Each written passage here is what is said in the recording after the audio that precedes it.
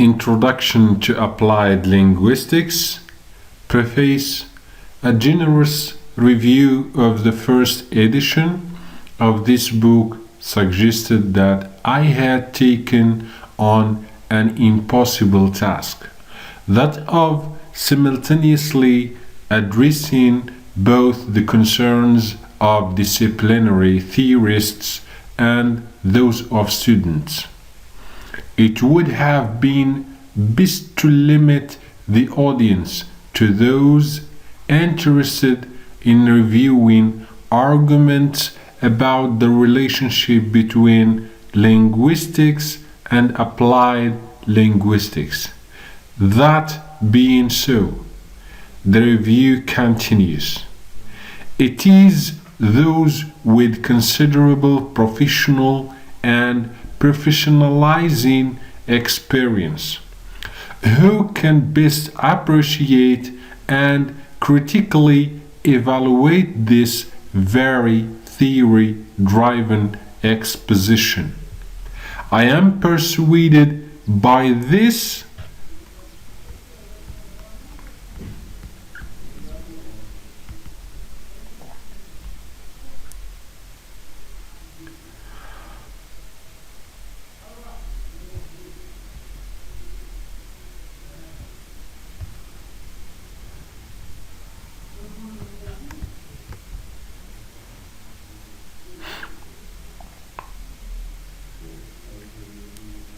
a generous introduction to applied linguistics. Preface, a generous review of the first edition of this book suggested that I had taken on an impossible task, that of simultaneously addressing both the concerns of disciplinary theorists and those of students. It would have been best to limit the audience to those interested in reviewing arguments about the relationship between linguistics and applied linguistics. So, that being so, the review continues. It is those with considerable professional and professionalizing experience who can best appreciate and critically evaluate this very theory-driven exposition.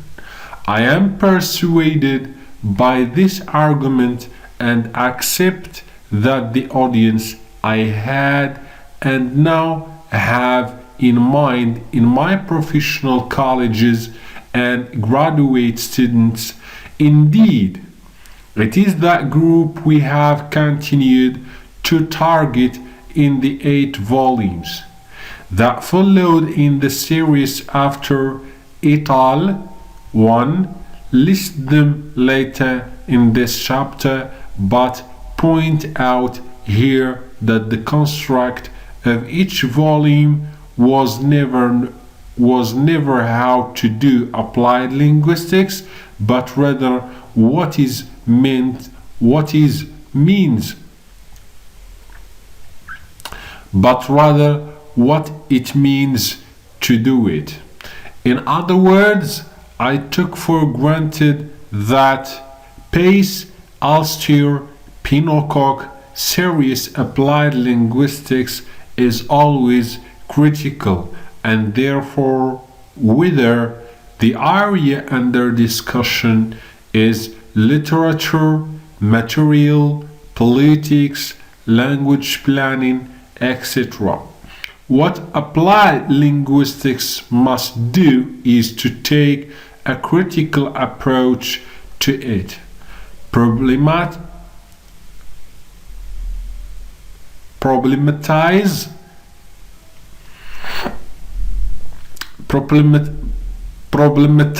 it, and in so doing abjure easy solution and packaged remedies, since when the first edition of this book was published as the introduction to the series,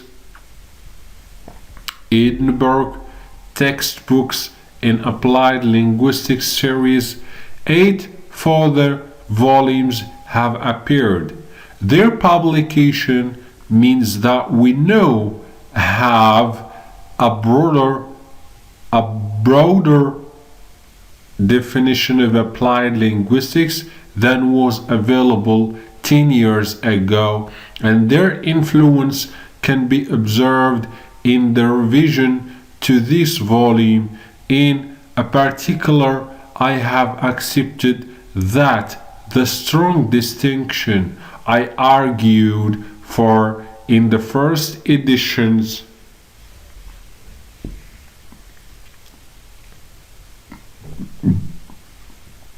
between linguistics applied and applied linguistics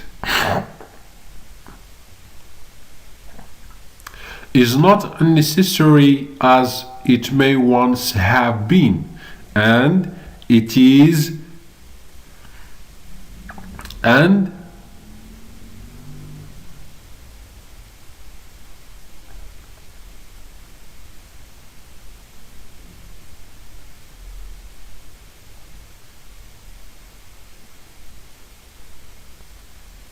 in this second edition, I return to the more traditional distinction between theoretical or generally linguistics. Acknowledgement. Author acknowledgements. In addition to those college and students mentioned in the acknowledgements to the first edition, I wish to thank friends in the international language testing community for their collegiality, for their colleges at the Hong Kong Polytechnic University, where I was employed part-time over several years, and those in the wider applied linguistics community who helped shape the handbook of applied linguistics that Kathy Elder and I developed. I am particularly grateful to John Joseph for sharing his vision of applied linguistics with me, and to the ITIL series authors for expanding my understanding of applied linguistics. My thanks also to Keith Mitchell, co-editor of the ITIL series, and to Sarah Edwards at Edinburgh University Press for their constant support. Author's acknowledgement. First edition. I am grateful to those colleagues and students with whom I have worked in the Department of Applied Linguistics at the University of Edinburgh since the early 1960s century. For much of that period, applied linguistics and linguistics were together in one department, allowing me to reflect on the relationship between the two disciplines, an issue central to the argument of this volume. Towards the end of my career in Edinburgh, I worked for some years in the University of Melbourne as director of the National Language and Literacy Institute of Australia Language Testing Research Centre in Melbourne. I found again the excitement of the early years in Edinburgh, and I want to thank all those with whom I shared that experience. At a recent Film Academy Awards ceremony, the actor Kim designer accepted her Oscar award with a very short speech of thanks. All she said was that she wanted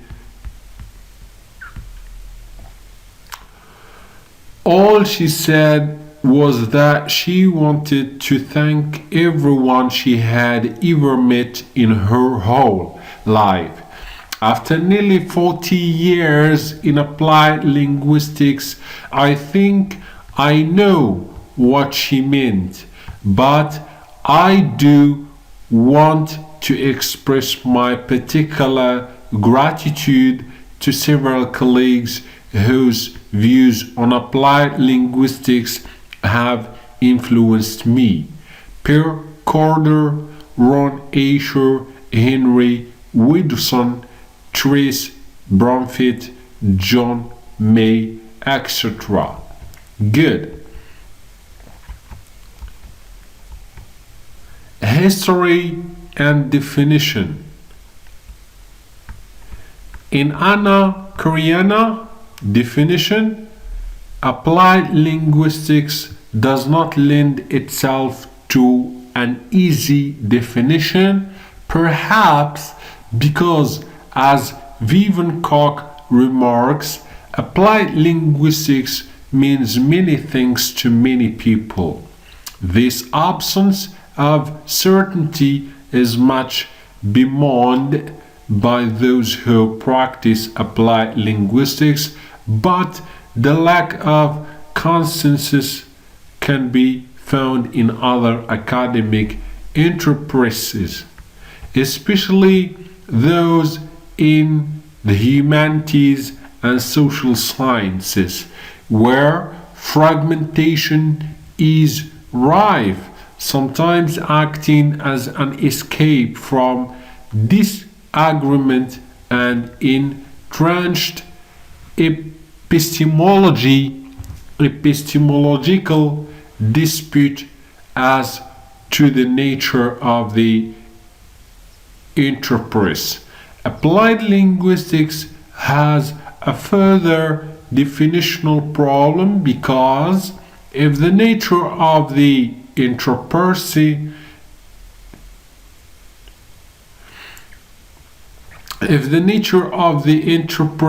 is disputed, what agreement can there be as to what is being applied? A mediation between theory and practice, a synthesis of research from a variety of disciplines, including linguistics. It presupposes linguistics. One cannot apply what one does not know. It is understood as an open field in which those inhabiting or passing through simply show a common commitment to the potential value of dialogue with people who are different, and taking up what some will regard as an extreme position. Critical applied linguistics opens up a whole new array of questions and concerns issues such as identity, sexuality, access, ethics, disparity, difference, desire, of the reproduction of the otherness that have not been considered as concerns related to applied linguistics.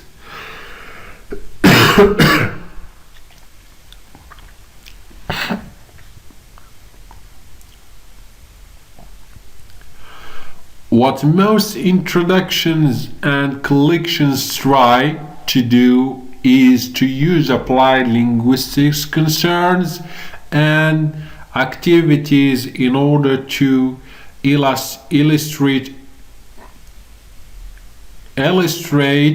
and then analyze what applied linguistics methods and purposes are. This is the approach by extensive definition. If you want to know about applied linguistics, look around you, as the inscription on Warren's memorial in extreme versions of this approach can be found in Rampton. The trouble with such views is that they offer no help in constructing introductory syllabuses in applied linguistics for initiates, and they lack clarity as to how a determination can be made on those initiates' success in demonstrating that they should be admitted to the profession. The definition of a field can reasonably be explored by looking at the professionals involved in its study. Applied linguistics is now a cover term for a sizable group of semi-autonomous disciplines, each dividing its parentage and allegiance between the formal study of language and other relevant fields, and each working to develop its own methodologies and principles.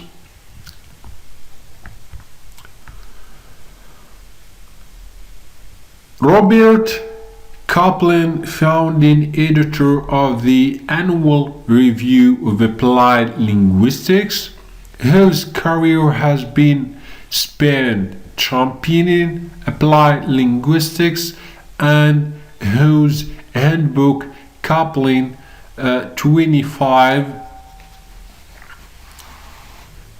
2005 has been followed by Sharif, has long been concerned about the status of applied linguistics, convinced that what it had to offer, concerned about the status of applied linguistics, was not always understood or valued. This was a way of speculating.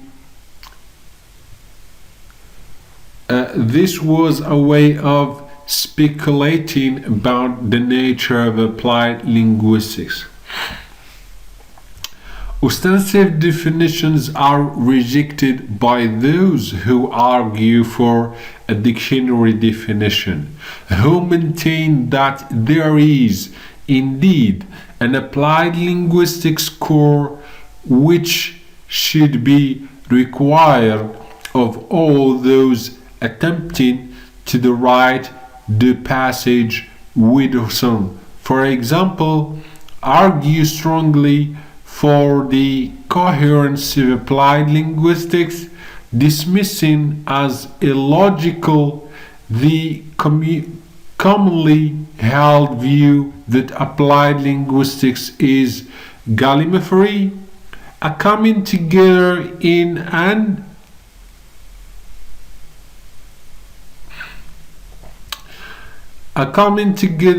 a way of different disciplines. Cook argues with Widdowson that task of applied linguistics is to mediate between linguistics and language use. Alright. Cook defines applied linguistics as the academic discipline concerned with the relationship of knowledge about language to decision making in the real world. He recognizes that the scope of applied linguistics remains rather vague, but attempts to delimit its main areas of concern as consisting of language and education, language work and law, and language information and effect. Delimitations of this kind are helpful even if they remain consistable. What is important is that applied linguistics is protected from the scenario that because language is everywhere, applied linguistics is the science of everything. In the 32 contributions to the Handbook of Applied Linguistics, we attempted to provide a wide coverage ranging from an interest largely in language itself, for example, language descriptions, lexicography, to a concern for intervention in institutional language use, for example, language maintenance, language teacher education. In presenting the edited volume, we offered an overall schema, accepting that while there probably is a climb from the most theoretical to the most practical, our initial plan to oppose linguistics applied with applied linguistics was not tenable. Lexicography typically makes use of the ostensive approach in the sense that inclusion in a dictionary provides an incremental defining of the area. This is particularly the case with the glossary or encyclopedia type of dictionary, which describes the key terminology in an area of interest.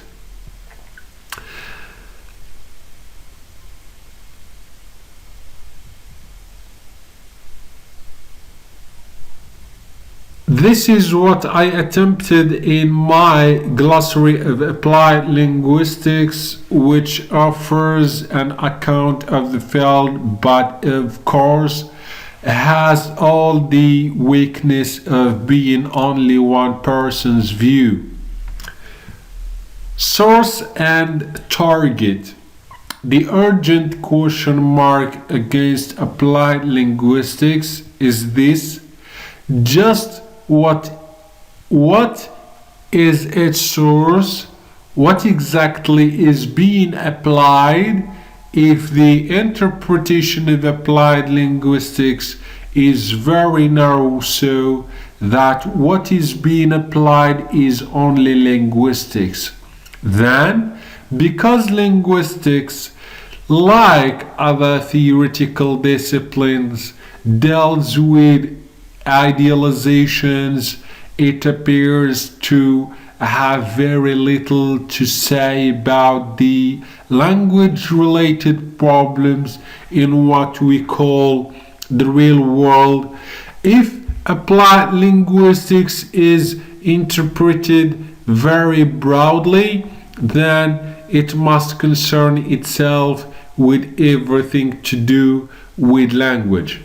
Neither position is tenable. Linguistics, it seems, must play an important role in applied linguistics, but by no means the only role.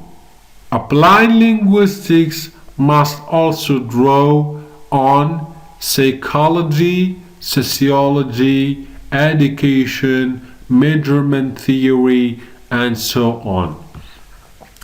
It may be that we shall gain a clearer picture of the nature of applied linguistics.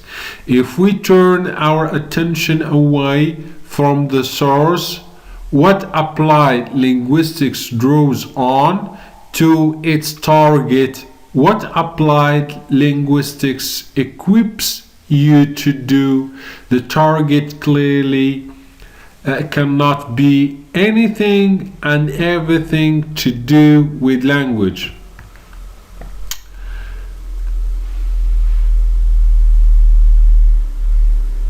Corder's solution was to focus on language teaching widely interpreted and therefore including, for example,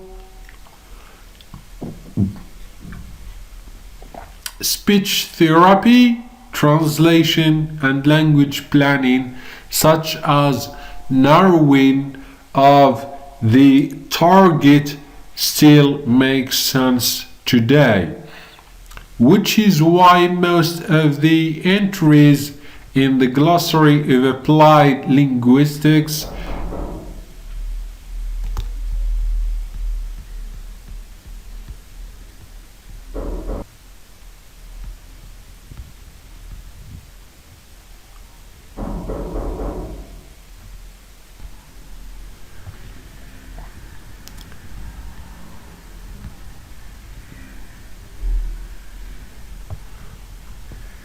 My reasoning is that it remains true that many of those who study applied linguistics have been and will continue to be involved at some level in language teaching, which have been and will continue to be involved at some level in language teaching, which is, after all, the largest profession involved in language studies.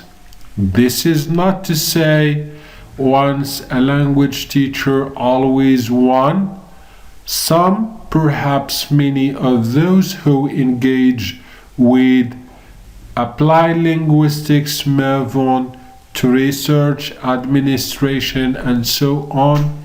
But in preparing the glossary, I have found it helpful to provide myself with this constraint on what it is we claim as applied linguistics. What that means is that while I accept Bromfield's definition, I work in definition of applied linguistics will then be the theoretical and empirical investigation of real-world problems in which language is a central issue. I avoid the danger of the science of everything position by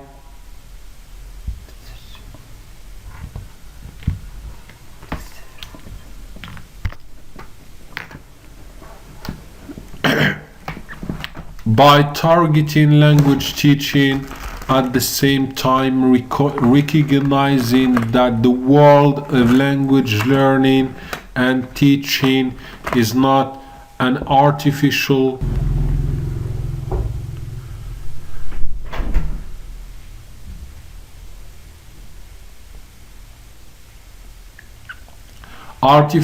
world, but one that must engage every day with Blomfield. Real-world problems. These real-world problems involve success and failure, ability and disability, ethical, cultural and gender issues, technology and lack of resources, the difficult and the simple, and the child and the adult.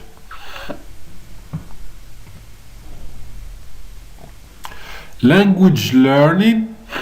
The journal Language Learning, a journal of applied linguistics published from the University of Michigan, is an important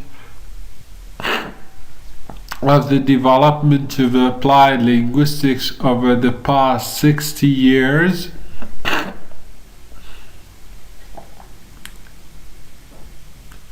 in an editorial, the journal gave late recognition to the range of coverage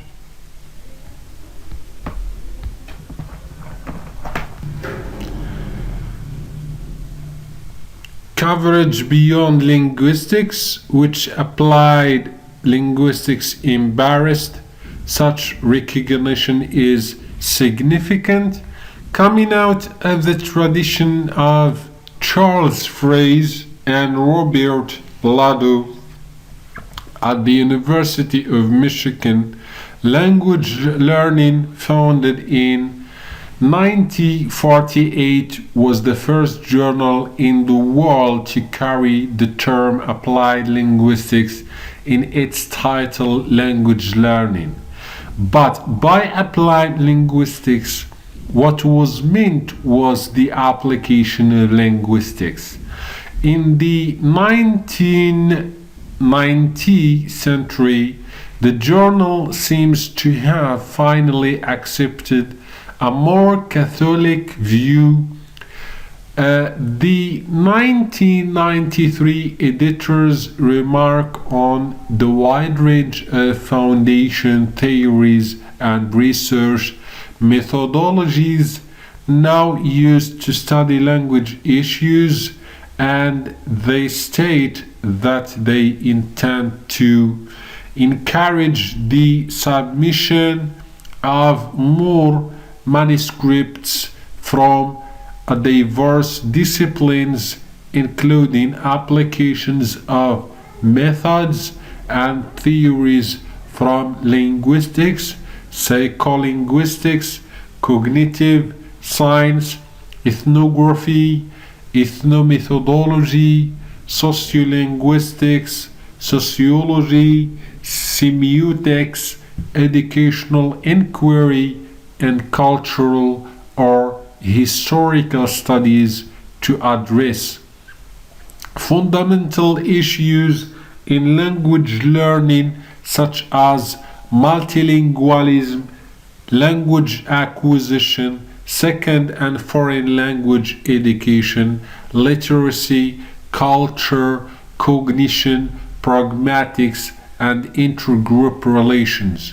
However, the official recognition of the wide range of foundation theories and research methodologies now used to study language issues comes at a price. That price is the abandoning of the term applied linguistics as a subheading in the journal's title. The explanation for this removal is that its replacement title, Language Learning, a journal of research in language studies, is now seen to be wider. What editor appears to have meant by this change of title is to declare his interpretation of what applied linguistics is, knowing full well that the readers of the journal will understand a journal of research in language studies as a functional interpretations of applied linguistics. Getting rid of the label applied linguistics has been widely conveyed on the grounds that it was the wrong term in the first place, introduced only to give academic respectability to degrees, courses, and departments. Such was the view taken in the 1960th century by the authors of the key text. They recognized the oddity of the label applied linguistics, but seemed prepared to live with it. The label was misleading. It was misleading because at the time of writing it excluded many activities of linguistics. For example, matching, translation, sociolinguistics, as well as activities which had a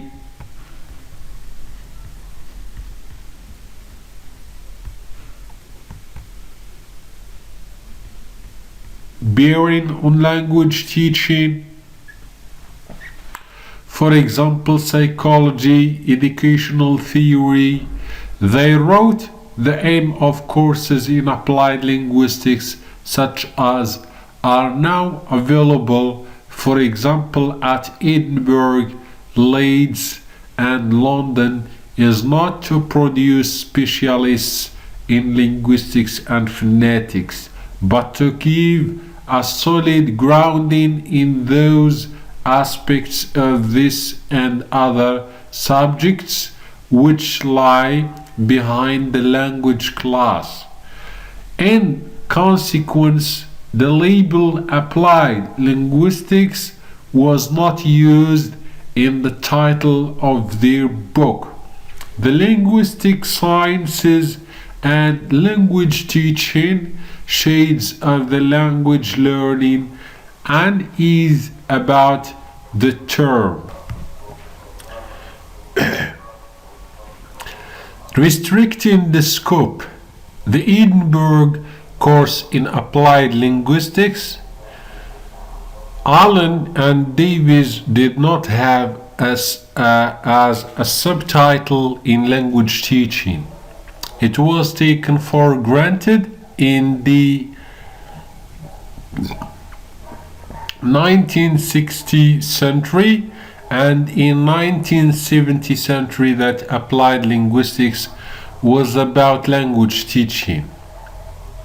That was Pete Carter's view, and at the time it mattered. It mattered because after the Second World War, the expansion of language teaching, especially of English, revealed that many teachers and trainers and supervisors of teachers lacked knowledge about language. That gap in what applied linguistics was set up to fill over the next 50 years, it became more likely that those in teaching had already studied aspects of linguistics. They no longer needed post-experience knowledge of language. Linguistics had become mainstream. That was its success. At the same time, applied linguistics had also been successful. Its dedication to language teaching had been remarked in other areas of language use, especially institutional language use, leading to an explosion of applied linguistics training, methodology, and perhaps above all, labeling in those other areas. Thus, in the anniversary issue of we read of developments over the past 20 years which draw on a greater range of disciplines in our research. Applied linguistics is trying to resolve language-based problems that people encounter in the real world. Applied linguistics has undergone a significant broadening of its scope and now contributes its theoretical perspectives to a range of areas. Of course, if the source of applied linguistics, the training students' curricula for beginners, is generally agreed, there is no reason in principle why applied linguistics should not take an interest in anything to do with language. That no dot in the page brochure to its applied linguistics list. Applied linguistics, according to this grouping, encompasses language acquisition, psychoneurolinguistics, language teaching, sociolinguistics, humor studies, pragmatic discourse, analysis, rhetorics, text processing, translation, computational linguistics, machine translation, corpus linguistics, language control, and dialectology.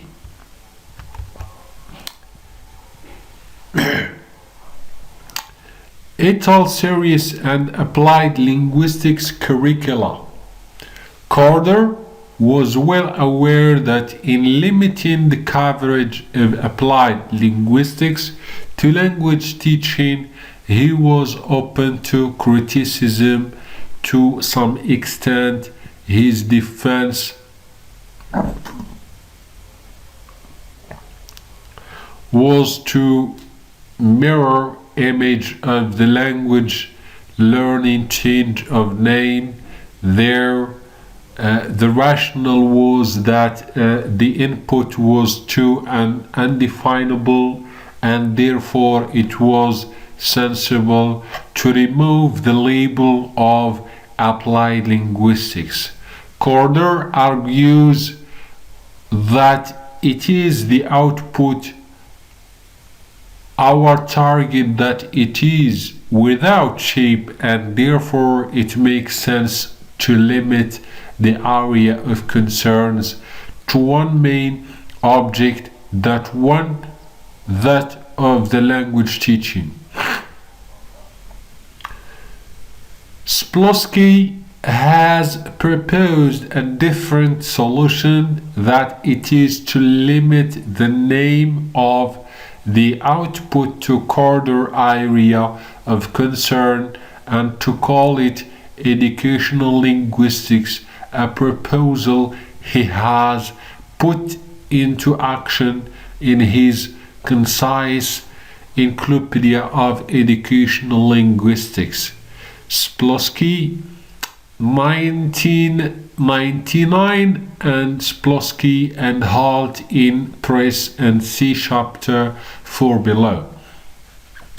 There are voices insisting that applied linguistics should fulfill a role wider than language teaching. For example, Kaplan 1980. There is a seductive appeal in such a view, an appeal which slips all too easily into a science of everything position. Mr. Bloomfield appears to back on to this.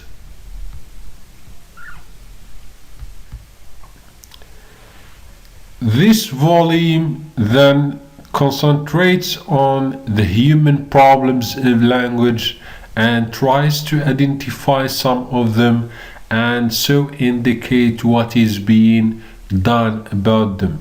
The rise of ethnic consciousness and militancy, as well as a general dissatisfaction with the way things are, have led to a new stress on what may be called applied linguistics and the social dialect problems. Problems of literacy, translation, bilingualism, language teaching, language and nationalism, the role of dialects, and so forth have become urgent, and some of our best minds have begun to turn towards these matters. What Blomfield is suggesting is no different from what others, for example Bromfield, have proposed, but the magnitude of the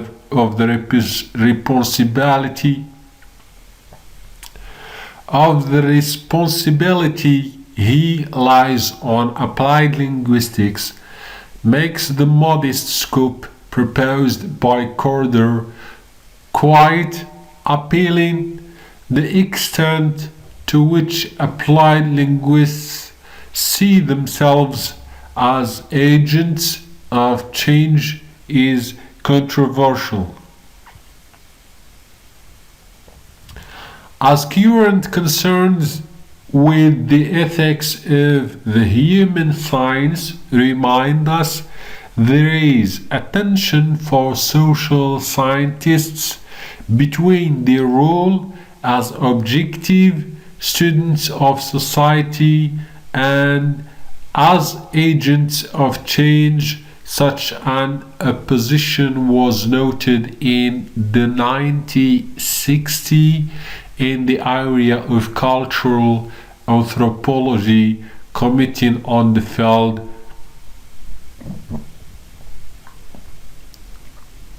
Margaret Mead wrote,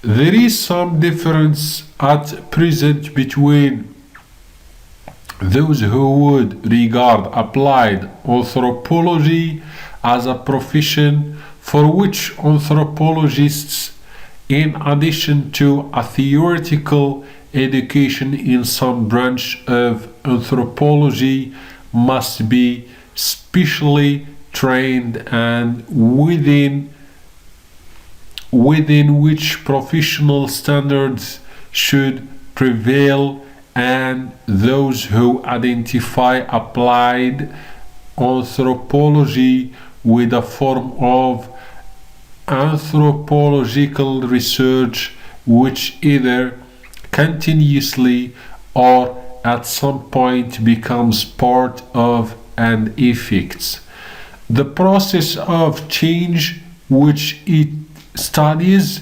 It must be stressed that either view involves a search for values rooted in the discipline of anthropology which can guide the applied anthropologist in any use of his knowledge at any level of interaction in human affairs. The more involved with human affairs the scholar becomes, the more difficult it is, as Mead argues, to resist the second alternative, which means that scientific objectivity is no longer possible.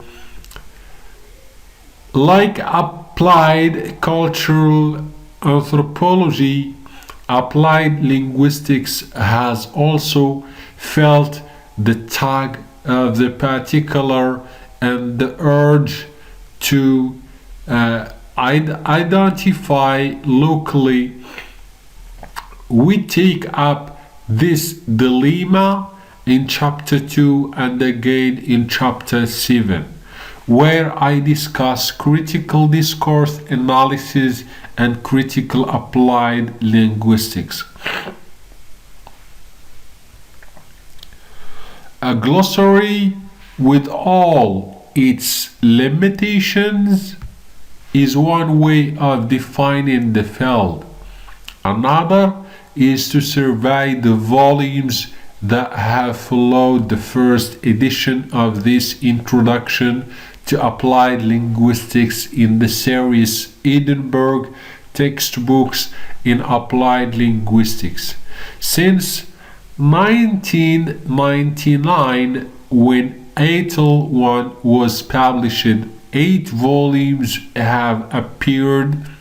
These are in order of publication: Teaching Literature in a Second Language, Material Education and Design for Language Teaching, The Social Term in Second Language Acquisition, language assessment and program evaluation, linguistics and the language of translation, pragmatic stylistics, language planning and education, language and politics. The idea throughout the series has been that an author should explore a problem area of language use in which applied linguistics can take an informed question, informed both by understanding of the context widely interpreted and of the language involved.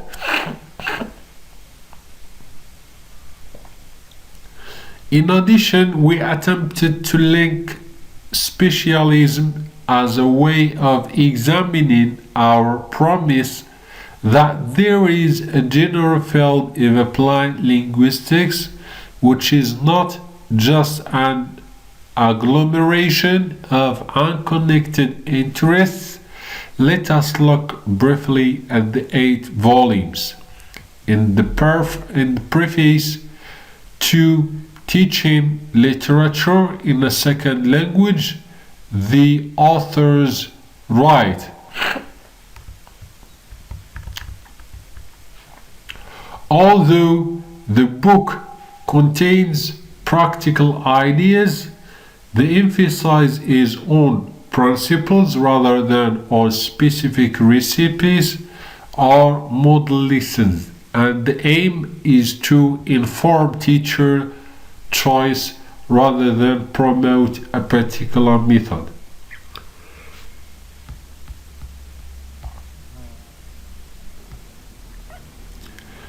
In his materials, Evaluation and Design for Language Teaching maintains those with a responsibility for the development and the administration of language learning programs in either educational or workplace settings will need little persuading that materials, evaluation, and design, along with, for example, syllabus design, learner assessment, and the study of classroom processes are centrally important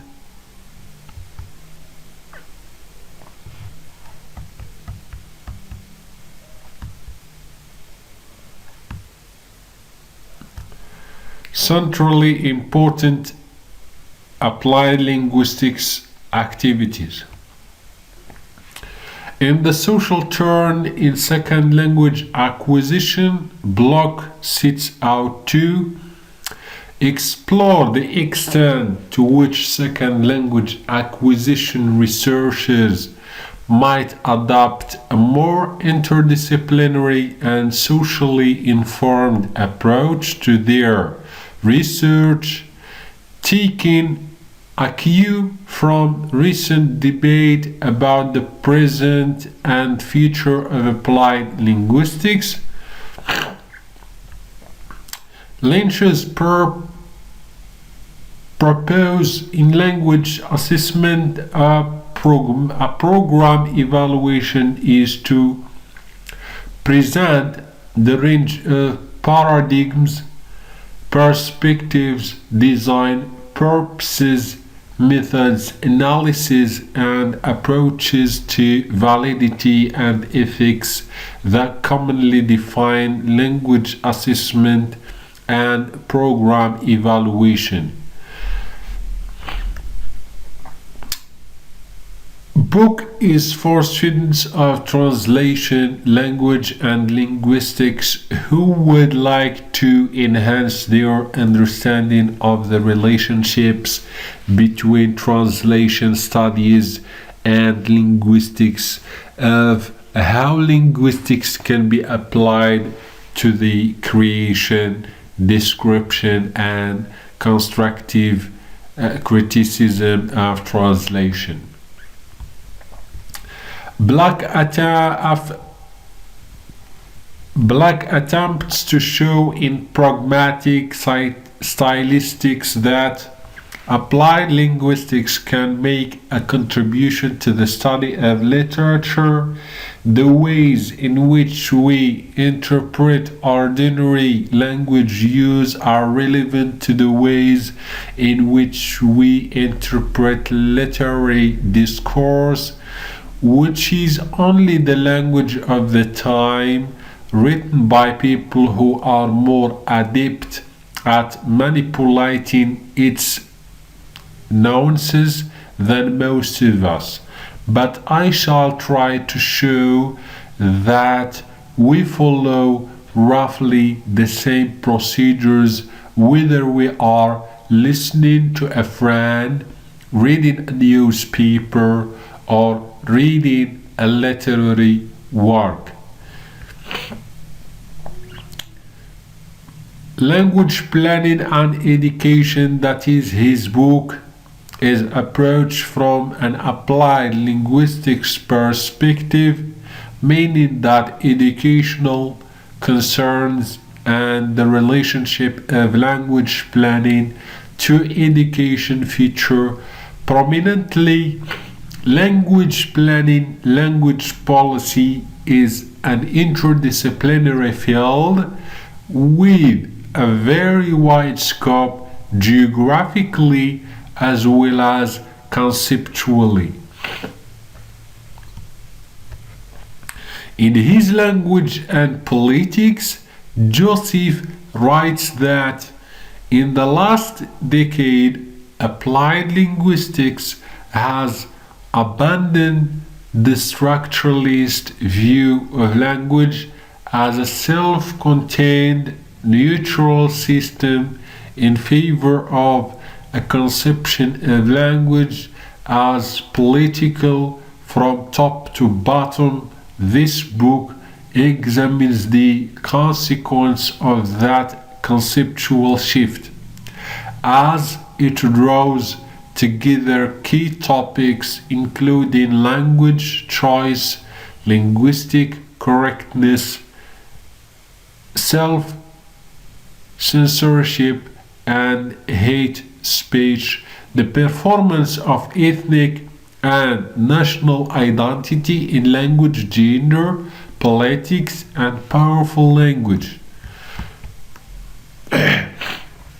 Rhetoric and propaganda and changing conceptions of written language, driven in part by technological advances. The socialization of both the child and the adult is an acculturation process for the child, the initiating into the language and culture of the group, and for the adult, the introducing into the responsibility of being an adult within his or her community. Independent actors engage in various domains, one of the most important being that of work. Much of the professionalizing process is made up of acculturation into the shared knowledge and skills of the profession. The initiate is entering. This is the case of applied linguistics, and a clue to the requirements made of the new fit can be found in the curricula of institutions offering qualifications in applied linguistics. What this shows, the sample surveyed including institutions in Europe, the USA, Australia, and Asia, in a degree of similarity in the core curriculum. All institutions required a course in linguistic analysis over half in research methods and again in sociolinguistics, and just under half in second language acquisition and in psycholinguistics.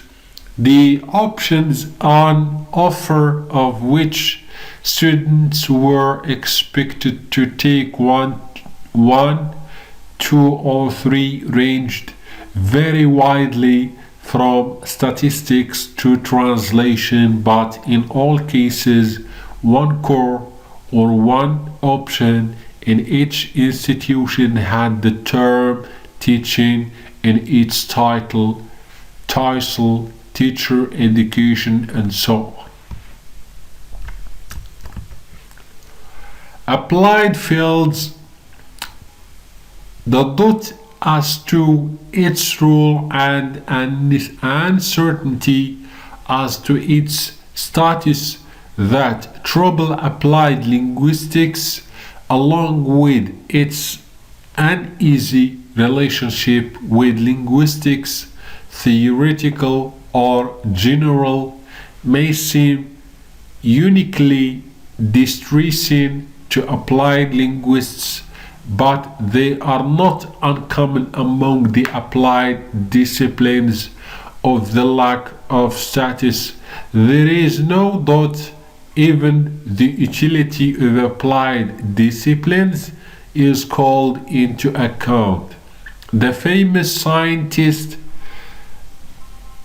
asserted before the Cooper Commission that the primary business of the universities is with pure knowledge and pure art, independent of all applications to practice, with progress in culture, not with increase in wealth.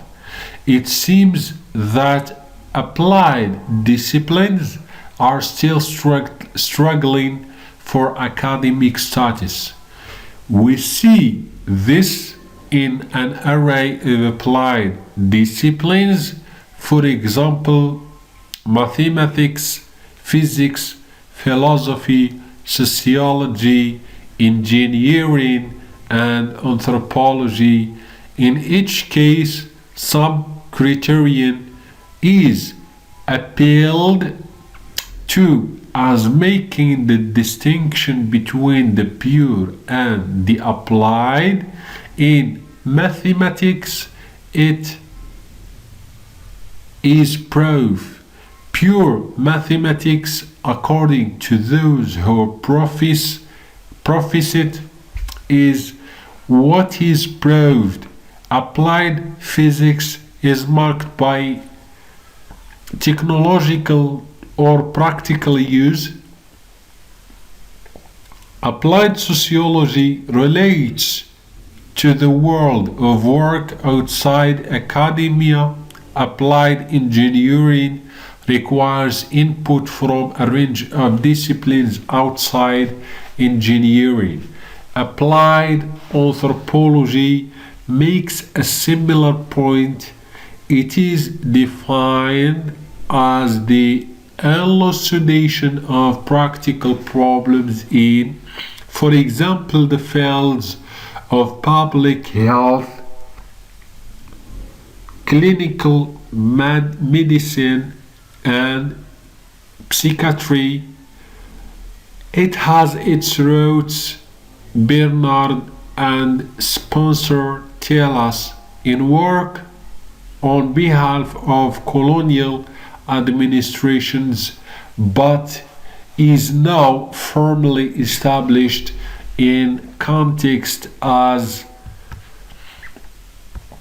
development. Agencies, health, education, and social work, as well as work for private sector corporations, both applied engineering and applied anthropology, that make the case for their applied discipline in terms of the target, whether this varied applied targets have an influence on the training education that is given in unclear, but it seems reasonable to assume there is no differentiation, certainly not at the undergraduate level. The source, that is, the training provided, is the same. Where there is differentiation is at the postgraduate level. A general undergraduate training education is followed by a range of specialism. This assumes that the different specialism can all draw equally on the same preparation. To an extent, this explains the proliferation in British universities of thought one-year master's degrees, which can provide the variety of specialist inputs, including in applied linguistics. Applied linguistics began life in the 1950th century as a postgraduate qualification. Its initial target, largely language teaching, has always been practical, policy-oriented. Its preparation at postgraduate level has been multidisciplinary, and as in mathematics, there is a continuing tension between pure general theoretical linguistics and applied linguistics.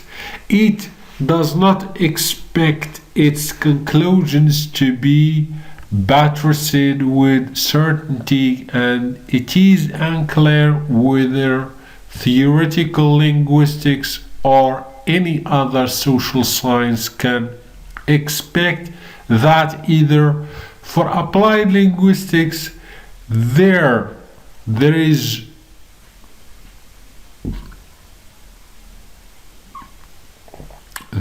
no finality. The problems such as how to assess language proficiency,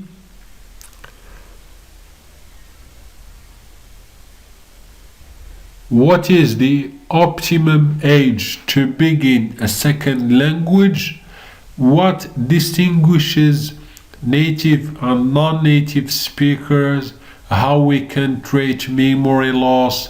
These problems may find local and temporary solutions, but the problems recur. No doubt,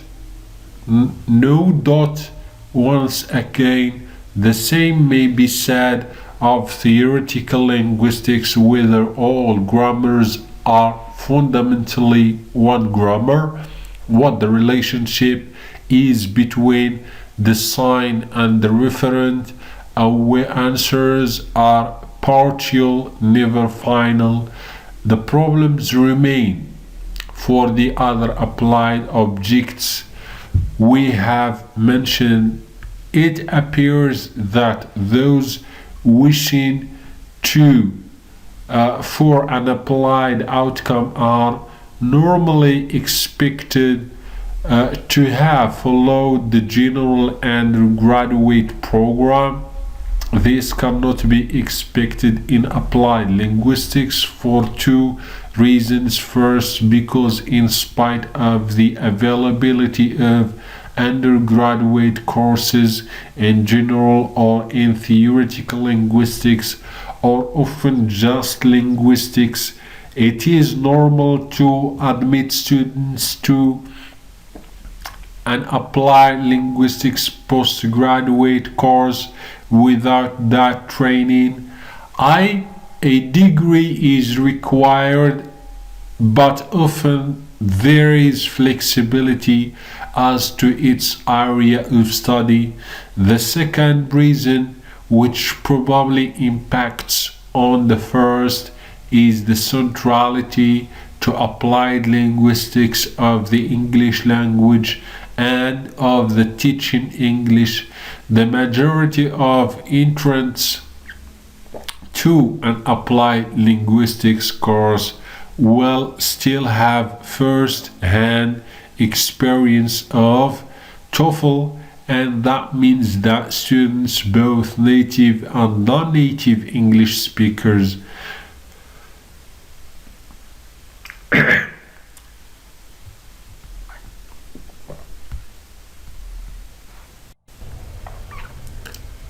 applied linguistics, the undermarked form. The influence of English on the development of applied linguistics cannot be exaggerated. In the medieval university, Latin played the same role in order to develop an educated workforce for whom Latin then was the lingua franca. Training in Latin structure and in logic, discourse, and translation was necessary. Hence, the emphasis on grammar in the trivium, an analogy of which remains today in the honors moderation at Oxford University as the first part of the degree of literature, humanities, or classics. Should we regard that type of interest as a form of applied linguistics? Would it perhaps be more accurate to see it as a precursor of linguistics? If that is accepted, then we could extend the argument first by suggesting that investigations and teaching are always promoted by socio-political and economic imperatives, which in the Middle Ages demanded the provision of an educated what derives an educated professional class of clerics and lawyers. The imperative, we might suggest it, what derives speculation, pure research, rather than the other way round.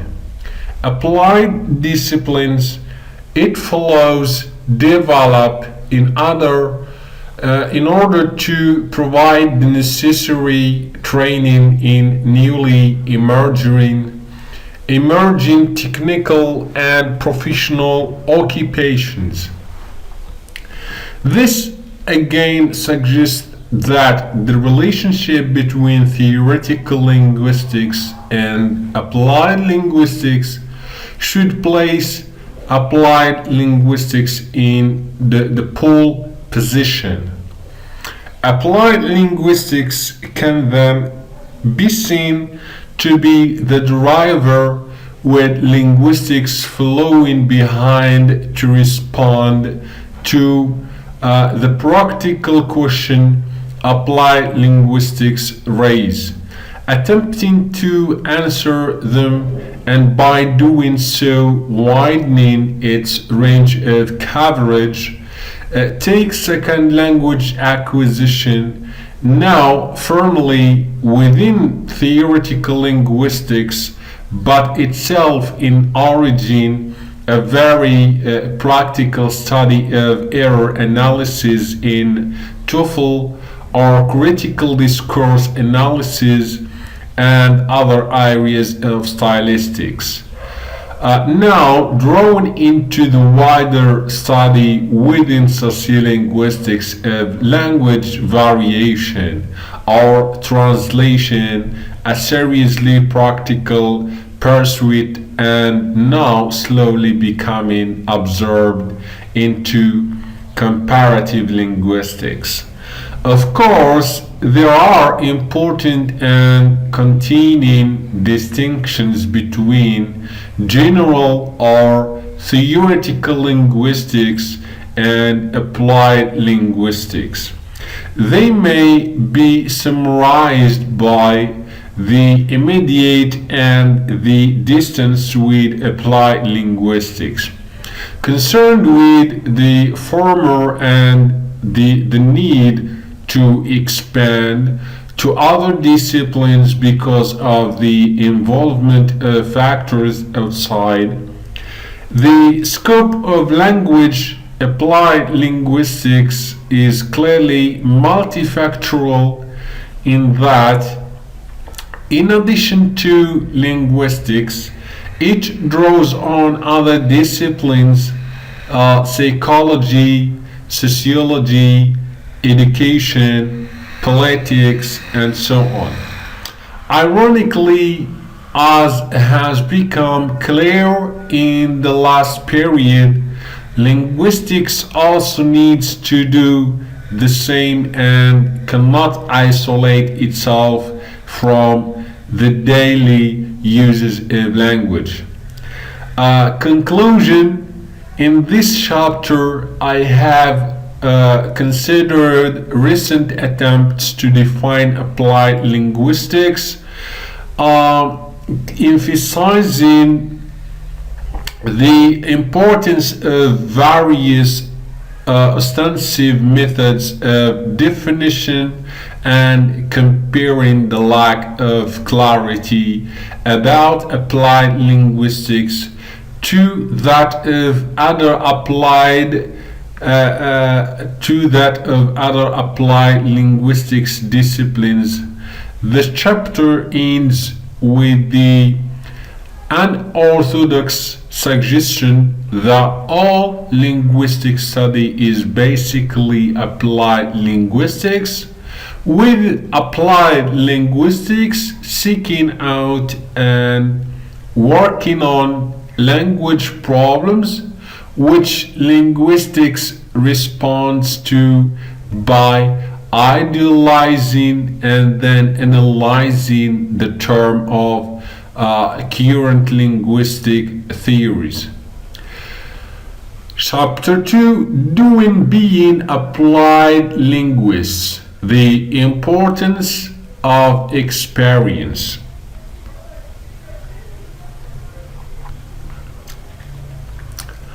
I wanted to live deep and suck out all the marrow of life, to drive life into a corner and reduce it to its lowest terms, and if it is proved to be mean, why then to get the whole and genuine manners of it and publish its meanness to the world, or if it is were sublime, to know it by experience.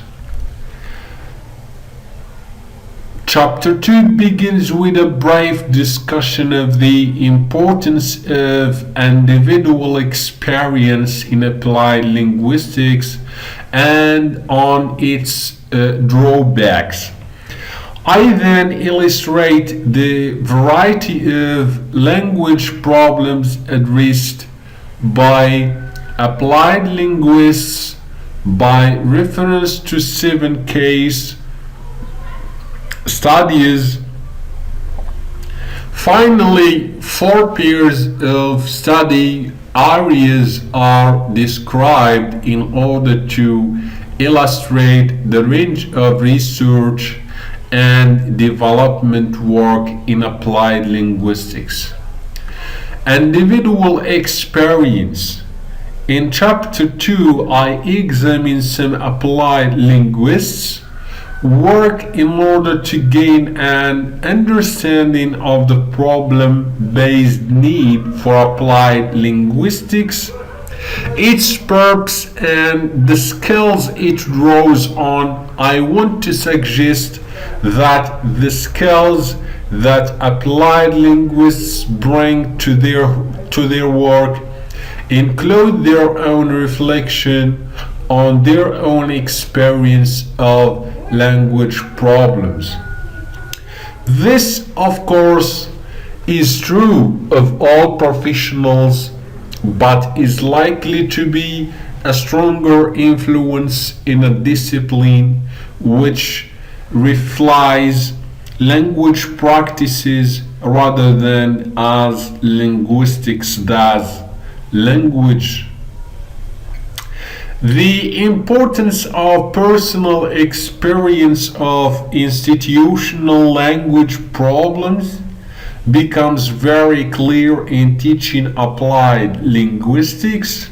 Those who have taught applied linguistics as both postgraduate and undergraduate levels will be aware how hard it is to give an undergraduate class the language teaching or other language professional experience which they normally lack. As a result, we may wonder whether applied linguistics is teachable at the undergraduate level. We often find that post-experience graduates meet us halfway. They bring their own experience, their intuition about language problems, and are ready for the courses we offer. They want to find their experience illuminated.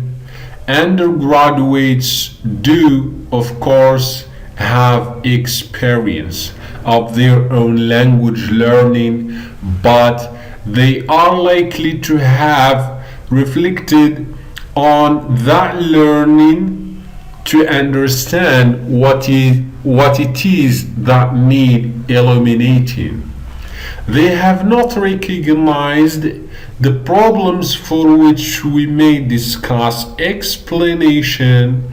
No doubt the pragmatic answer to this pedagogic difficulty is to teach a very different applied linguistics at postgraduate and undergraduate levels, but the danger always is of providing examples and exercises.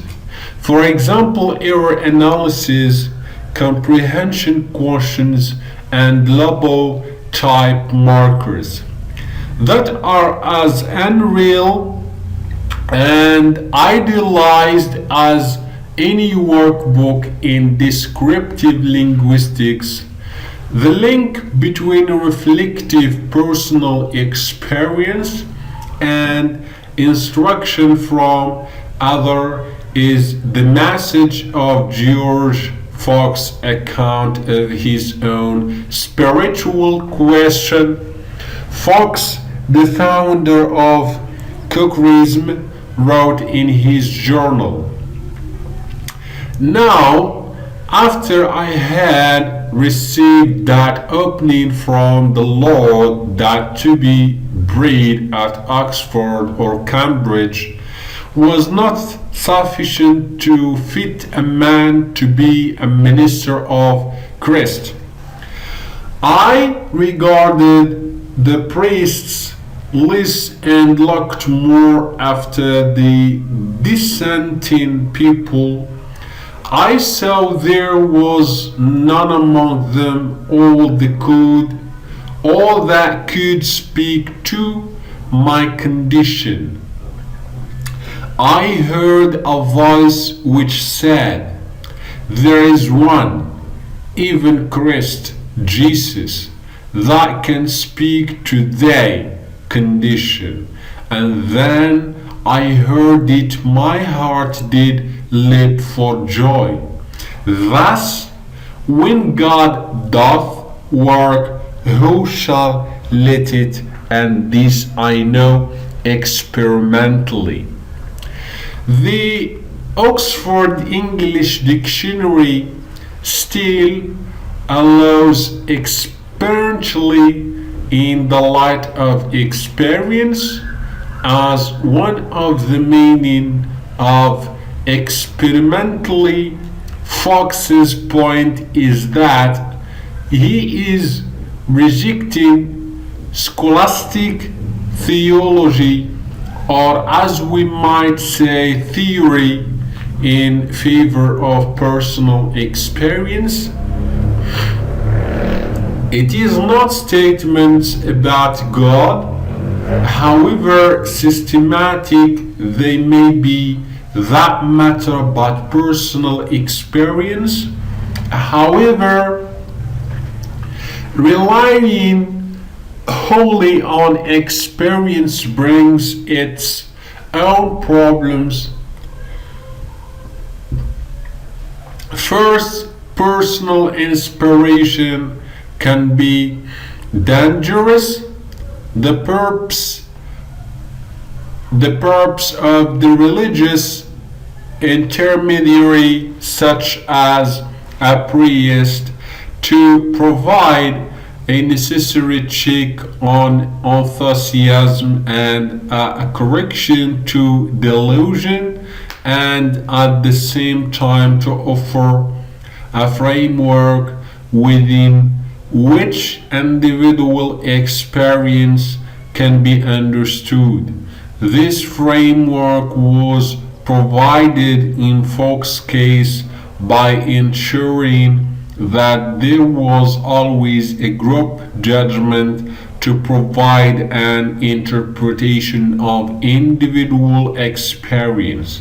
Second, even this community reinterpretation was eventually found wanting, is part no doubt because it could not cope with the inevitable tendencies towards populism.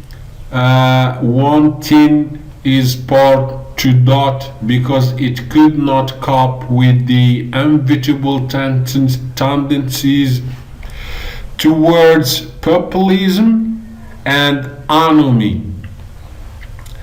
Some kind of theology was found to be necessary to explain and connect individual and community experiences. Applied linguistics may seem a long way from quackerism, but the instance on the necessary to begin with experience is the length. As we shall see again, like quackerism, applied linguistics has found its own need for theorizing the instance on function, the appeal to looking at what applied linguists do at their actual experience rather than what they say they do. These are also close parallels. What do applied linguists do? That is the central theme of this chapter. But first, I want to consider the question in the light of my own experience. In 1962, I came back to the UK after a 4-year period as an English teacher in a Kenyan secondary school, where English was the medium of instruction.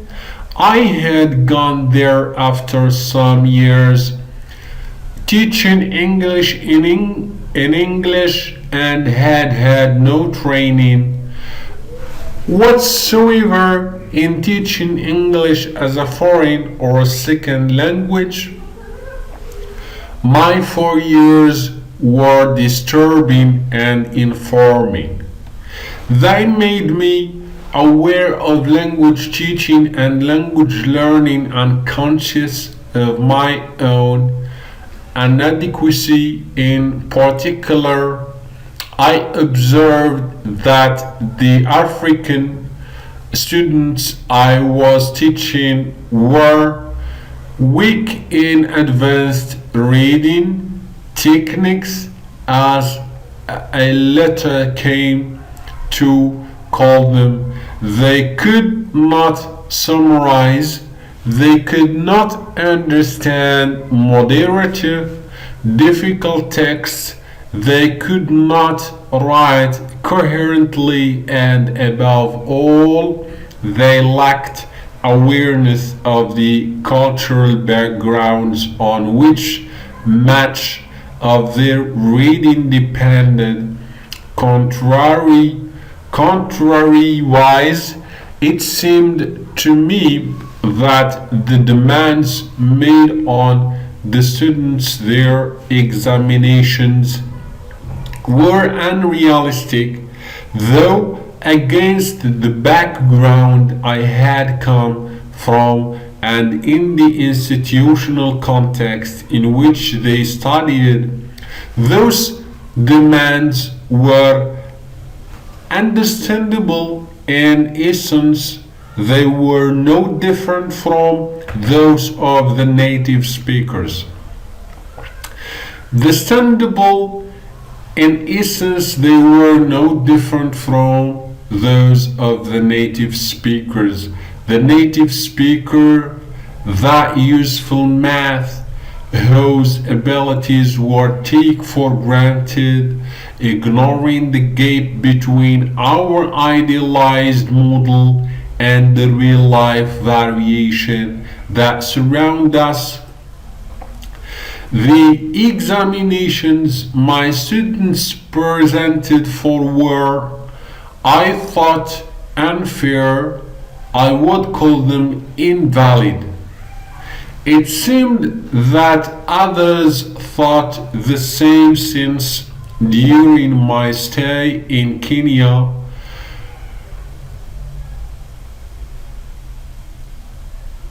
a university-level institution in East Africa decided it would no longer require a pass in English language for entrance, on the observable grounds that many able students passing well in science subjects, for example, all in the medium of English, were falling in the English language examination.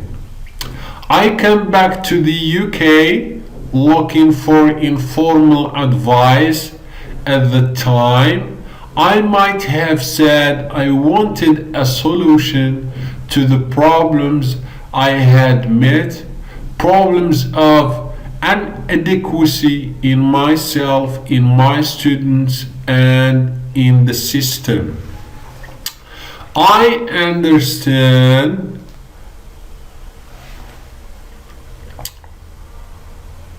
I looked first in a university English department, but soon found that they could not understand the problem I found it hard to articulate. A university education department was more helpful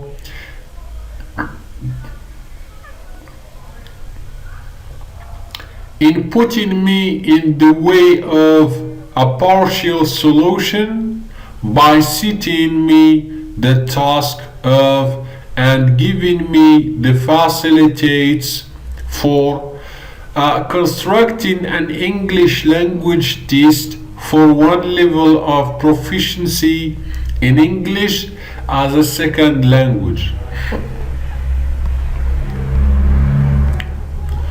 What I needed I came to think and still think was not a solution to the problems of second language teaching, but an explanation, or perhaps we should not avoid the word.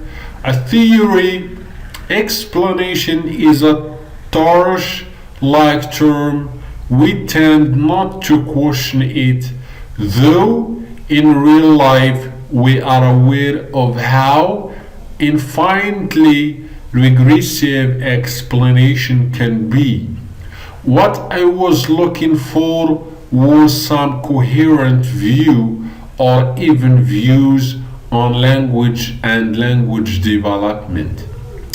Shortly afterwards, I was appointed to the staff of the Department of Applied Linguistics in the University of Edinburgh, and no, I did not find solutions, nor did I find the explanation. But I did find an atmosphere in which language was discussed in ways that I have found helpful, and I am not alone in this.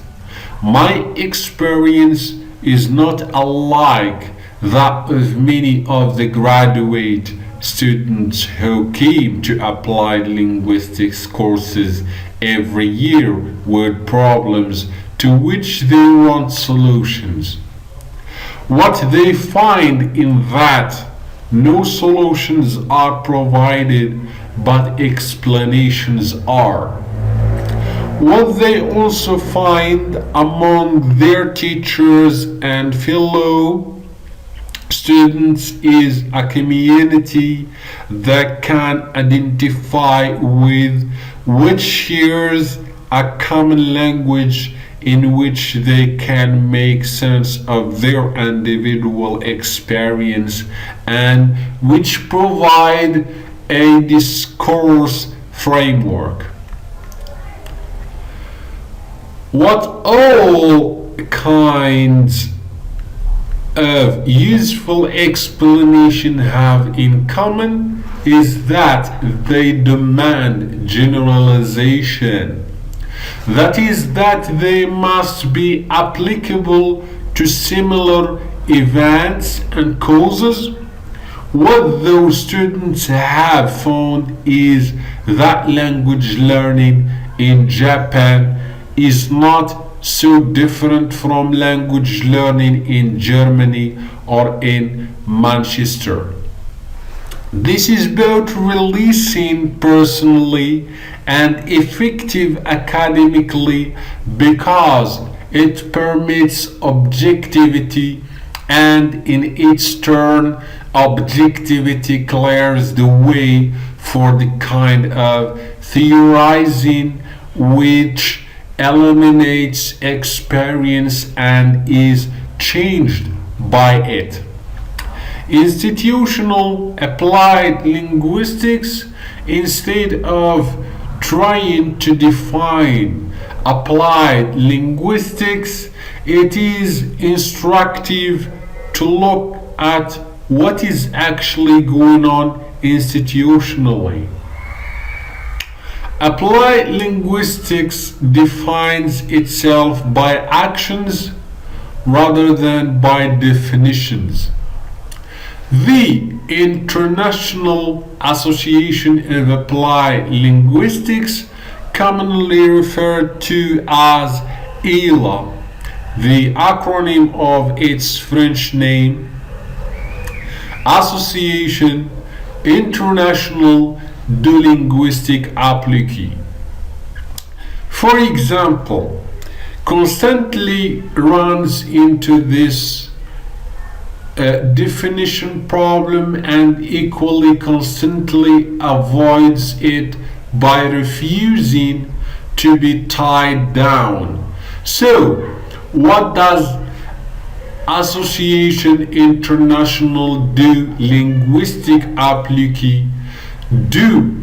The former scientific commissions have been disbanded and succeeded by research networks in 2007.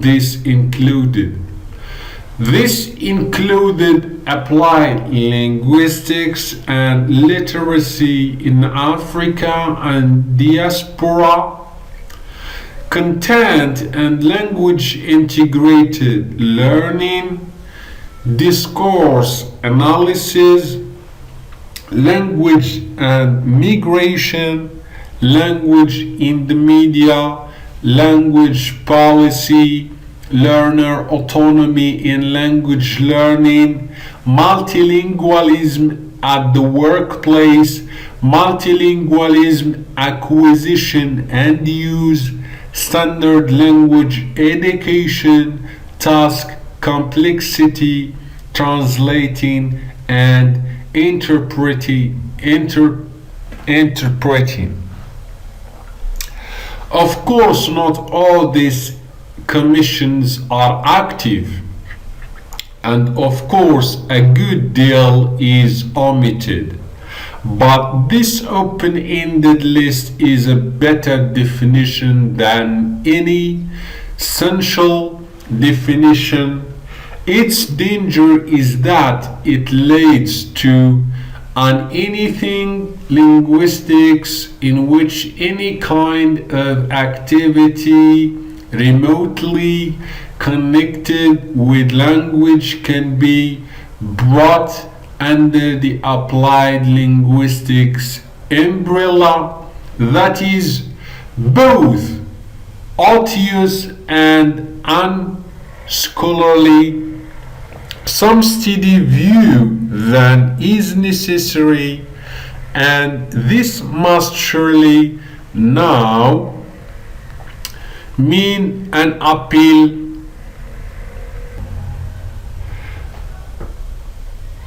to theory. New academic disciplines like new religions, many manage without a theoretical base. Just a Fox and his early followers found their own experience adequate, so did the founding applied linguists, but later applied linguists, like later Cookers, removed from the original inspiration, need to theorize about their own experience. 7 case studies. I turn now to 7 case studies so as to provide an illustration of the range of activities that applied linguists are involved in. They will serve as an indication of the extent to which we think of applied linguistics as a coherent discipline rather than as a collection of unconnected language projects. The example I have chosen are language program evaluation, literacy acquisition, pedagogical grammar, workplace communication, language and identity, assessing English as a lingua franca, and critical pedagogy. What this example illustrates is that projects in applied linguistics typically present as problems for which explanations are desired, explanations which allow the researcher and teacher to make sense. This, of course, takes us very close to our earlier discussion about the eventual need for theory. Theory is a macrocosm becomes explanation in macrocosm. The case study critical pedagogy offers a problem of a language, problems of a different kind in that it represents an alternative applied linguistics known as critical applied linguistics. It does this in two ways. First, by offering a critique of traditional applied linguistics as represented, for example,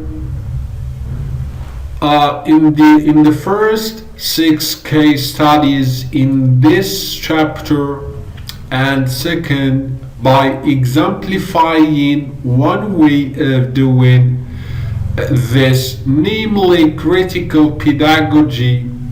I shall suggest in chapter 6 that we may represent an ethical response to traditional applied linguistics. Then in chapter 7 I look more closely at the origin of critical analysis and the claims it makes. Language program evaluation accountably has traditionally been left to professionals to determine for themselves.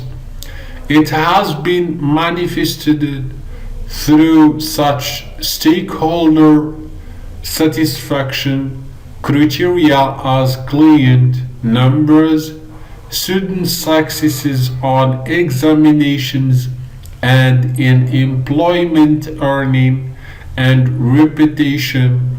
Such amorphous criteria are no longer acceptable.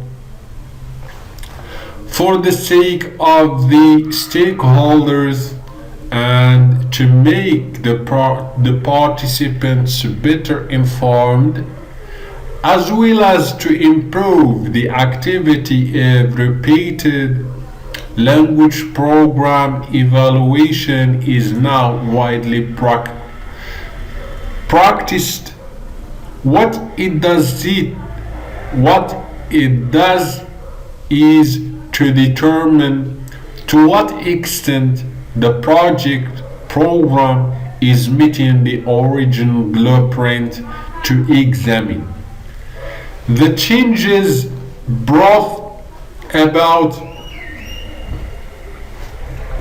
by the project program and to question the extent to which this type of project is generalizable and should be generalizable. Was it worthwhile? Can we generalize to other situations? In 1990, Jacob Thorne of Hyderabad and I carried out an evaluation study of 4 projects in South India.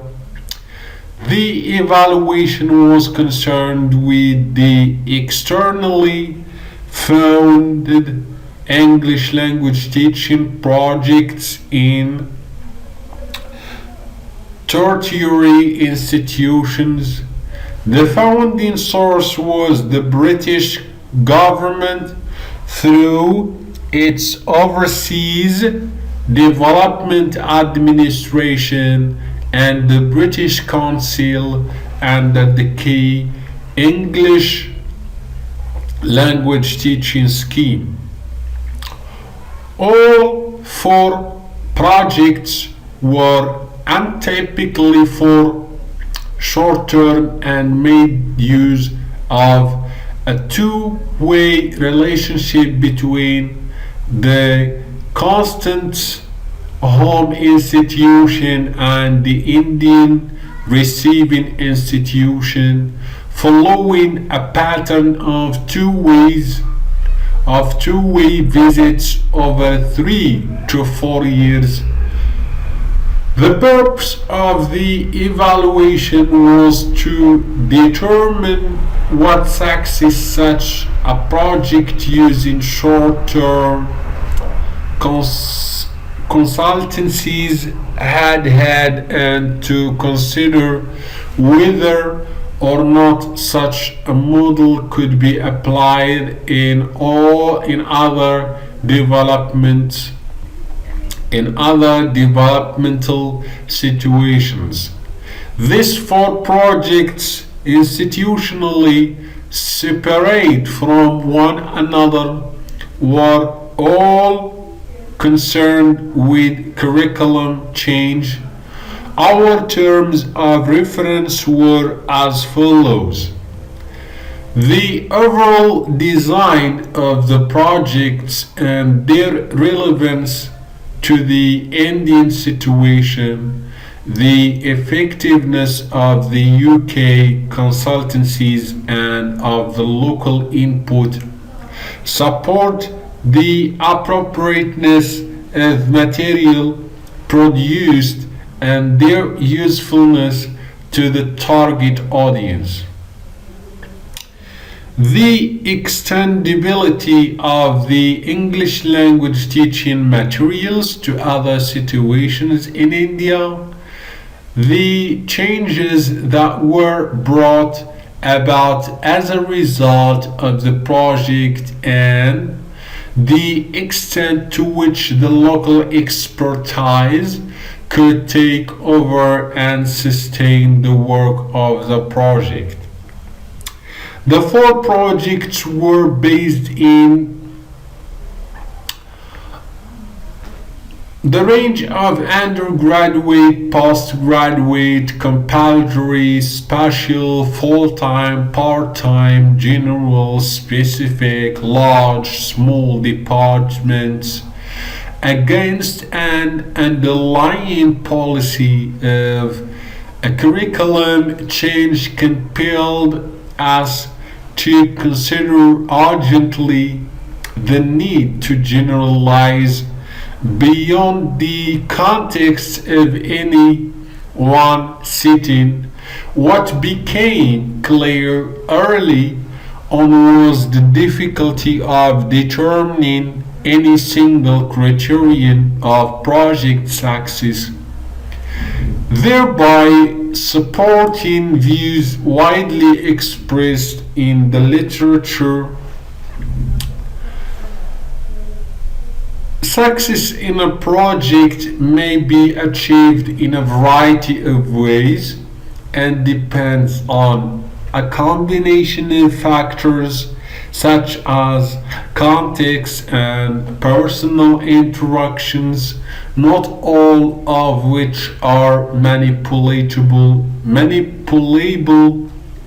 For that reason, we were less concerned with analysis of past achievement and more concerned with diagnosis of project experience so as to inform future policy. We decided on 4 criteria for determining success of a project: product, teacher development, sustainability, and extendability. By product, we meant some public expression of a project outcome. At its most informal, such a public expression could be a circulated syllabus document. At its most formal, a published textbook. What we looked for was some product indicative of project completion. We did not attempt to estimate the professional quality of the product. Teacher development, the second criterion, is essential to the continuation of an institution, and while the language teaching profession may be more concerned with research outputs, administrators are probably more well disposed to the professionalism of their institution's teaching staff. We determined on a number of indicators to show professional development, such as recognition of the necessary link between materials and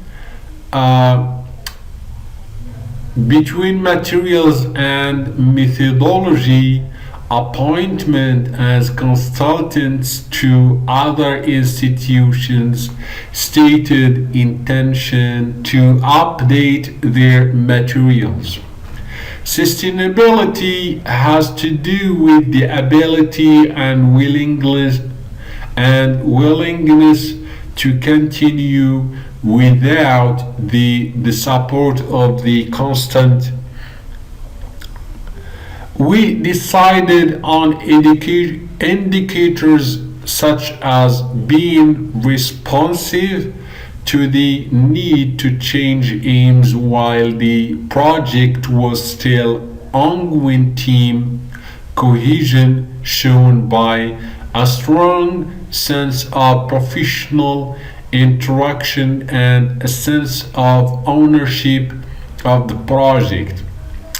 Extendability concerns the relevance of a project to other contexts and therefore is determined by indicators such as an understanding at a theoretical level among the project team members of why they did what they did in the project, as awareness by professionals in other institutions of the seriousness of the project, and capacity by the project staff to continue as a research team and mount new projects on their own, not simply continue the existing project.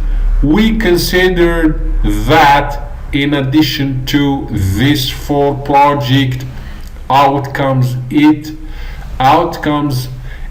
was also necessary to take account of a set of preconditions and of inputs during the life of the project.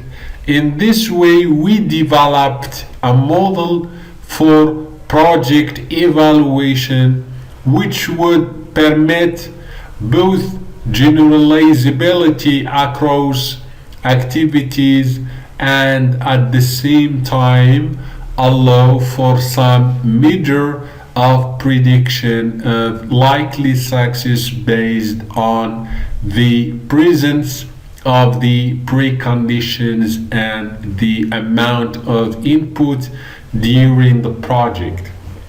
Evaluation of language teaching projects is a good example of the kind of activity applied linguists are called on to perform. What makes their contribution special? That is, an applied linguistics contribution is, in my view, that they bring to the evaluation a readiness to generalize through model making, as I have tried to illustrate in this abbreviated account of the study. Thus, I carried out in South India in 1990. Literacy acquisition.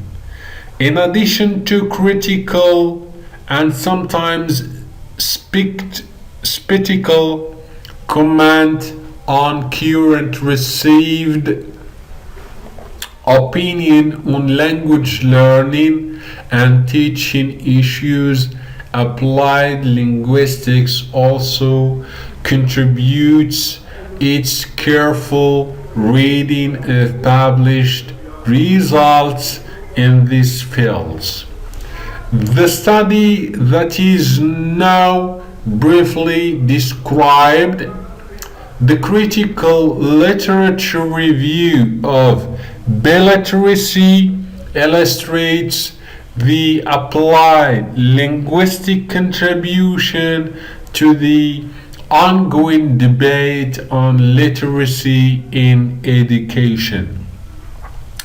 As part of a project investigating school literacy in the second language, in this case English, and in Australia for speakers of other language, a critical literature review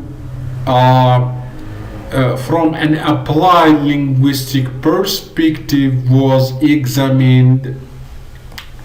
commissioned. Given the prevailing view among English as a second language practitioners of the need to establish prior literacy in the first language, it was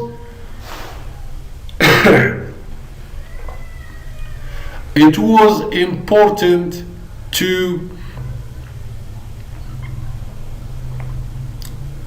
shift the published evidence carefully. During the 20th century, literacy has broadened its scope beyond reading and writing. The term multiple literacies expresses one type of broadening by validating, often an acknowledgement, skilled language practices, a plausible interpretation of the broadening to more and more domains in that literacy has extended its province from the apparently straightforward sense of learning the skills of reading and writing to the more all-embarrassing sense of the demands of contemporary education. According to this interpretation, contemporary literacy and schooling are synonymous. What this means, of course, is that traditional ideas of schooling have also adapted so as to incorporate these wider demands. Surprisingly, therefore, literacy and schooling are still in step with one another. Just as schooling used to mean becoming literate in reading and writing, so present-day literacy means being schooled in multiple literacies. Much of the discussions about becoming literate,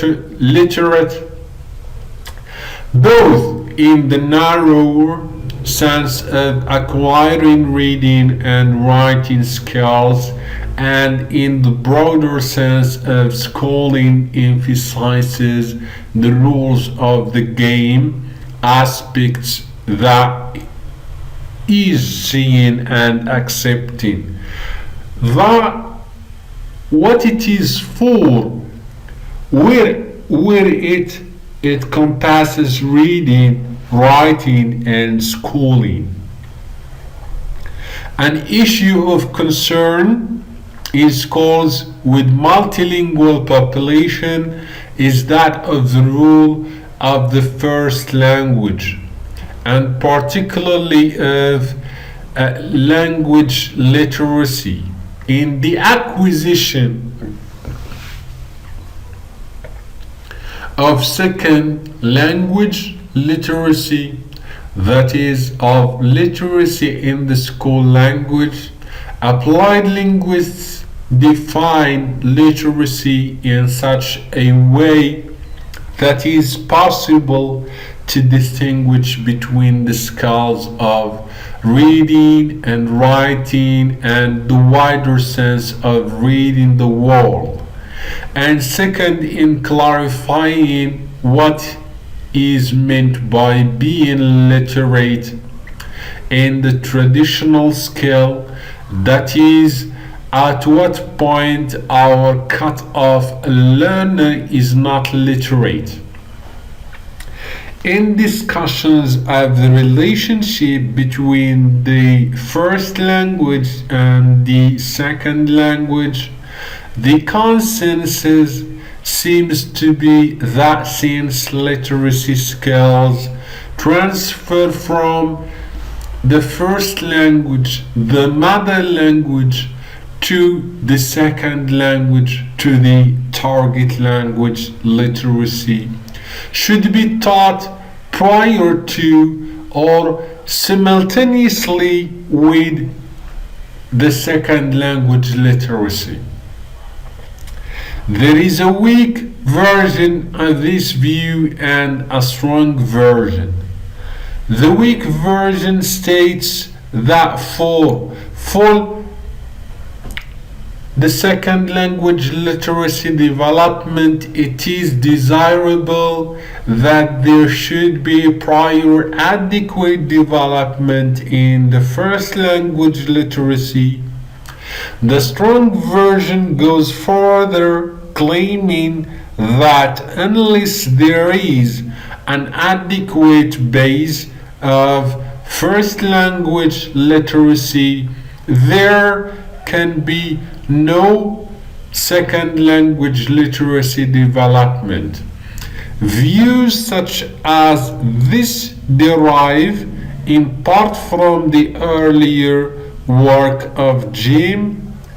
Those taking up the strong position emphasize one of two values of prior first language literacy.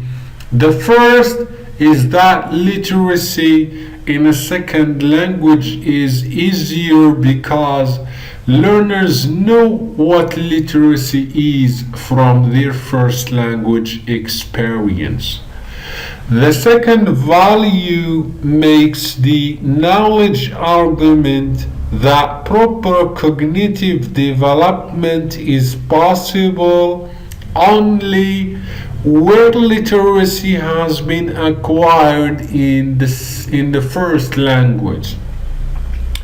There is, of course, a skeptical view that is that what is needed to acquire literacy in a second language such as English is more and better instruction in that second language.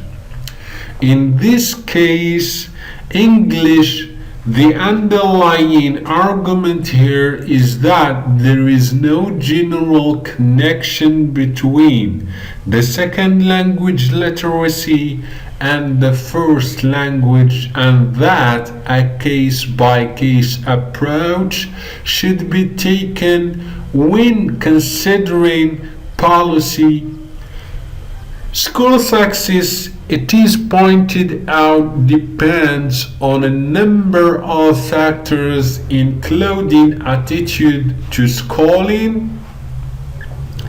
In the morass of individual variation to school turns out to be uniquely powerful. What this suggests is that the good school can make all the difference to the acquisition of literacy in a second language, while the bad school can jeopardize the second language students' chances. No surprise there. Interestingly, of course, it places the responsibility for a second language learner's success as much on the school as on the student's attainments in the first language. If there is a moral to the study of schooling in a second language, it is that there is no homogeneity except for the school. Languages differ, learners differ, contexts of learning differ, and the first language second language relationship differs.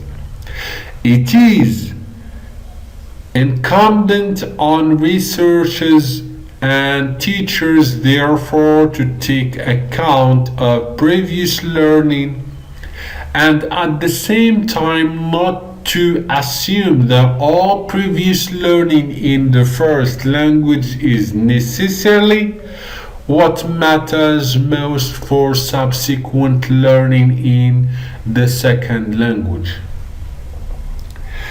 The contribution of applied linguistics to a study of school literacy in a second language is to demystify the role of the first language and to examine carefully just what influence it has motivationally, cognitively, and linguistically.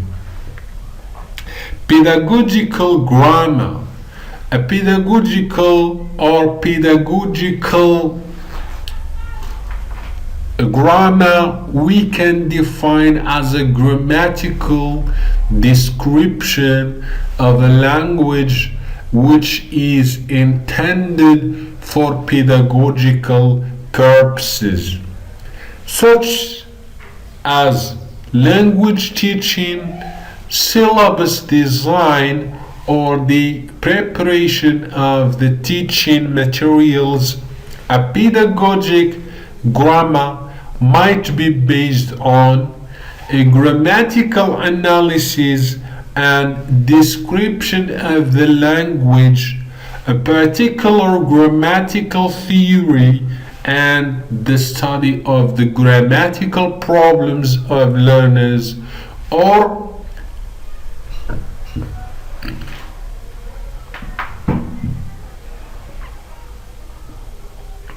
on a combination of approaches. Pedagogical grammar can be distinguished from analytical grammars. A pedagogical grammar is a grammatical description of a language, specifically designed as an aid to teaching that language, such as the grammar textbooks used in foreign language classes or the grammar instruction offered to trainee teachers. An analytical grammar attempts to account formally and logically for the structure of a language without reference to pedagogy, sequencing levels of difficulty, or ease of explanation. Few analytical grammar are suitable for pedagogy, but developments in generative grammar, including case grammar, generative semantic models of language, and accounts of linguistics discourse, indicate a renewal of interest in language as it is actually used in human interaction. Such grammars are therefore much more relevant to language learning and language teaching because they are less abstract than previous generative grammar.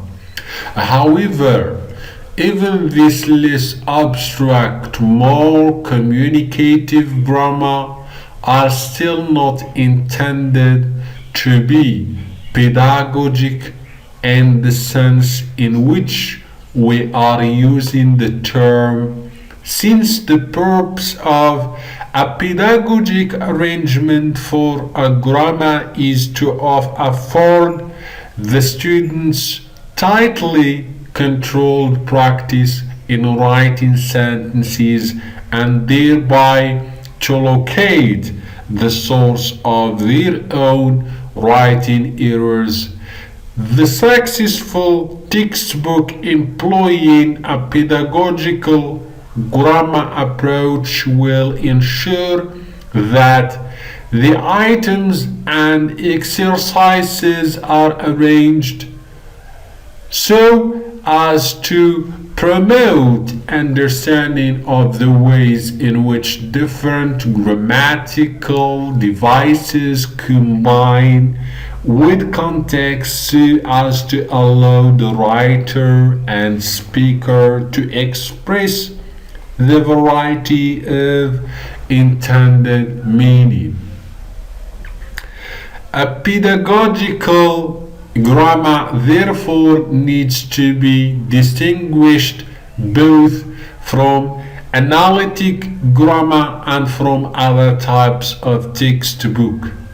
It differs from an analytic grammar in terms of purpose, which is to teach the language rather than about the language.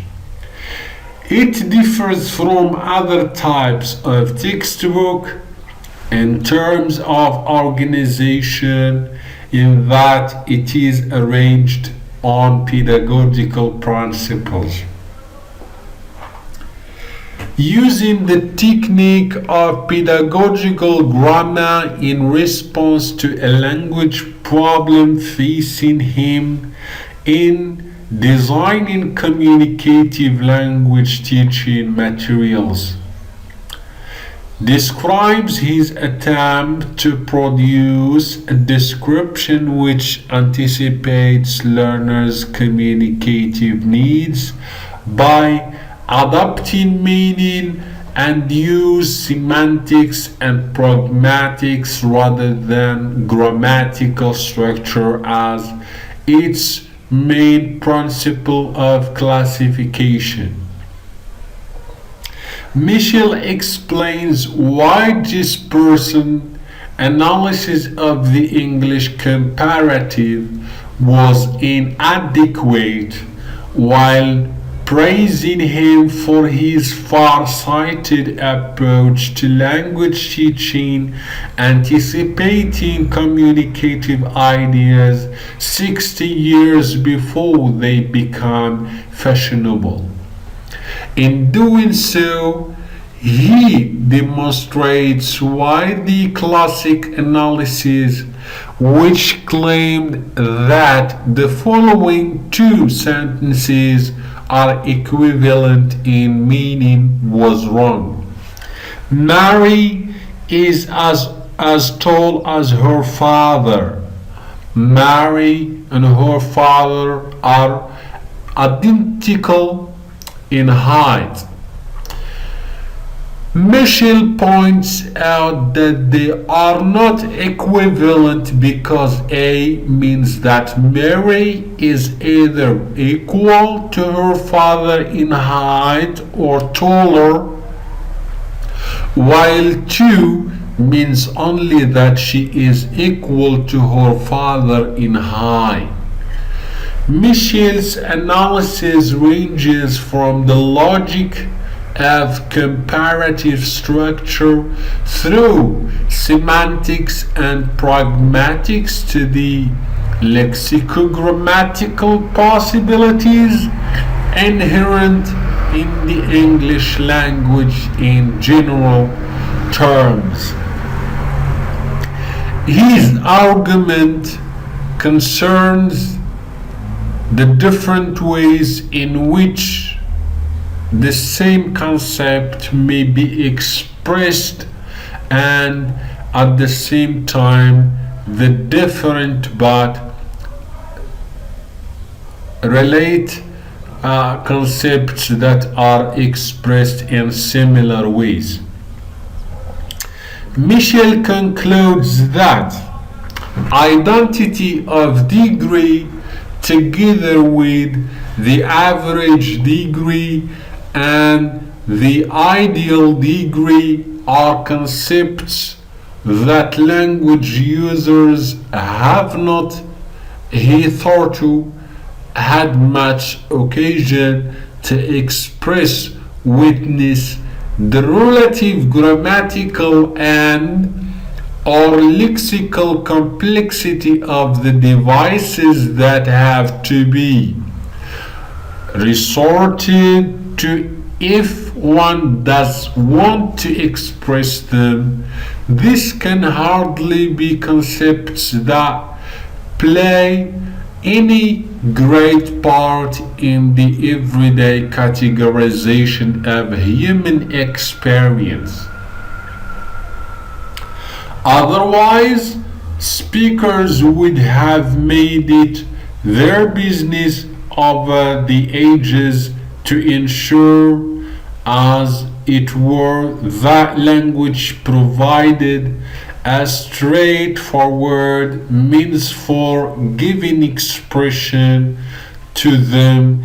It seems that when it comes to making comparisons, quantifying properties of things in the world around us, we tend to perceive this primarily in terms of differences, and even when we do perceive similarities, we appear to like to leave room for the possibility of difference. It seems therefore that everyday language operates with a much looser and more ambivalent concept of equality than does mathematics. Let us remind ourselves of Michel's purpose in dealing with this language problem, namely the design of a communicative pedagogical description of language of English which would meet the needs of the syllabus designer and the material writers. What he has reported on is clearly a small part of a larger task. In other words, the problem of how to teach learners how to express comparisons in English is only a very small part of the larger problem of how to enable learners to access the resources of the English language. But in this small scale, reporting what Michel succeeds in doing is to show how questions of this kind require the applied linguist to bring together recurring practical demands, how best to teach the language with major theoretical issues, how the language deploys itself in order to permit meanings to be expressed. This particular engagement of theory and practice draws it should be noted more heavily on linguistic theory than my first two examples of program evaluation and school literacy. The outcome of such an engagement is threefold. It offers a resource to the syllabus designer and textbook writer. It informs our understanding of the ways in which pedagogy reflects learning and so assists with the theorizing and applied linguistics, and it informs our understanding of the grammatical resource of the language and so has the potential to impact on linguistic theory itself. Workplace communication. Away from education, the workplace is probably the major setting for necessary communication. Typically, it is the migrant for whom communication at work presents at the least misunderstanding things and hostility, and at the worst loss of job or failure to obtain one.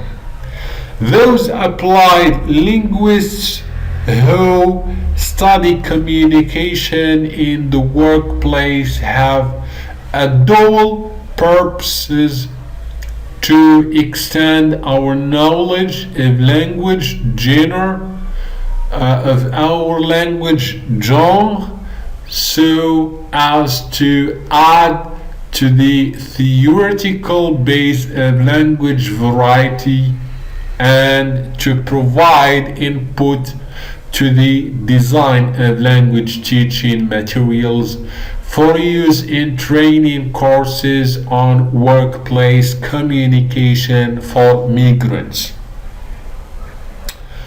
or to provide advice for administrators about how to minimize miscommunication. Those who work in settings which during the past 20 years have been the research sites for studies of workplace discourse include doctors, psychologists, commodity dealers, and personal managers. These studies have contributed to our understanding of institutional discourse and communicative relationships in the workplace.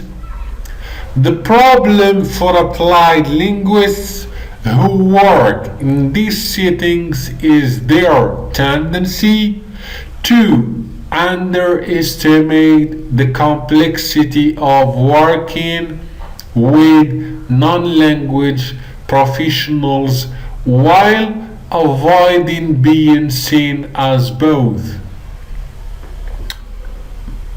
patronizing and as irrelevant outsiders. To be successful in these settings,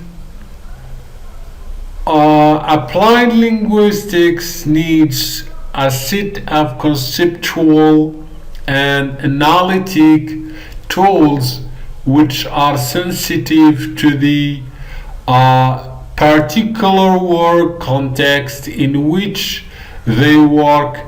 Developing these tools is possible only by interaction between applied linguists and field professionals.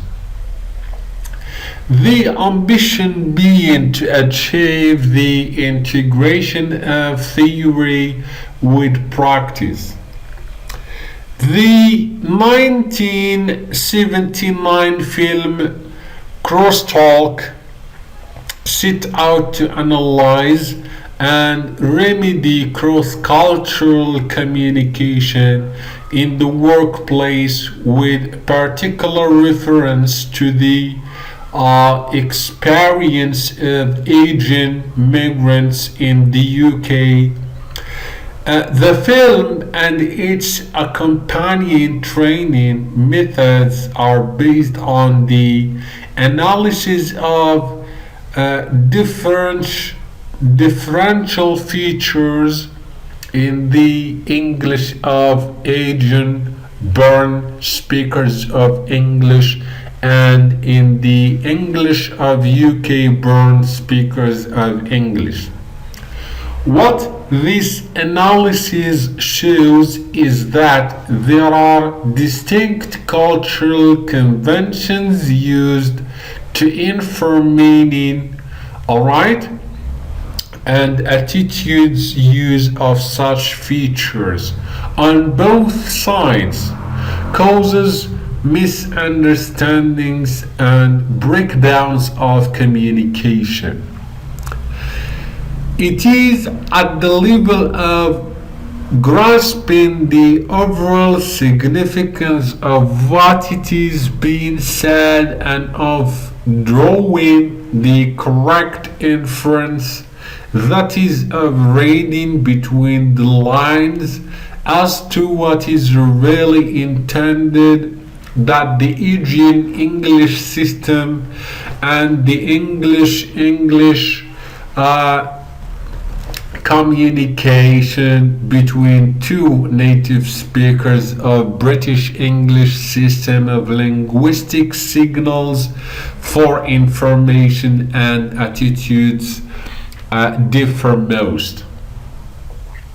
For example, English people are confused by Asian English lack of stress patterns and by the wrong use of turn taking, while Asian English people are confused by apologetic or polite and repetitive uses of English and by their appearance of not listening to what it is being said. If not, example, a job interview in which an Asian is applying for a post as librarian in a college, a number of indirect questions were raised with the candidate concerning his reasons for his interest in this particular job. The point of this type of question was to determine whether the candidate saw the post for which he was being interviewed as part of a strategy of careful career development. The candidate, however, interpreted all questions of this sort as direct rather than indirect, and therefore as challenging his right to want a job at all. As a result, he found this line of questioning insulting. The professionals involved in the interview were officials of the college where the applicant sought employment. They were the vice principal, the head of the department, and the chief administrative officer. The film and materials are based on the combined analysis by these officials and the project applied linguists of the form and purpose of typical job interviews and the ways in which these are linguistically encoded. Language and identity. In his Language and Identity, National, Ethnic, Religious, John Joseph attempts to show that language and identity are ultimately inseparable. Thinking about language and identity ought to improve our understanding of how we are in our own eyes and in other people's, and consequently it should deepen our comprehension of social interaction. Each of us, after all, is engaged with language in a lifelong project of constructing who we are and who everyone is that we meet, or whose utterances we simply hear or read. To illustrate his argument, Joseph offers two case studies, one of Hong Kong, the other of Lebanon. There he shows how the position of French has changed. In the Ottoman period, anyone who knew French was an educated Christian, and more specifically a Maronite or Roman Catholic. Anyone who knew English was likely to be an educated Muslim, probably Druze, or Orthodox Christian, probably Greek, under the French mandate. Knowledge of French spread. In the case of Muslims girls, it quadrupled. Since the start of the Civil War in the 19th century, the status of French has declined. Arabic asserted itself as the marker of Lebanese identity, and this continued until about 2000, when the Israel withdrew from southern Lebanon. The Syrian war also supposed to withdraw from the rest of Lebanon, but did not do so. Maronites who before 2000 had asserted that Arabic was the real language of Lebanon, now responded to the question, what language is spoken in Lebanon? With the answer, French Maronite identity was no longer attached to Arabic solidarity across the Middle East. Belgrade Christian now saw their identity as European, not as Arab. Language, concludes Joseph, in the sense that of what a particular person says or writes is central to individual identity.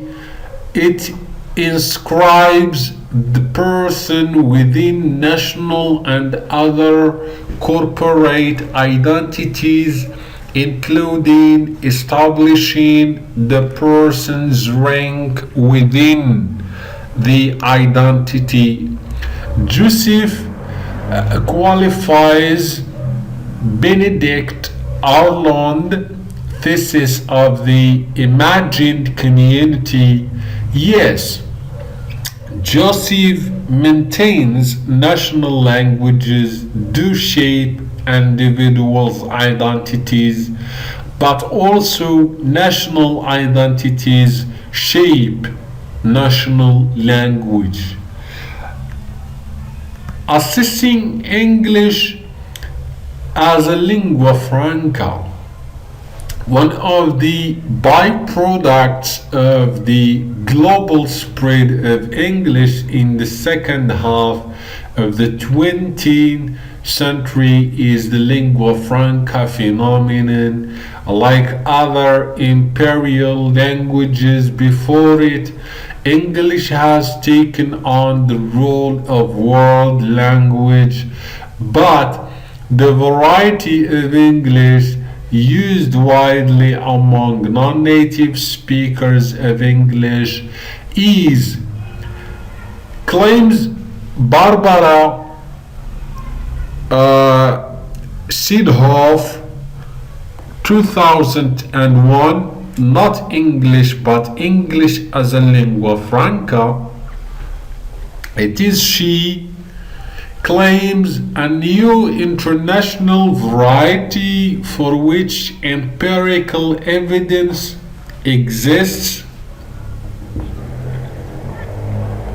In the Vienna-Oxford Corpus of English Language Foreign, that is, English used among professional rather than personally. Catherine Elder and I were invited to consider the possibilities of assessing such a code. Our contribution is now published. We argued that the development of tests cannot take place while there is uncertainty as to the norms of, and then English language foreign norms reach the point of being structurally stable enough for codification purposes and hence operationalizable in the form of language tests. They would then have the power to disenfranchise non-standard speakers of English language foreigner, much as current tests of standard English do. Our conclusion was not optimistic. We accepted the good intent of those involved with English language foreign, but considered that what is currently a proposal for legitimization of non-standardness and affirmation of identity could risk becoming a new monolithic standard with all the attendant consequences for those lacking the command of the code.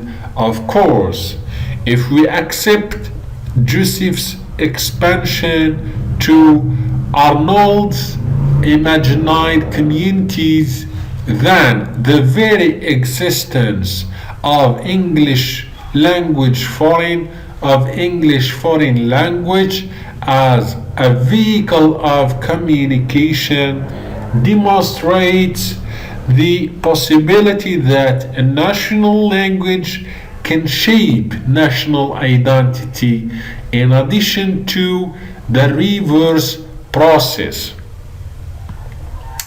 For applied linguistics, The English Foreign Language Project is further evidence for the importance of reducing emphasis in language tests on the linguistics code, which can, after all, offer only partial explanation for the communicative phenomena we try hard to capture in our tests, and further refinements in our understanding of the pragmatics of particular intercultural and cross-cultural encounters. Furthermore, it forces us to recognize that when used in interaction, language is not an abstract construct but is embodied in people. Critical pedagogy, this last example, differs from those previously described in that it reports a general approach rather than a project grappling with a specific issue.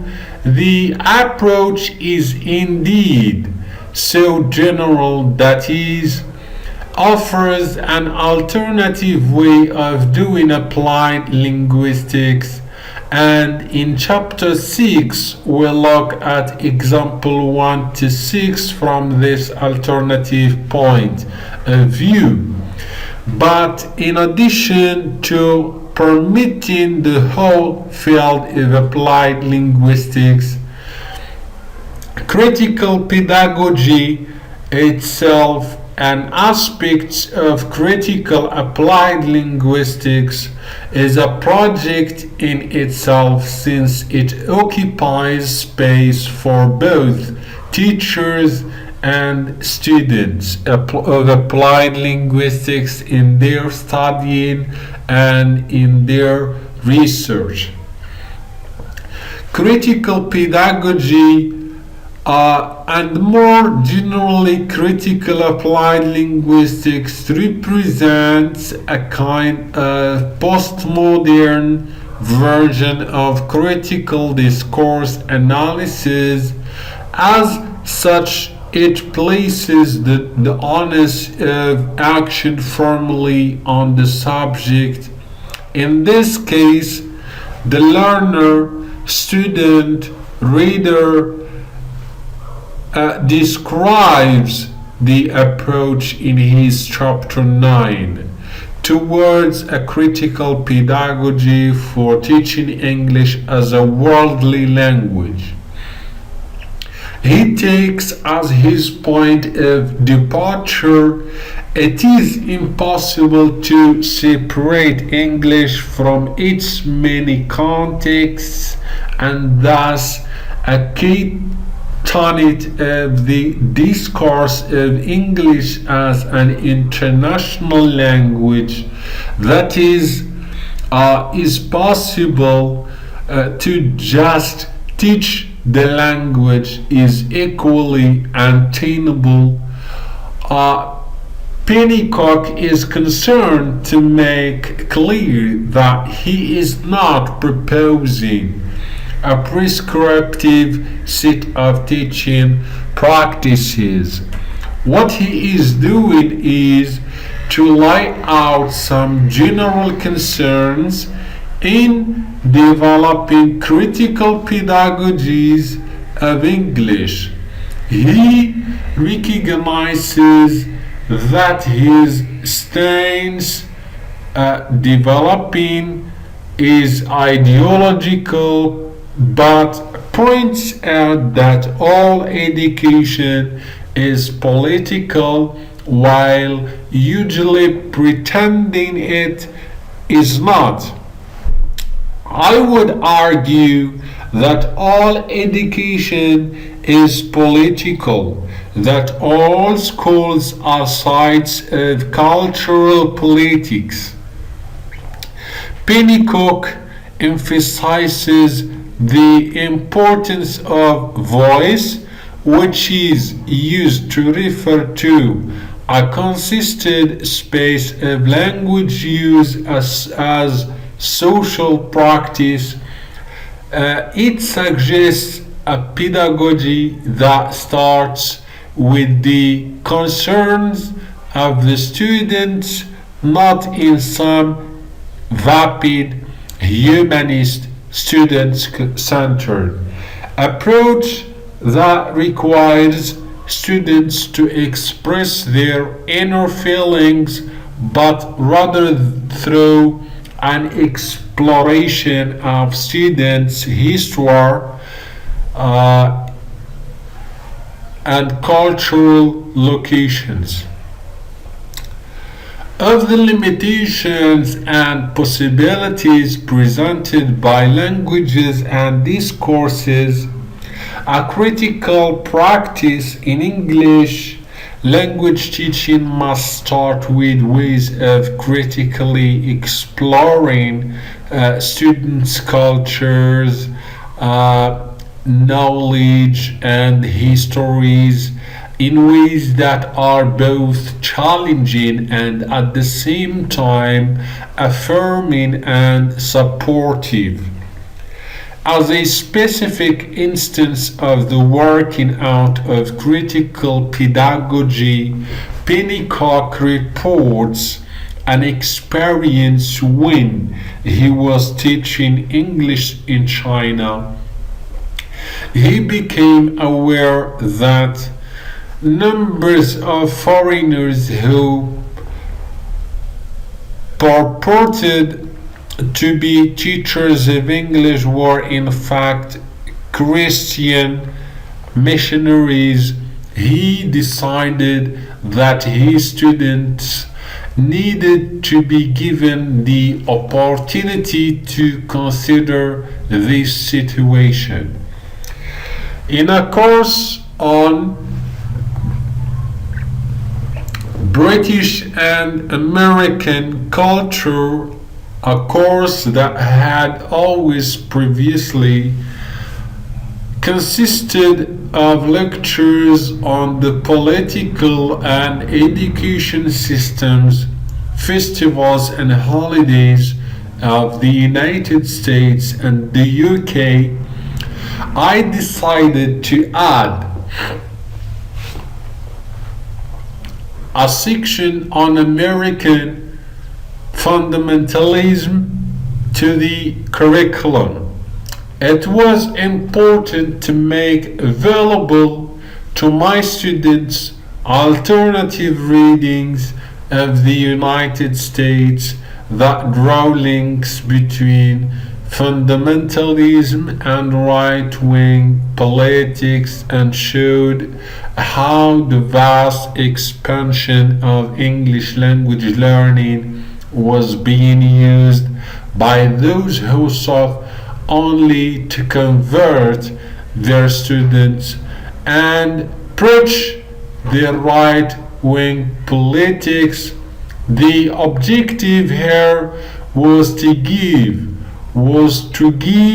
my students ways of thinking about connections between the language they were so busily engaged in learning and other cultural and political complexes about modernity, Christianity, anti-abortion campaigns, Chinese population problems and family policies, freedom of speech, and so on. Pennycock is at pains to point out that this approach does not detract from his responsibilities to ensure his students' success as normally defined. He sets out his creed. I am suggesting that first, we need to make sure that students have access to those standard forms of the language linked to social and economic prestige. Second, we need a good understanding of the status and possibilities presented by different standards. Third, we need to focus on those parts of language that are significant in particular discourses. Fourth, students need to be aware that those forms represent only one set of particular possibilities. And finally, students also need to be encouraged to find ways of using the language that they feel are expansive of their own needs and desires, to make their own readings of texts, to write, speak, and listen in forms of the language that emerge as they strive to find representations of themselves and others that make sense of them, that make sense to them, so that they can start to claim and negotiate a voice in English. It is important to note that unlike those who argue that case for linguism, Pennycook does not oppose the spread of English as long as it is approached critically. I believe that the spread of English, if dealt with critically, may offer chances for cultural renewal and exchanging around the world. Development and research in applied linguistics. Finally, in this chapter, I want to consider examples of research and development work in applied linguistics. I shall cite 4 representative study areas to illustrate how applied linguists set about investigating the language problems they encounter in each case. I shall discuss a developmental project type approach and a research investigative approach. These approaches are rarely easy to distinguish, and they support one another, especially in an applied discipline. Nevertheless, the distinction is worth making, if only because in some areas, for example second language acquisition, the major thrust has been in research, while in others, for example language planning, most work has been in development.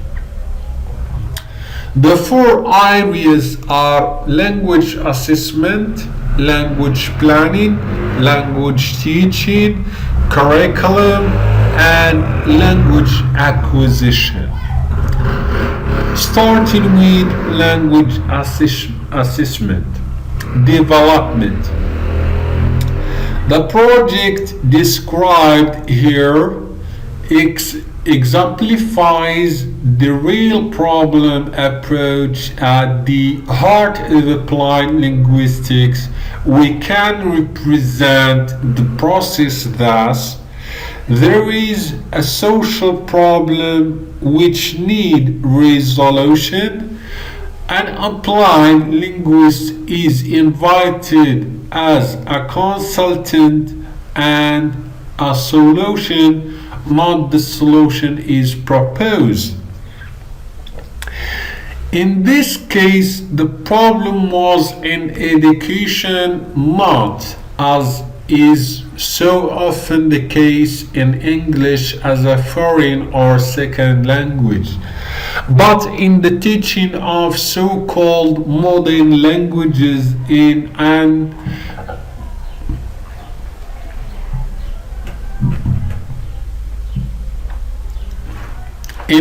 English-speaking country.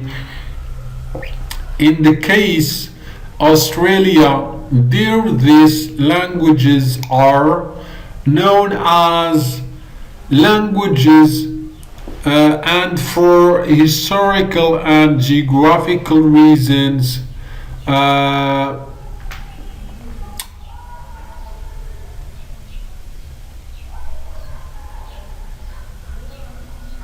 Australia's immigration policies after the Second World War and its location in the Asian Pacific region, schools offer a very wide range of languages in the state of Victoria.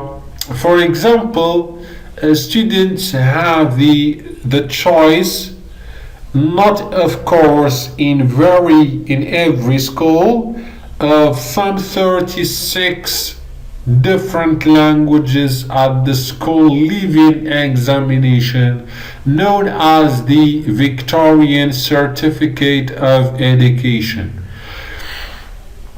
Apart from English, the choice of subjects students may offer at the Victorian Certificate of Education is open. Performance on the best 4 subjects of the Victorian Certificate of Education is used for university selection. This is very competitive and operates on a point system known as tertiary entrance requirement in order to encourage the learning teaching of candidates. Offering are given an extra 10%. This is of course makes the selection of as attractive, at least for those who are good at languages. And there is the problem, those who are good at languages include students who have started the in school from scratch, and those with a background in from home exposure.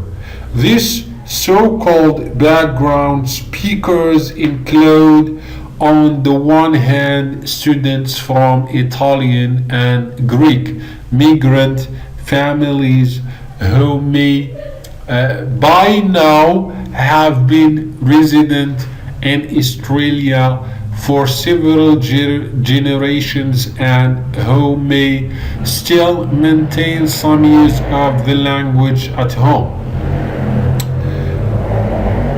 They also include students who, at the other extreme, have recently arrived in Australia from, for example,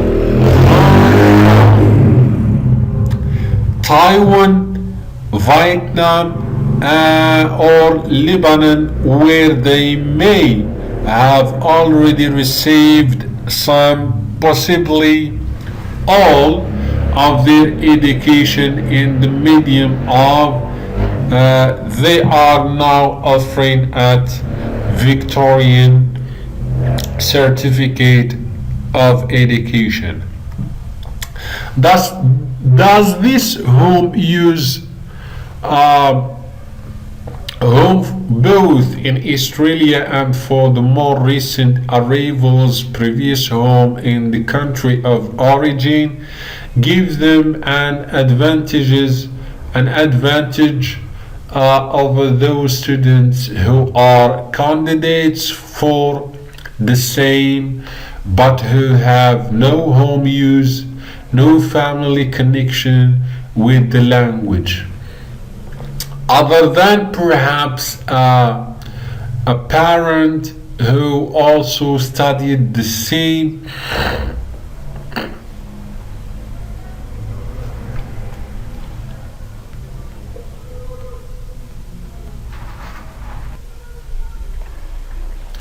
but who have no home use, no family connection with the language.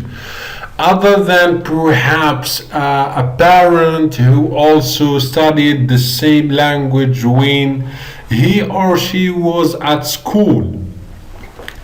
The considered view of the authorities has been that this does constitute an advantage for the so-called background speakers. Such a view appears to make sense if you have studied in Mandarin, for example, for a number of years. You are already literate in the written script. You are familiar with a large number of Chinese characters. Then you would seem to have a serious advantage over your peers who may well be in the same class as you at school, who have studied Chinese for perhaps 6 years, whose literacy is limited, and whose spoken Chinese is still formulaic. For this reason, those who declare themselves on the basis of a questionnaire to be backgrounded speakers are penalized at the penalized. This is in practice more complicated since it is not that there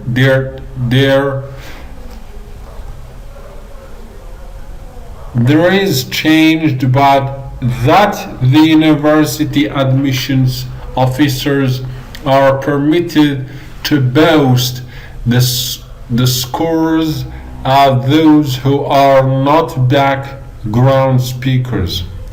This is obviously a language problem. The contribution of applied linguistics was first to determine a methodology for categorizing backgrounds and non-background speakers.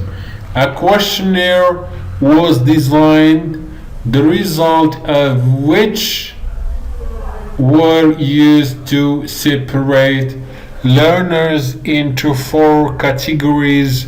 Reliability of designation was assured by multiple rating. The second contribution was on the basis of these categories to examine the test results for bias. It was decided that if the tests were fair, then background speakers would have no special advantage. In the case of the Chinese students, it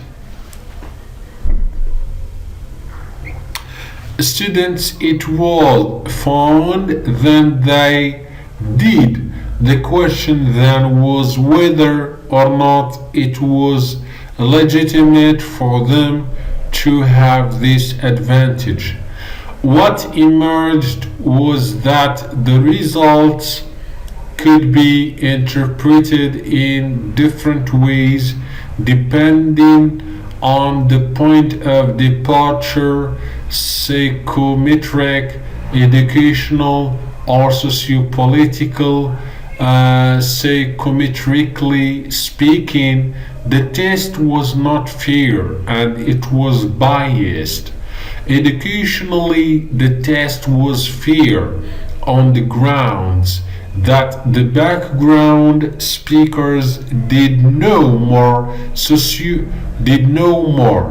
Sociopolitically, the soccer adjustment procedures were very unfair since ethnic minorities who were already disadvantaged because their English in many cases was not native like were now also being penalized for native like, of which they were background speakers.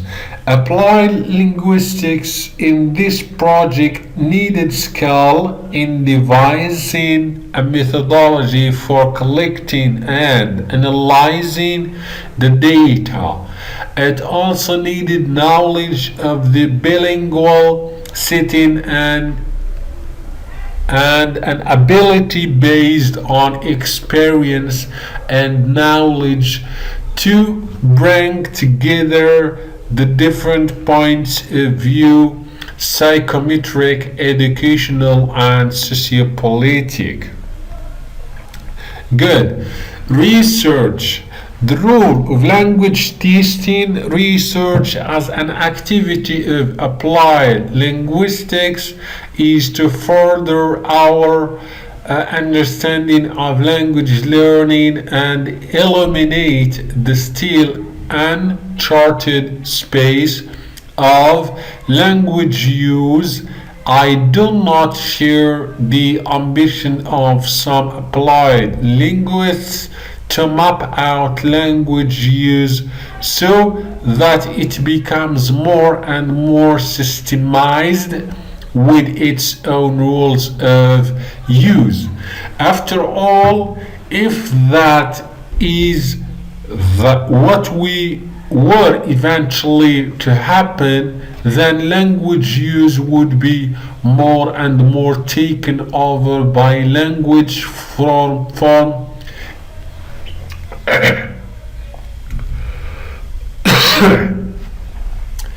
yielding itself to control by the rules of linguistics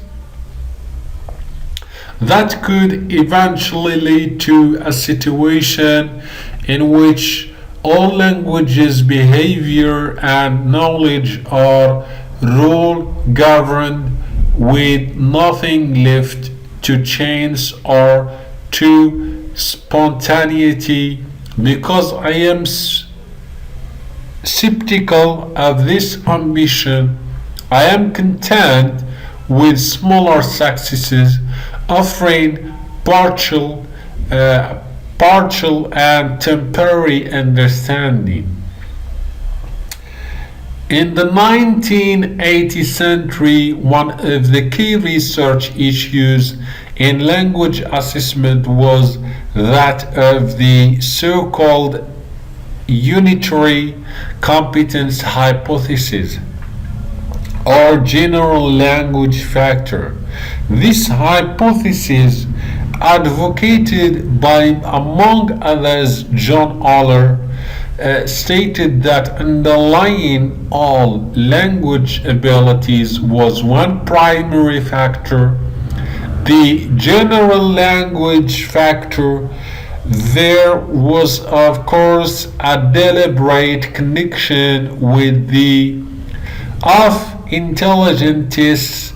As it turned out, this hypothesis was eventually agreed to be too powerful, as Aller himself recognized. Language ability was not unitary but binary or multifacial. But if language was not unitary, did that mean that there were separate abilities and separate knowledges for different areas of language known in various contexts as styles, registers, genre, specific purposes, varieties, or rhetoric? The question of the separation of language, dialects, and languages is basic both to match practical language activity and to our theoretical understanding of what makes up language use. Language teaching and language assessment in recent years have concentrated much of their efforts on the teaching and assessment of languages for specific purposes: academic, professionals, occupational, medical, legal, economic, and so on.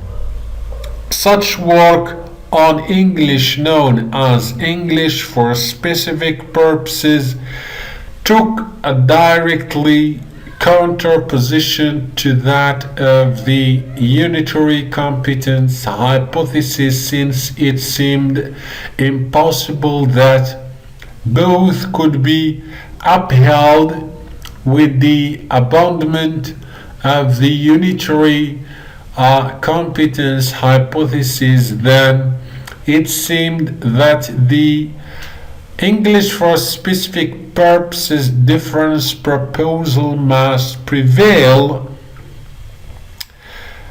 After all, are they not mirror images of one another? From an applied linguistics perspective, this is not necessarily the case. It would indeed be possible for both to fail. If a multiplicity of language factors makes more sense of the evidence than does a unitary hypothesis, then it might also be the case that the multiplicity does not refer to specific purposes, all of which could be informed by one overriding purposes, but to, for example, more internal personal factors such as genre, age, and motivation, and less external social factors such as professional, academic, and occupational purposes. Research on the stability of specific purpose was initiated by Alderson and Arkmart. 3 studies were carried out. All studies used English proficiency tests, but only in the third was the test the major investigation instrument. Study 3 was conducted using parts of the British Council's English language teaching service test, which contains specialized study skills modules aimed at different content area groups: medicine, life sciences. A student settings chooses whichever these modules is appropriate to his course of studies. 3 modules were used, namely social studies, technology, and general academic. Quite deliberately, the design of this study was a test rather than an experiment. There were 2 reasons for this.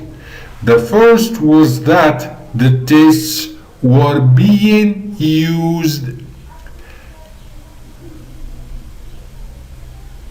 in a functionally appropriate way and would be viewed by the candidates as tests rather than as experiments. Artificiality was therefore somewhat controlled. The second reason was that these tests are social factors. They are used as part means of determining adequacy in English proficiency levels for overseas students seeking admission to UK universities, whether or not they are in themselves adequate statements about distinct registers of English. They were used as if they were. What the researchers did was straightforward, as so often good research is. They administered the tests of different English-specific purposes to different groups of candidates with different kinds of backgrounds, knowledge, who would normally have taken one of the modules. Drawing together the results from all three studies, the researchers concluded that academic background can play an important role in test performance. However, the effect has not been shown to be consistent. The studies have also shown the need to take account of other factors such as linguistic consistency, but the most interesting conclusion they reach is the distinction they make between direct and overview questions with relation to accessing the content area under the test they report. When these students were familiar with the content area, they were able to answer direct and overview questions with equal ease. Then, when this familiarity with the content area was lacking, they could still answer direct questions, but their ability to answer overview questions was greatly reduced. Although they do not say so, the implication of this finding is that background knowledge matters. Direct questions do not in themselves probe sufficiently into background's knowledge, whereas overview questions do. What is why in some of the comparisons they make, there was no distinction on test results between groups who had background knowledge and those who did not, because what was at stake was a preponderance of direct questions. This finding, properly muted though it is by the researchers aware of the inadequacy of the tests themselves as valid representation of their content areas, does it fact match the earlier research finding we referred to, that is that Unitary In fact, much the earlier research finding competence hypothesis could not be supported. Similarly,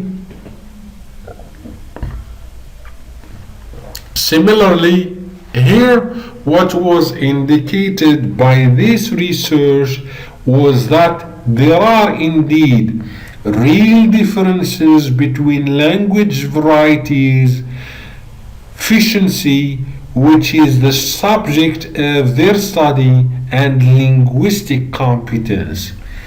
On the basis of their study, and perhaps too in the unitary competence research, what is established is that there are different proficiencies, not that there are different competencies. As Alderson and say, the part played by linguistic competence remains unknown. Language planning, development, natural resources, deposits such as oil and minerals, water, fertile land, and fisheries are at the disposal of states and subject to policies of various kind. Population are also resources, their abilities, and through education, their qualifications and skills. One such ability is the language spoken in the community and those which the community wishes to promote. Whether the community has an explicit view of its language situation or not, it will inevitably have a language policy which determines such matters as which languages are to be recognized as the official language of the state, which languages are to be used as medium of instruction in schools, as the medium of broadcasting in the legal system, and so on. Officials' intervention by the state in some cases requires the institutionalizing of a state body which oversees prescriptive issues, bodies such as the academic, Français, and the Malaisie. National Languages Board, even where there is no such official state body, there will be some parastated body, publishing houses and newspapers that shape attitude and emphasize norms, for that there will be a policy, again explicit or not, indicating the official attitude towards minority languages used in the community and determining which languages are to be taught as foreign languages in schools. Such community, usually national policies, come under the general label of language planning. The need for a national language plan is occur in newly formed communities which are faced with immediate decisions about which languages to select as the official state language.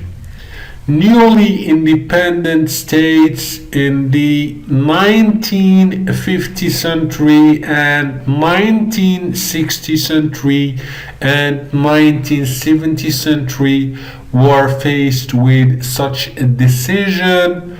and the majority chose to continue with the existing situation, which explains why so many former British colonies still use English as their official language.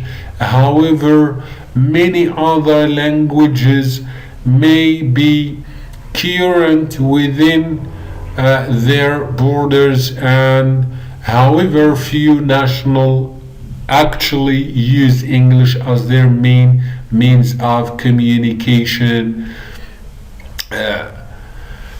Continuation of their British connection, scarcity of resources to provoke the necessary material in an ingenious language, unwillingness to compel a choice among the competitor ingenious languages for selection as the new official language. Reasons such as this have tended to continue the language status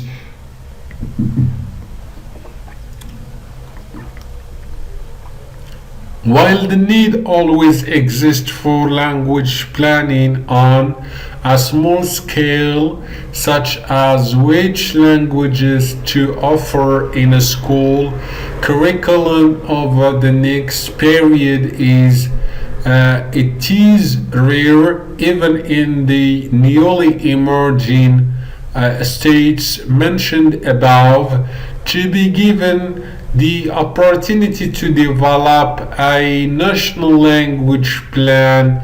Such an opportunity did arise in Australia in the 1980th century, where Giulio Bianco was invited to develop a national policy on languages. Australia was not a newly emerging state, but like Canada, which had some years earlier produced its own national language policy of bilingualism, Australia did need to come to terms with its new multiracial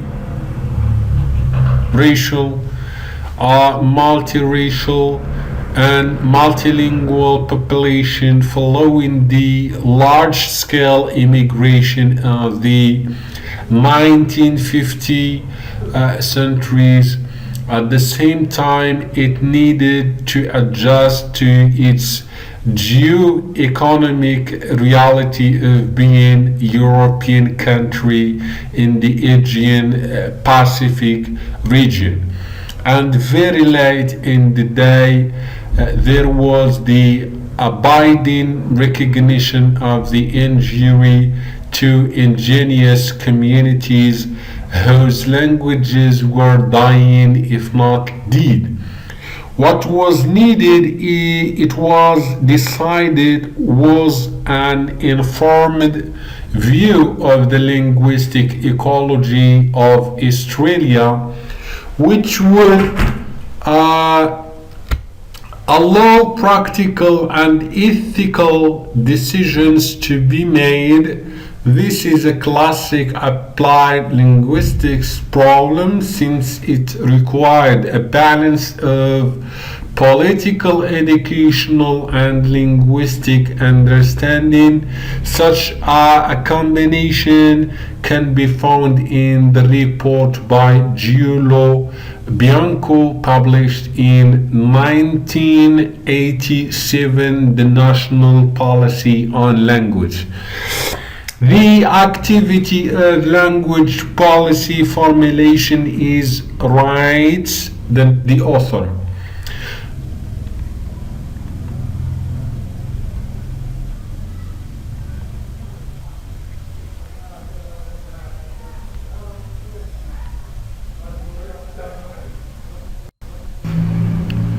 The relationship between linguistics and applied linguistics is explored in relation to areas of shared interest.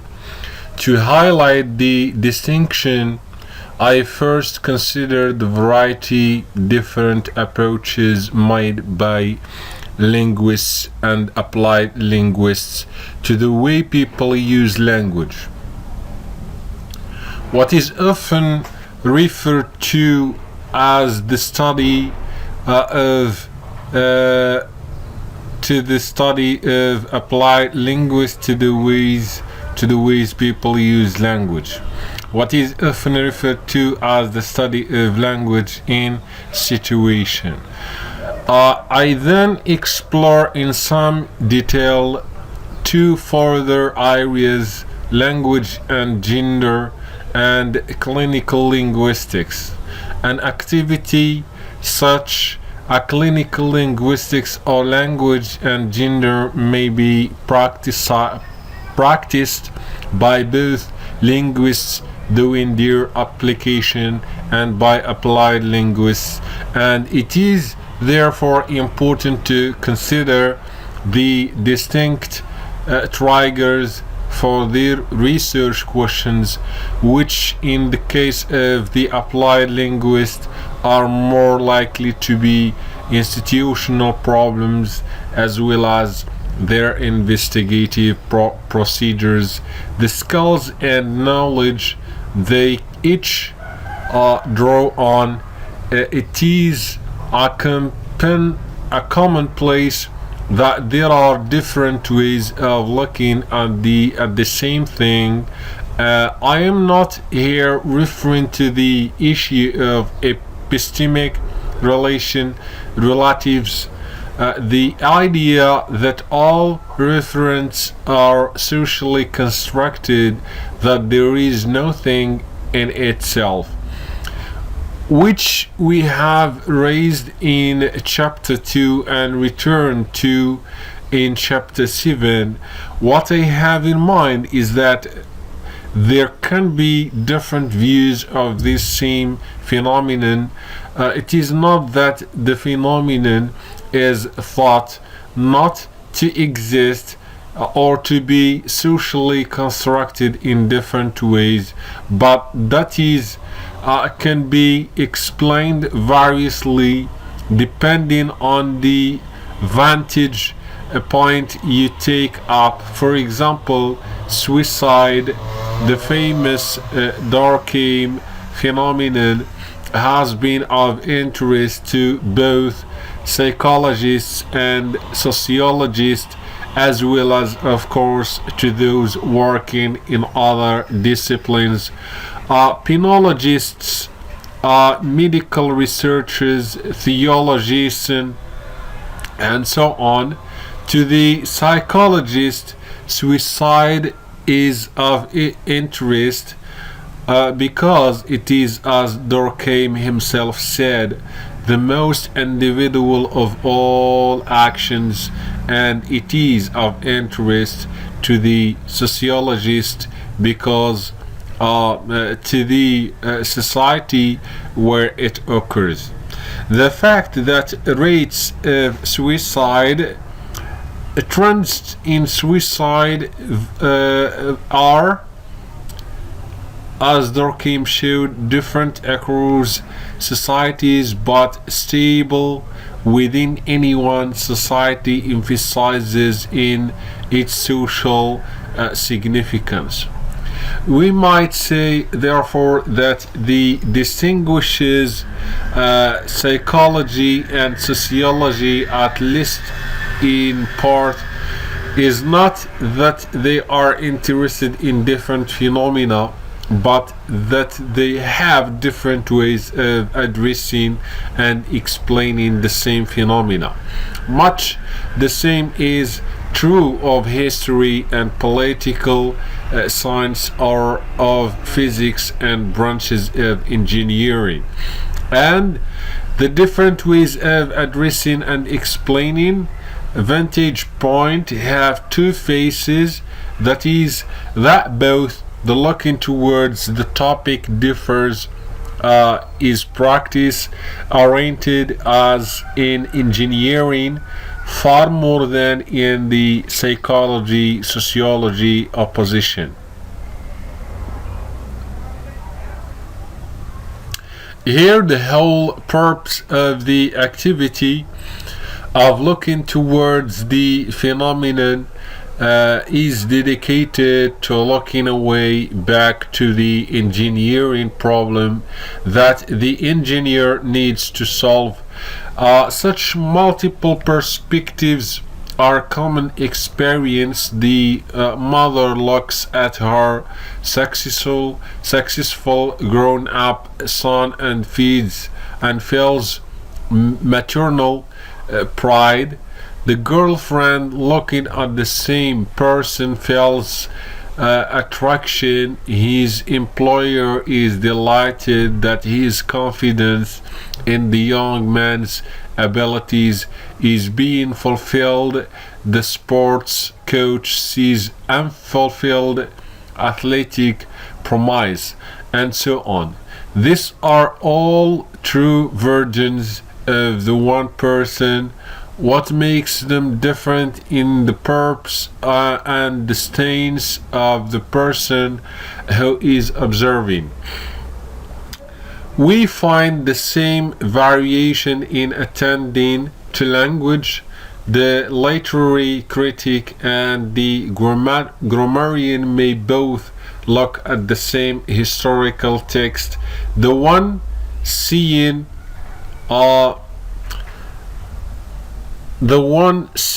an early example of a poetic genre, the other the key to an unsolved problem in the grammar. He or she is writing of that language. In the distinction between, or we have drawn between, linguistics and applied linguistics, there is the same difference of viewpoint.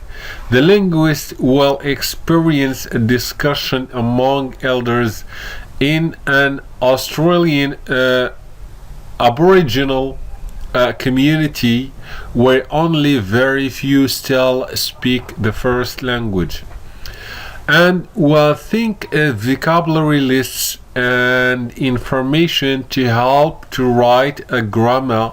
The applied linguist listening to the same discussion will consider policy issues. Can the language be maintained, and whether to advocate a bilingual program in the schools, English plus the local language, or an English only program, and if English, whether to recommend some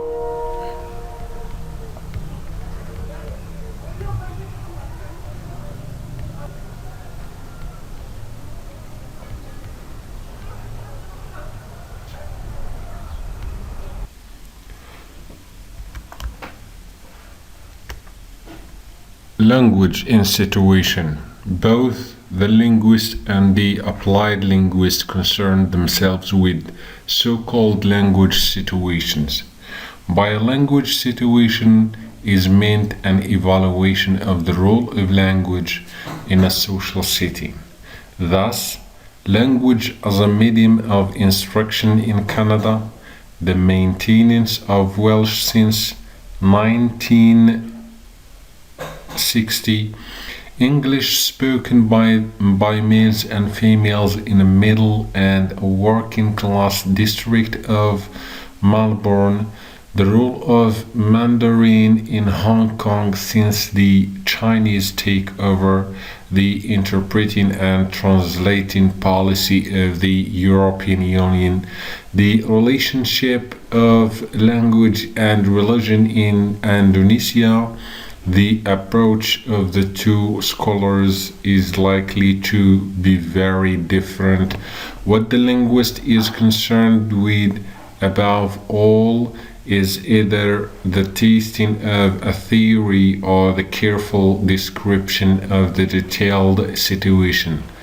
In a survey of the use of English in Melbourne, The purpose of the linguist's research and the subsequent report might be to demonstrate that the theoretical approach of William Labov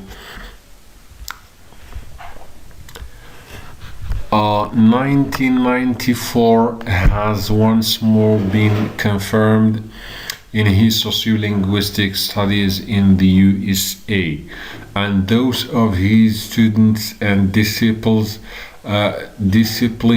all over the world. The model followed has been that of the very stable yet dynamic social influence on language.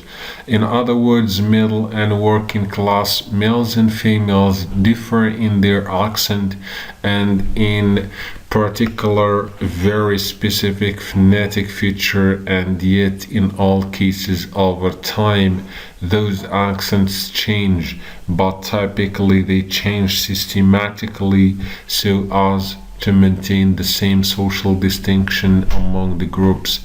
Just as groups dress differently, so they speak differently. They seem to be the point. The linguist's task is to collect the appropriate data needed to test the theory. The argument, of course, being that the more such studies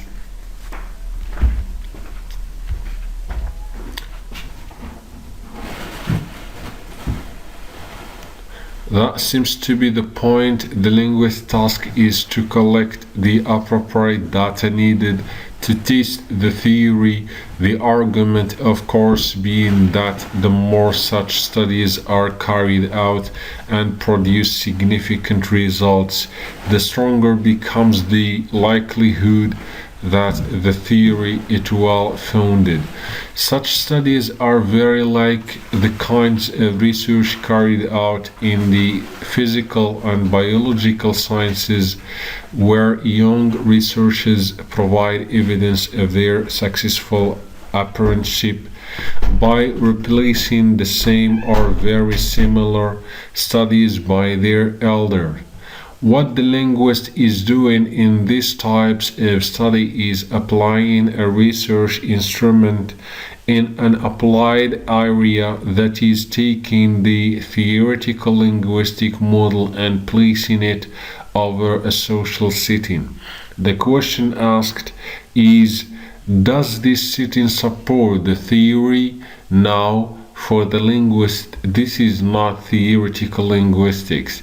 It is twice removed, since it involves non-laboratory investigation and it takes into account social factors. This, then, to the linguist is an example of linguistics applied, a situation in which to apply linguistics. A second example of the linguist operating in a language in situation type of research is that with the census data, social scientists are typically interested in decennial census data, since they provide evidence of stability and change in society. For the linguist, the chief interest is in the so-called language quotient, which in many settings asks such questions as which language do you speak at home? It may also ask which languages you speak and or write in other settings, and which language you consider to be your mother tongue. Results of such language survey type questions are then collated to produce tables of frequency and incidence. One such collation of results is found in the work of A. Anomaly. What Anomaly does is to collect survey statistics of the number of mother tongue speakers in India and to relate those statistics to linguistic definitions of the various language grouping and families. His process of sifting reduces the number of mother tongues in India from 4,000 plus reported names to a more manageable 200, he writes.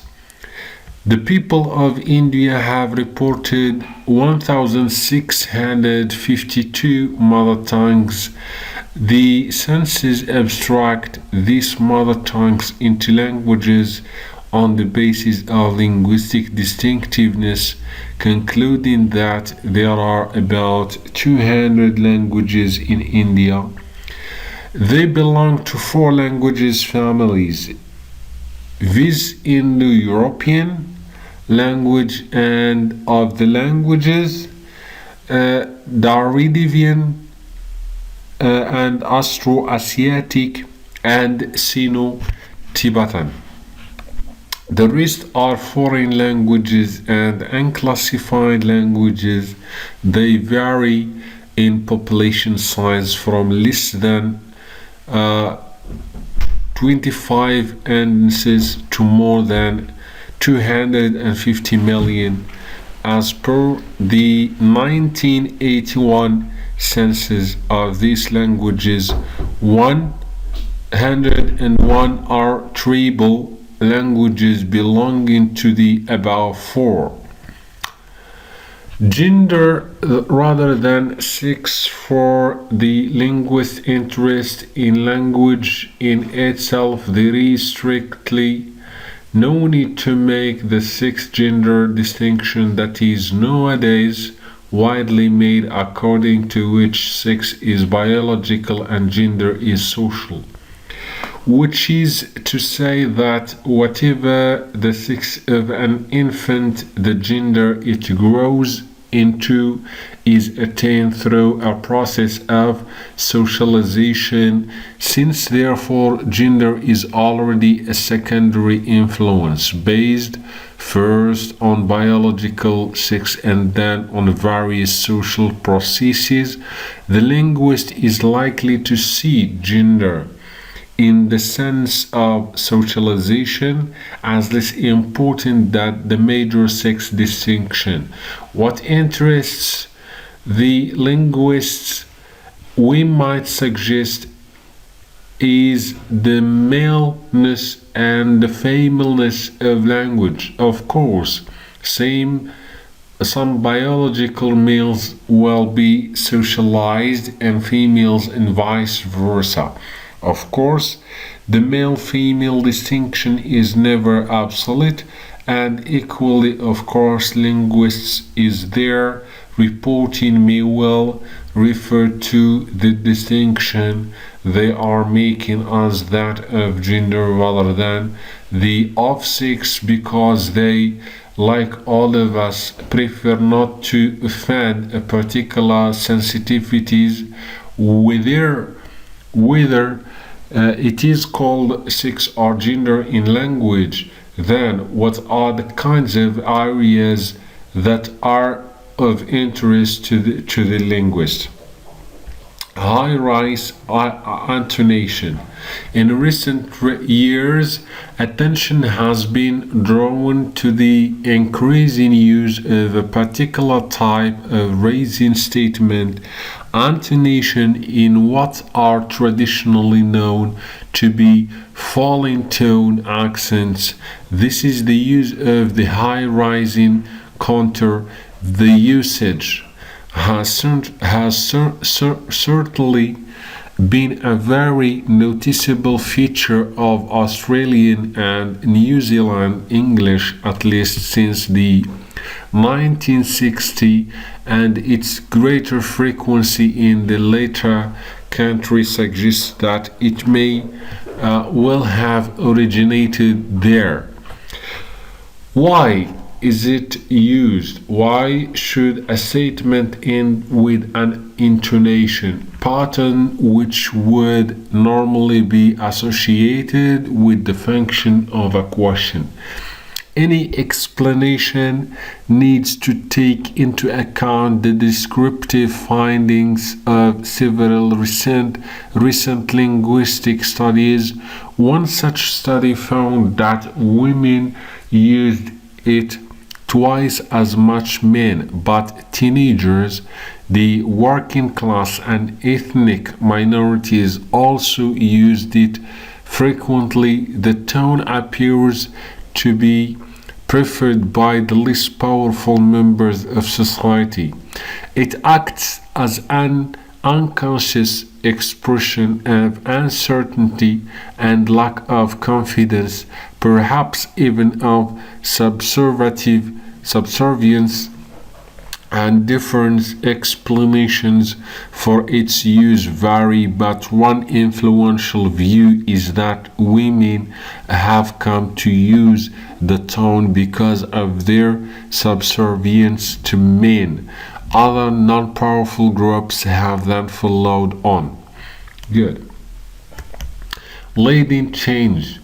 Women in the lead of language change is exactly what Labov 1994 claimed in his sociolinguistic results. It is what Chambers and Hardwick 1986 in Crystal 1995 found in their study of changes affecting the diphthong in Vancouver and Toronto. The phonetic quality of the Canadian production of this diphthong, known as Canadian raisin, has long been well known as a major distinction between Canadian and American spoken English. This distinction, according to Chambers and Hardwick, is now disappearing. They found that the distinctive feature of the vowel was often replaced by one whose quality was either further forward in the mouth or more often non-raising, or both. The effect was to make the production of words such as house, about, more like versions of the diphthong used in the USA. But what is relevant for our purposes is that fronting correlates with sex in both cities, with women the leading innovators. Different language. We have referred above to social class differences in language use. Similar differences have been reported with regard to gender differences, whereby men's and women's speech differ. At one extreme, commands harmless, the sexes use different languages as reported for longhouse groups in the Amazon basin, where language differences assist in maintaining exogamy divisions. At the other, sex differences involve fine phonetic discriminations and relative frequencies of occurrence rather than absolute differences in women's and men's usage. She notes that in societies where there is clear societal sex role differentiations, there are likely to be sex-exclusive linguistic differences, while in society where sex roles overlap, it is more common to find sex-preferential differences. Use of standard. Many sociolinguists have reported the use by women of more standard as opposed to vernacular variant than men. English the standard as opposed to the vernacular, in as in talking. Indeed, refers to this finding as the single most consistent finding to emerge from sociolinguistics over the past 20 years. Explanations as to why this is so vary from women's social status being more dependent on appearance to the vernacular having more masculine connotations. Both the explanations and the findings themselves have been challenged by feminist sociolinguists and various other proposals but forward, such as the importance of social networks of solidarity among women and presumably men, and of variants such as glottalization used predominantly so signal gender affiliation. What all these findings indicate is that sex or gender does indeed operate as a major trigger of social dialect choice. It is not necessary. It means to seek explanations in terms of power or even solidarity. What the findings reveal is that both men and women find ways of marking themselves as men and women in the ways that they use language. Furthermore, they continue to do so, and therefore, if the other six catch-ups as it were by taking on the standard forms or the high-rise tone or the front end, then they move on to some other distinguishing marker of differences. Politeness. Other markers of difference that linguists have researched include politeness features which appear to be sex exclusive in languages such as Japanese but possibly sex preferential in English. Conversational interaction, where the finding that men are more combative and women more supportive, tends to find approval. Cross-cultural differences and attitudes to women's thought. Attitudes are, it is claimed, manipulable. The study of attitudes in social psychology and elsewhere tends to be at the meeting point between the more theoretical and the more applied. So, it is here an interest in language attitudes is one that linguists and applied linguists share. For linguists, an interest in language attitudes can offer explanations for the type of female lead in language change to which we have referred. For the applied linguist, the same interest can be used to explain success failure in language learning. Boys and girls. A somewhat similar interest in sex differences, particularly in the earlier years, requires applied linguists to study language achievement by boys and girls. By language achievement here is meant second foreign language learning as well as school literacy in the mother tongue, or L1, by which here we mean the school language understood as the medium of instruction in all areas of the school work. Just as in the studies mentioned above, the common finding here is that females are ahead, girls do better than boys in all verbal areas of the school. The explanation typically offered is that girls are more verbal than boys, that this is hardwired into the brain. Indeed, it is curious that the ubiquity of this explanation for what goes on in schools does not reach over into those other areas of male-female differences. I suggested that there was really no need for an explanation, that nothing the differences was enough. But even so, it is surprising that the explanation of achievement differences, the view that females are more verbal, is not used to explain why females are more advanced in language change.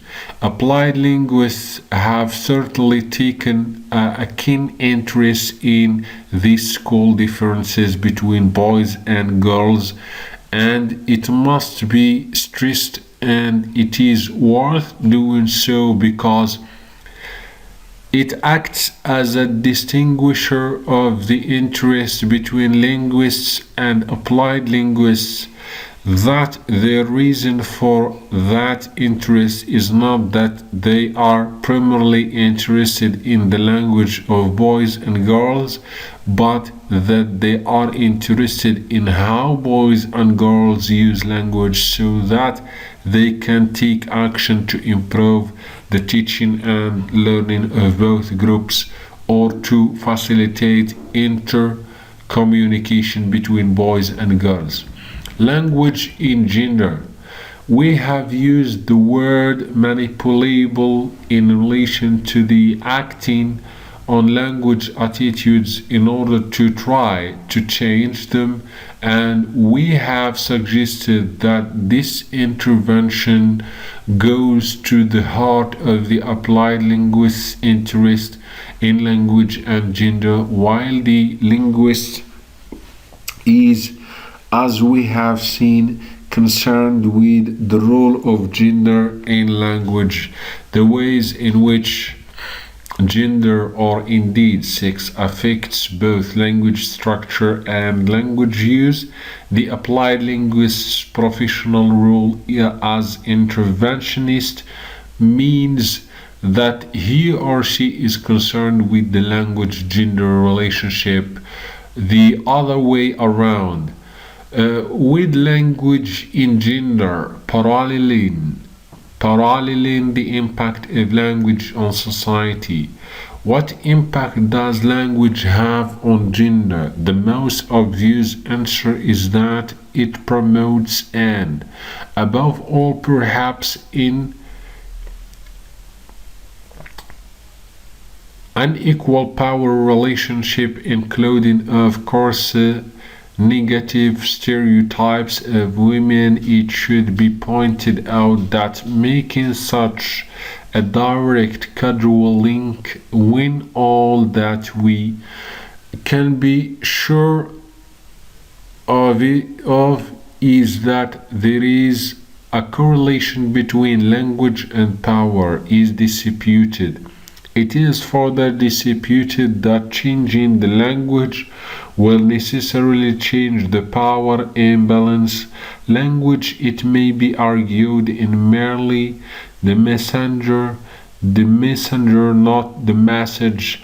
Nevertheless, there is recognition that being politically correct, which is what wishing to change the language of gender has been mocked for being, has the merit of compelling awareness of the power imbalance which the inertia of a fixed power relationship enshrined in a fossilized terminology hides from us all. The rationale is similar to that of exploring language attitudes with a view to changing them, a view which takes for granted that attitudes are malleable and can be changed so as to promote good inter-group relations. Similarly, while power in itself is notoriously hard currency. Language can be changed through engineering. Such change may do no more than create a temporary awareness of the inequalities, but it may possibly do more and help ameliorate them. Whether or not this is true, considerable effort has in recent years been directed at attempting to make the language more equal, with the intention of redressing the gender power relation. Sexism.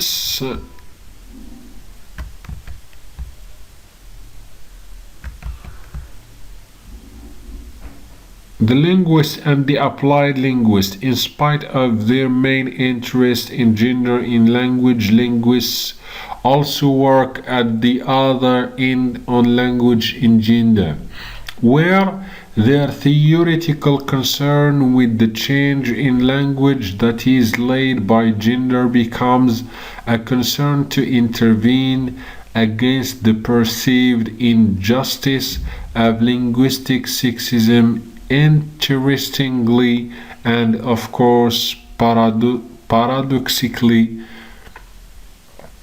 the act of intervention contravenes what we have suggested in their linguistic concern, that is, which change, that is to say, if language is of its nature variable over time and space, which might be called the linguistic creed, then any attempt to fix it, what referred to as ascertaining, will necessarily fail. What must happen surely is that even those changes which are accepted very soon becomes overtaken by new non-deliberate changes which may very well return the language in gender relations to the status quo, unless in the meantime those non-linguistic power relations themselves change and so render negatory their operationalizing in language. The skills the two professional groups call on in these areas are not all that dissimilar. It would be surprising if they were, since, as we have seen before, the linguist may also work at the applied end, and the applied linguist may research the area of some aspect of gender in language, although, as we have seen, always with some ameliorative outcome in view. But at the poles, the skills and techniques are different. The linguist will analyze, survey, and interview. The applied linguist will test, observe, and above all, evaluate. But more than anything, the applied linguist, unlike the linguist, will examine the language in gender, situation, and context, and consider any proposed remedy in terms of the history of the area and of the effects on the stakeholders' interest in the language of that situation. We might propose that the linguist operates deductively and the applied linguist inductively, while reminding ourselves that deduction and induction cannot stand alone. Each requires the other. Clinical linguistics. The ultimate goal of clinical linguistics is to formulate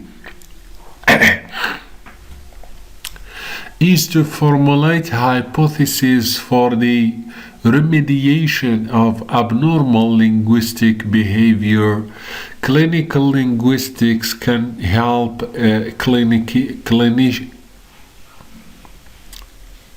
clinicians to make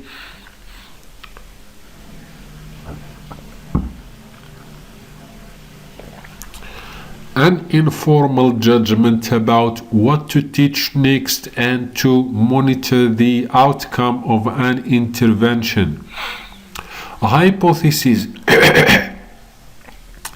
As treatment proceeds, the term remediation and teaching suggests that clinical linguistics is very definitively applied work, since it sets out to diagnose what problems there are in an individual's communication systems and then attempts to provide appropriate remedies. The best known practitioner is the speech therapist or pathologist who works with childhood speech defects caused, for example, by a cleft palate, and with adults emphasis caused by strokes and by roads and other accidents. But there is more to it. The speech therapist work draws on descriptive work in language acquisition and language loss, including sophisticated speech synthesis using state-of-the-art computer technology on phonetic and grammatical accounts of deficit.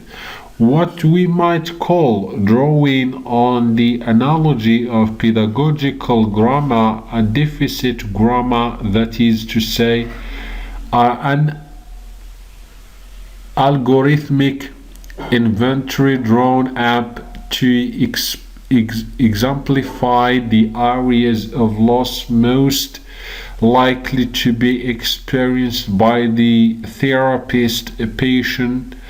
The protocols of Anthony et al. And of Christer et al., the linguist's interest is once again primarily in change. To what extent is non-acquisition, as exemplified by the child with some speech impairment, systematic in that it relates regularly but not negatively to so-called normal acquisition, similarly with loss, whether through age, illness, or anything. To what extent does loss mirror acquisition, so that it is possible to establish a relationship between the two? While such research is of obvious applied interest, since it would allow swifter and more precise diagnosis both of children's defects and of adults. It also is of profound concern to the linguist's understanding of what language is through knowing what is not. The path is through changed states to failure of changed states, to what it is that causes language to exist at any one time as a system, and which enables it to change into another system. Where does the applied linguist fit into clinical linguistics? If may promise is accepted, then what derives the applied linguist is an interest in achieving stable states and in improving and ameliorating communication. Thus, the applied linguist will have two roles in clinical linguistics, and thus, of course, overlapping with, but at the same time separate from, the role of the linguist who becomes involved in application here. The first role is that of the speech therapist, him, herself, and the second is that of the trainer. Applied linguist has a role in the training of speech therapists. Then the trained speech therapist becomes, by definition, an applied linguist. Language impairment. Language impairment means the absence of some part of the language faculty. We say part advisedly, since the absence of the whole of the language faculty is probably found only in completely vegetative states. Impairment can occur at any age. The child may be born lacking some physical or mental attribute which prevents or slows the development of so-called normal language. At any age, an individual may suffer loss of control of part of the language faculty through illness or accident, and some losses which occur throughout life following of some kind occur regularly, though not universally among the elderly, brought on by the normal process of aging, which after all can be regarded as a form of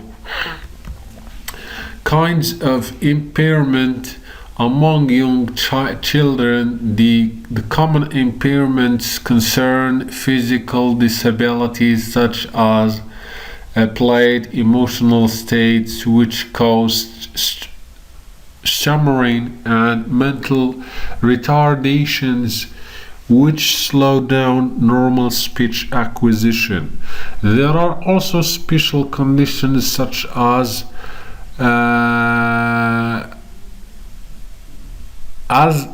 dyslexia and dysarthria, which may or may not be altered states of consciousness, but clearly, whatever their cause, require intervention and treatment. Then there are the large-scale physical disabilities of the young. Disabilities such as blindness and deafness. Accidents and illness bring about particular physical impairment in parts of the brain and so cause various types of aphasia. This aphasia may affect whole language repertoires among bilinguals and multilinguals, in the sense that if, for example, speaking or one component of speaking is lost, then it is lost in every language of the repertoire. What the elderly, usually the very elderly, may experience is loss through gradual attribution of the component of their language repertoire. Thus, they may lose the ability to nominate and to recall proper names. Such loss again typically affects the whole repertoire of B and multilinguals. But a further humiliation of the bilingual old is that they commonly regress to an earlier state, so that later acquired languages among adult migrants, for example, are lost, and only the language used in childhood remains. In all such cases, what we observe is the application of the rule of rebut, first in, last out.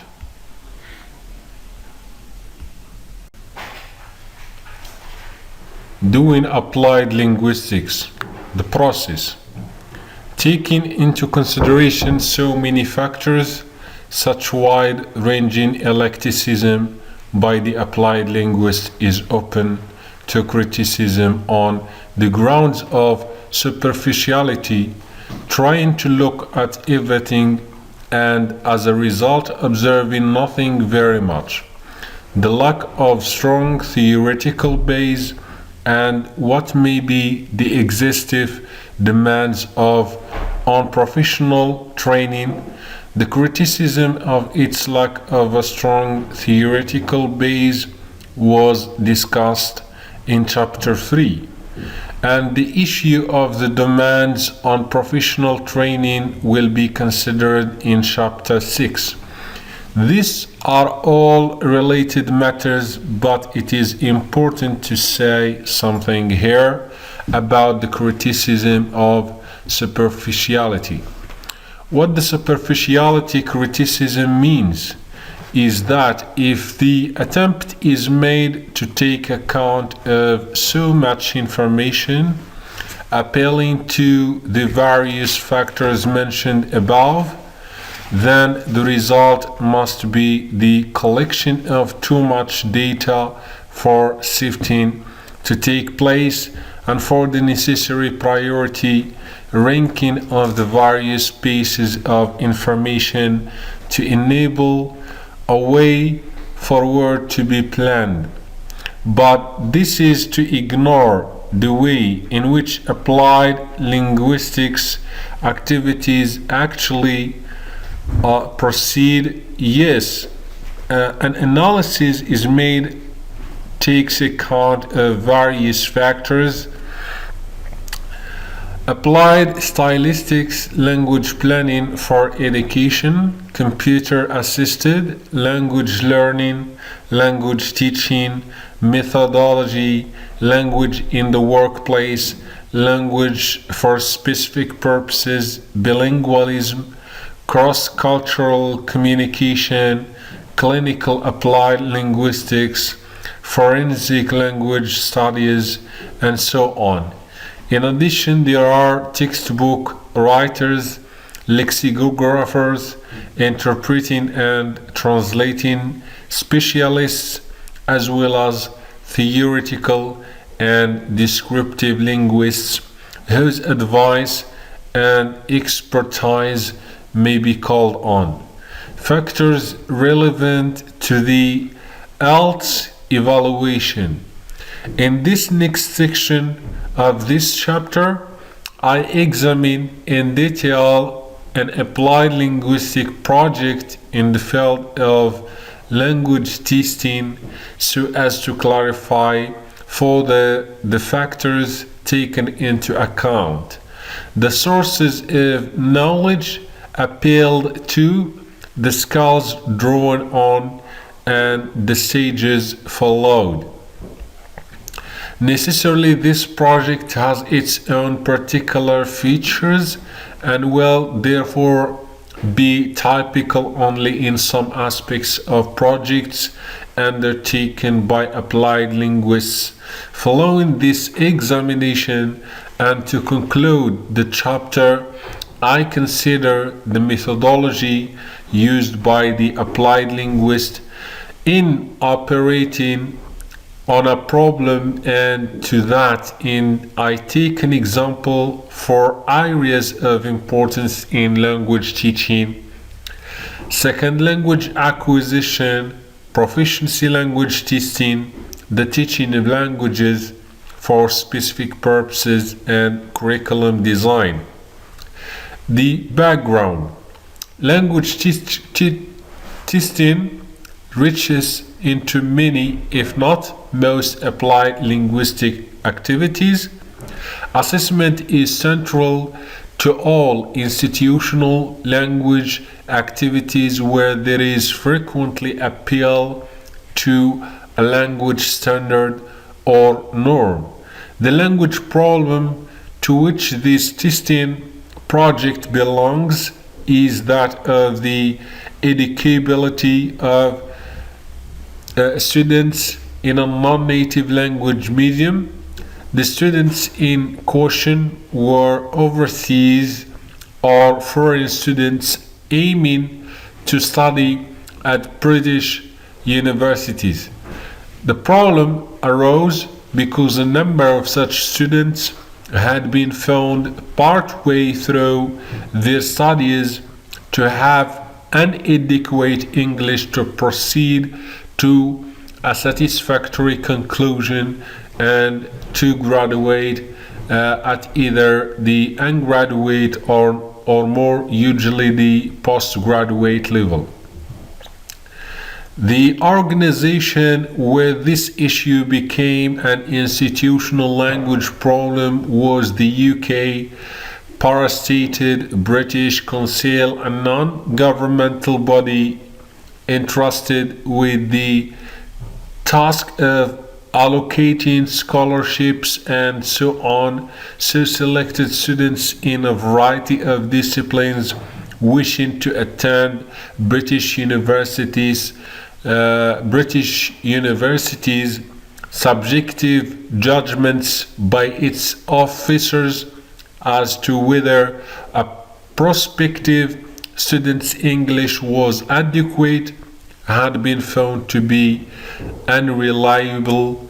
English proficiency tests had been commissioned, the first used until the late 1970th century and the second operational in the early part of the 1980th century. This second test, known as the English Language Testing System test, had been designed in response to the push from the communicative movement to communicative language teaching, and in consequence communicative language testing, and had based itself on the need for specificity in advanced language assessment. What is practice that meant was that those students wishing to study a life science, such as biology, would be tested on materials in English drawn in part from the life sciences areas. Similarly, those students wishing to study engineering would be tested on materials drawn from the technology area. There were 6 of these specialist areas, enough, it was thought, to cover the needs of most prospective students. This IELTS test was used widely in the early 1980th century, administered through the British Council in some 80 different countries. It was noticeable that the comparable American test, which had been in use unchanged since the mid-1960th century, made no concession to ways in which different contexts influence language use. By the mid-1980th century, it had come to be felt that IELTS was unnecessarily complicated. Its very specificity caused more problems than it solved, since it was by no means clear to prospective candidates which special module of IELTS they should take, since they might well be in the process of moving from one specialism to another. Between the undergraduate and the graduate level, should they seek to be tested in the area of their previous study or in their future study area? Again, the promise of specificity was open to complaint, since in any one area, the life science, the range of topic and specialist language was so huge that what was clear to one biologist might well be opaque to another. making the text and the test as difficult for him or her as for someone from, say, social studies. One consequence was that in order to avoid overspecialization within the specialist area, test constructors aimed at generality, which inevitable made by the text. They chose less and less specific. As a result, the chosen texts could become so general as to lose all trace of the very specificity they were supposed to contain. Perhaps this meant that the whole notion of a specific test should be abandoned and a return made to the situation in which TOEFL and the previous British Council test had originated. This is a general test of English proficiency. The same test of academic English for everyone discussed in chapter 2 above. Language problem presented by the British Council to its applied linguistics consultants in the mid-19th century was what to do about IELTS test. Should it remain in use as it was? Should it be revised? Should it be rewritten? And evaluation was needed, drawing on as a wide a range of information as possible. The detailed investigation of IELTS then carried out is described below, and in order to clarify its relevance to our discussion of the enterprise of applied linguistics, I record my discussion under the various heads of or factors we have already noted. Educational, including the psychometric factors. IELTS was a proficiency test used in an educational setting, that is, at entrance to a British university. The educational questions that needed investigation were: to what extent the test was being used at undergraduate and postgraduate levels, and for temporary attachment by senior academics, and whether it was suitable at these different levels, to what extent it was in use and found suitable in different faculties, and whether it was, as had been intended, being used differentially, so that test suckers deemed proficient in one faculty or university were rated not sufficiently proficient in any others. Again, many universities had provision for remedial English tuition for their foreign students. What was the extent of this provision, and what use was made by those involved of the IELTS results?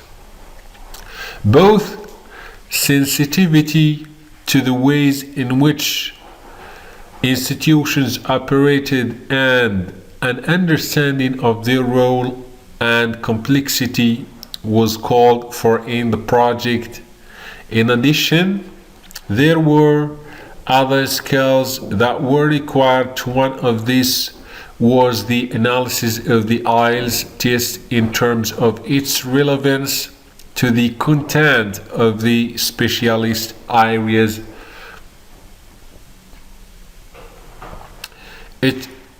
It reported to test, for example, what connection, if any, was there between the test material in the life science model and the textbooks, lectures, and so on in university departments of biology. Biochemistry, and so on, and how far were these likely to be constant at different levels under and postgraduate. For analysis of this kind, it was necessary to draw on the expertise of those skilled in teaching life sciences at the different levels. The applied linguist could not be expected to carry out the content analysis, but he or she would expect to interpret the results. Another essential skill, which appears to be unique to the testing area but in practice is relevant everywhere in applied linguistics research, is that of familiarity with measurement and with elementary statistics, to which must also be added the skill of data entry and of statistical analysis by computer. Those applied linguists who are consulted about testing projects are likely to have all three skills: the psychometric, the statistical, and computer literacy. If not, then they must call on colleagues or external consultants. But for the purposes of understanding the working of any test, these skills are all essential since they provide the necessary evidence about the test's working, often called its validity and reliability. Using these skills, it was possible to examine the extent to which IELTS gave its users the decision they needed, in particular whether it is enabled them to make the right choices of candidates, those with adequate English for their studies. It was also important to investigate whether there was even-handedness across modules, so that one module, say the life sciences module, was no harder than any other, say the social studies module. If it was harder, then it was possible, it was right that it should be, but this was a matter for empirical investigation. If the English of the life sciences is truly more difficult than the English of social studies, then it is appropriate that the tests should mirror this distinction. If not, and one was in fact more difficult than the other, then we had established a case of irrelevant bias which should be corrected. IELTS contained 4 parts: tests of the 4 skills: reading, writing, listening, and speaking. The results offered a profile score, skill by skill, and a global score combining the 4 skills. It was important to determine the extent to which the profile scores provided useful and usable information to the test users, university departments, etc. Here again, what was needed was a statistical analysis across a wide range of candidates of the various scores and a survey through interview, questionnaire, etc. of the actual use of these different modes reporting to the institutions. Since IELTS information was already being used in a large number of institutions, it was necessary to check how the information was being used. Were the so-called profile suckers separate suckers for the four skills of reading, writing, listening, and speaking being used, or were institutions interested only in the overall global sucker? By the time of the evaluation, a teacher of English as a foreign language were already beginning to consider the needs of those candidates intending to take the test. Inevitable courses in IELTS, both the more general and those specifically designed to provide pre-IELTS tuition, were taking account of what the test involved. The question for the evaluators was whether such washback from the test was beneficial in terms of its influence on English foreign language teaching, or whether it was likely to exert a largely negative influence. For example,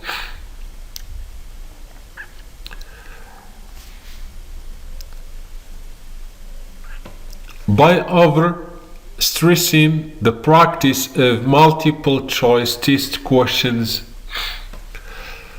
social and its interface with the linguistic and sociolinguistics factors, IELTS was predicated on a committed view of language variety itself, deriving from the more theoretical notions in sociology of role and status, and in sociolinguistics, or sociology of language, of the significance of situation in determining language use.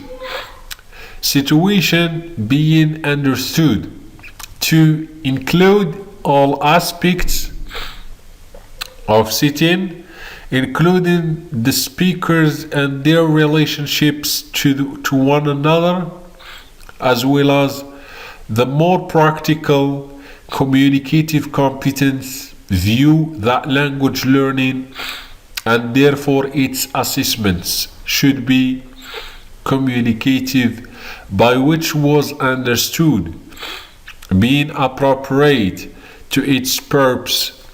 The theoretical and practical reasons for the design of IELTS appeared convincing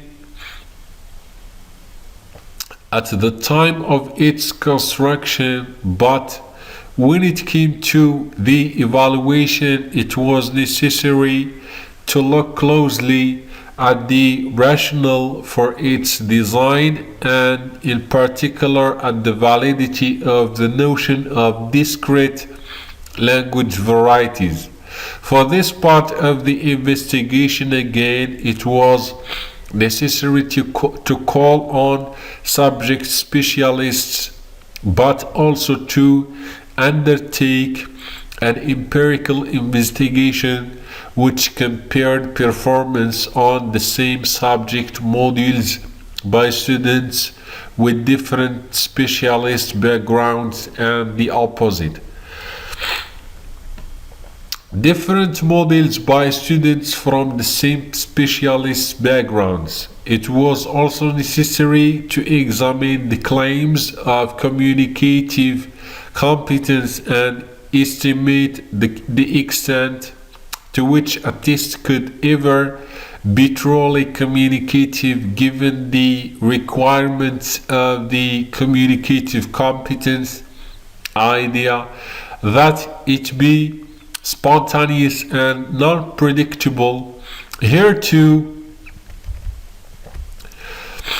It was necessary to look at different performance on IELTS by various groups. For example, males and females, younger and older students, as well as by speakers from different languages, backgrounds, containing controversy, which we came back to under politics below, was whether those who could likely to an education in their own countries in English medium should be excused to the test. A related issue which has become increasingly important is whether international tests such as TOEFL, IELTS, or its successor IELTS are biased against speakers of non-metropolitan varieties of English, such as Indian English. Psychological and its interface, the psycholinguistic factors. Level of proficiency beyond early and intermediate acquisition have not been prominent.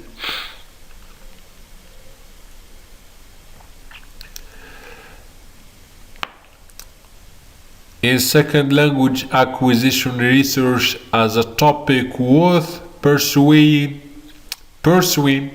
and yet studies of advanced writing, of vocabulary acquisition, of pragmatic interference, and of discourse handling.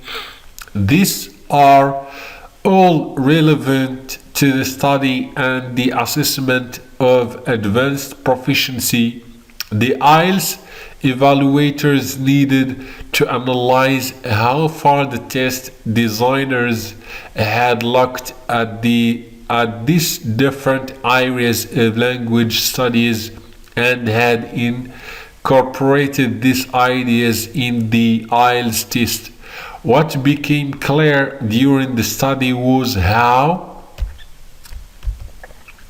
little is known about levels of proficiency and what is that distinguishes one level from another in terms of language function. It was also necessary to take note of how much English was used in different countries, the question being whether those from cities with poor resources should be tested separately on the grounds that more important than the present proficiency of candidates from those settings was their aptitude for gaining future proficiency within a resource-rich environment, for example in a UK university. Anthropological factors for insight on cultural matters. Since the IELTS test was being used throughout the world and therefore open to scrutiny across cultures, it was important to examine whether any of its content could be thought offensive. Medicine, for example, might be regarded as neutral in this regard, since the whole point of overseas students attending medical courses in the UK was to learn Western medicine, but in the West itself there is disagreement as to what should be studied and what is legitimate medical practice. There are severe differences of opinion among those involved in medicine about such topics as abortion and euthanasia. In some countries, mention of contraception is unacceptable, and should probably be avoided in such a widely used test. The attitude that if these students actually came to the UK to study, they will not be able to escape from discussions about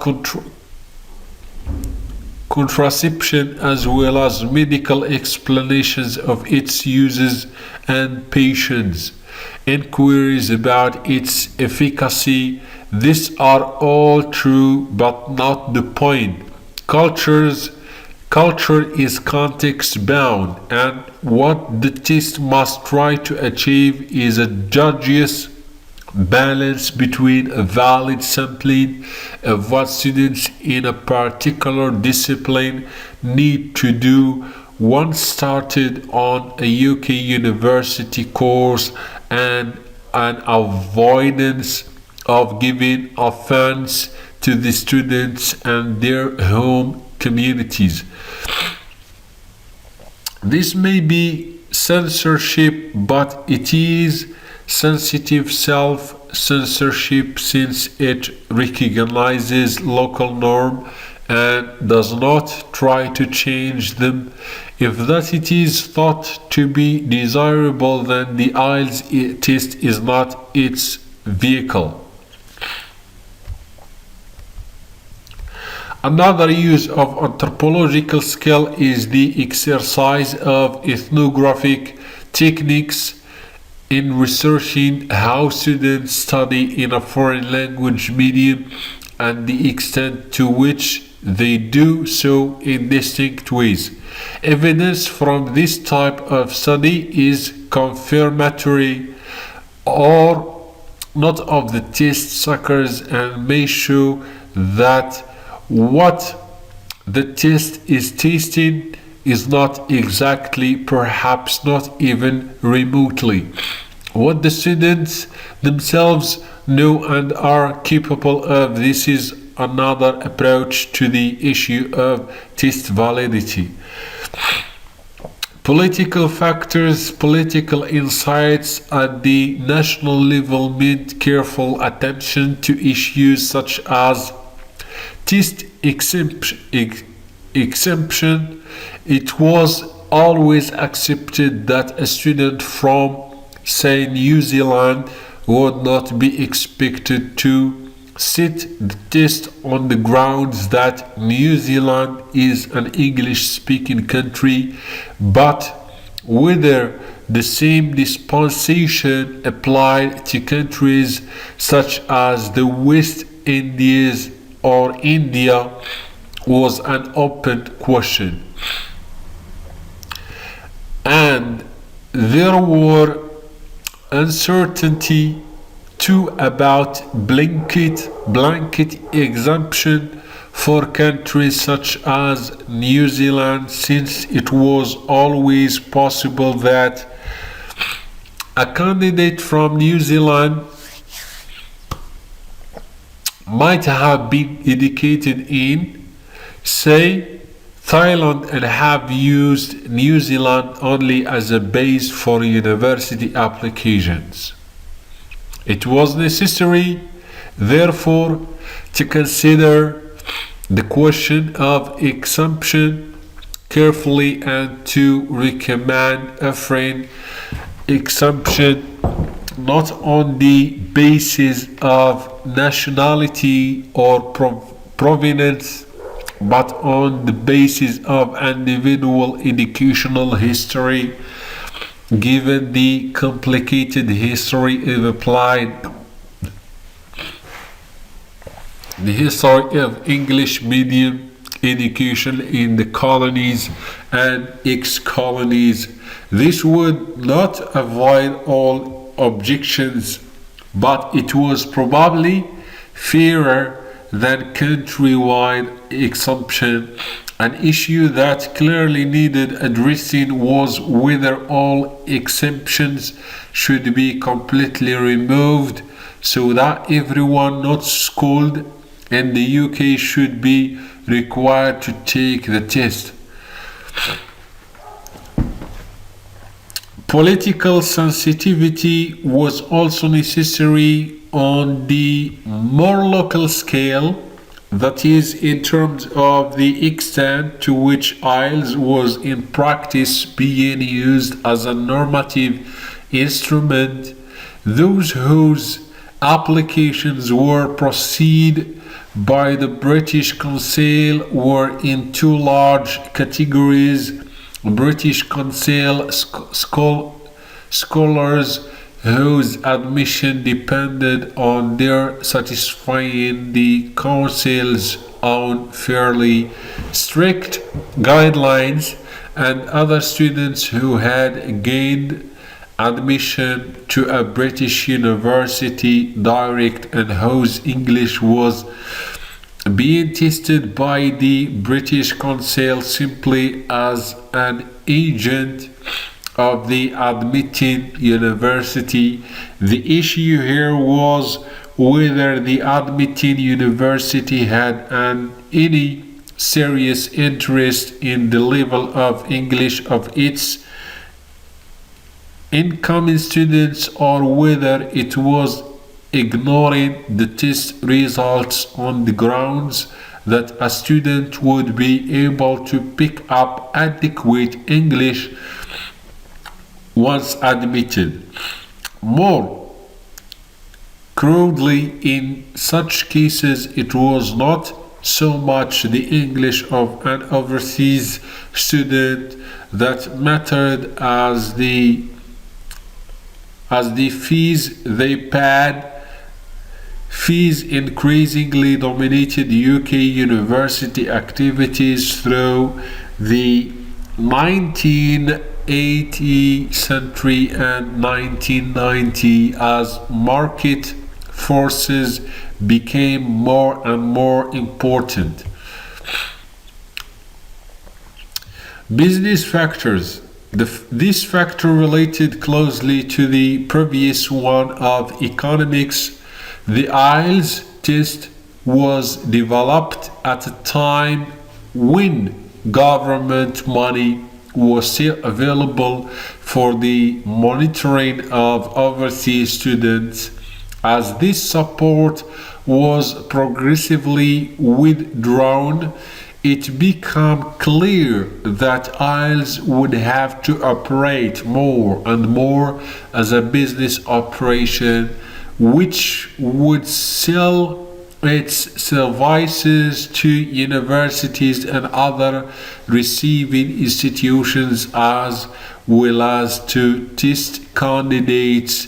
It was also to be hoped that a future development would expand the test's use to universities outside the UK, and indeed that was what did happen. The successor to IELTS, the International English Language Testing System, planning policy included the ethnical factors. A number of issues to do with planning and policy have already been mentioned and will not be repeated, but there is an additional aspect which was emphasized in the evaluation, and that was the need to plan the integration of the proficiency test with the university's remedial programs so as to ensure that those false positives who were admitted would be given proper attention. The evaluation of IELTS made clear that a one-off proficiency test, often administered months before a student arrived in the UK, was unsatisfactory, and that was necessary was an integrated program of assessment and teaching, the assessment becoming increasingly diagnostic so as to inform the remedial programs. This type of integrated program required resources, and this it was difficult to argue for in a climate reduced resources. Here there was also the ethical factor to consider, in that overseas students who were increasingly being charged larger and larger direct fees for tuition were not necessarily being given the kind of English support, including assessment, they could properly expect to receive. From the point of view of assessment, it has been interesting to observe how those involved in this field have in recent years become more and more concerned about the ethics of their activity. We shall come back to this issue in chapter 6. Linguistic and phonetic factors. We have already considered some of the linguistic aspects under educational and the sociolinguistics.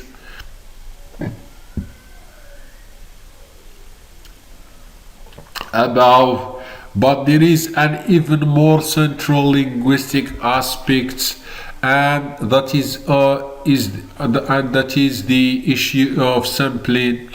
Like any proficiency test, IELTS is meant to represent the language those whose results indicate satisfactory proficiency are deemed to possess enough English for their study.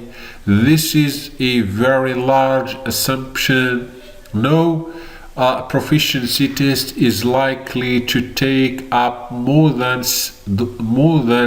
say 3 hours of test time, and yet that test is expected to predict whether a student can copy with a year or 3 years study, including very complex spoken and written material.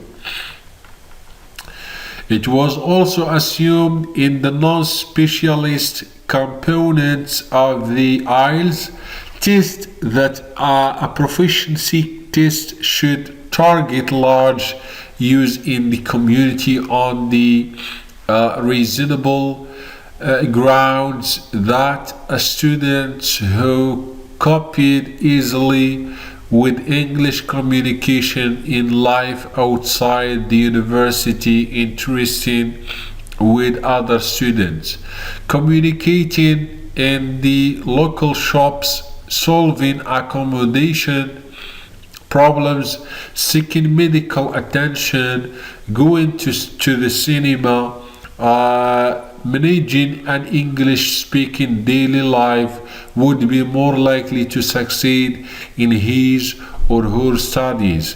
These are all large demands from a test. What this means is that the samples of English use that are put into the test must be very carefully chosen on the basis of their normality and frequency within the language. Anything odd or idiosyncratic or even jokey is best omitted. Judgments of the samples in the IELTS required careful analysis on the basis of linguistic knowledge of the English language. The kind of analysis that is necessary for selecting the material contained in a pedagogic grammar. In addition, judgments were necessary of the spoken component of the test.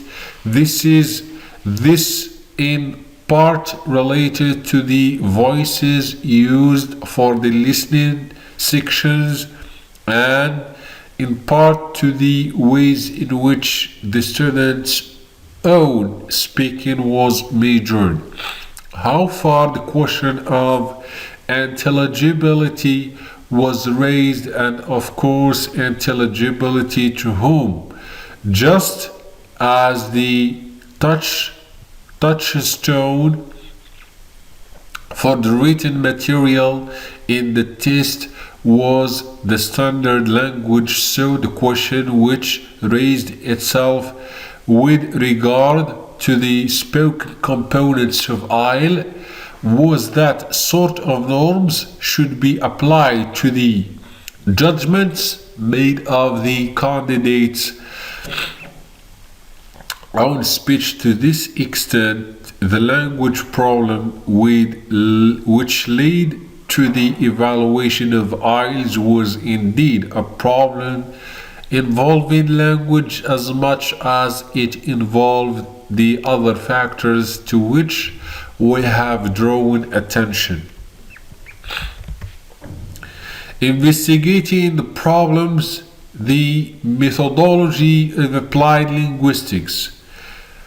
Faced with such fundamental problems concerning language learning and teaching, problems such as how to plan for the optimum starting age for language teaching in a school or education system, problems such as how to assess language learning success, most validity, and how to know whether or not this is being achieved. Applied linguistics has developed a series of methodological approaches to the collection of relevant language data.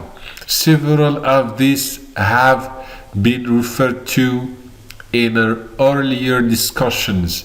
What I propose to do now is to consider 4 areas of applied linguistics that have very direct relevance to language learning and language teaching.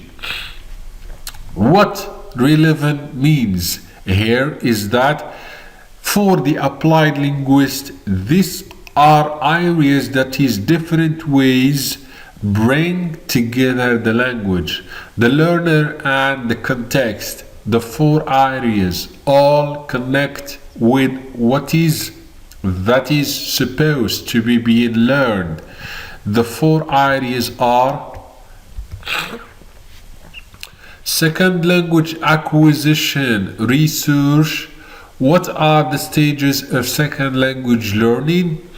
Learning proficiency testing. What are the markers of successful language learning? Teaching of LSP. What does the learner need to know? Language for specific purposes. Okay, LSP. Curriculum design. What does the teacher need to know? In all 4 of these areas in which applied linguistics has particular relevance to language teaching and language learning, the thrust of applied linguistic activity is to extend our knowledge of what is that the learner is, the learning stages, markers, needs, or plans. But equally, the ambition is to determine not only the linguistic evidence. If that were the case, we would be concerned here with linguistic instead. In addition to the evidence from linguistics, the applied linguist is also unequally interested in the learning and the context, so it is second language acquisition in context, language proficiency testing in context, teaching of language varieties in context, curriculum design and context. Let us consider second language acquisition. Second language acquisition first. Here were are less concerned with the very specialist form of second language research which has developed in the last decade and which moves one branch of second language research towards a parallel study which child language acquisition and therefore is less interested in context than the more traditional second language acquisition research.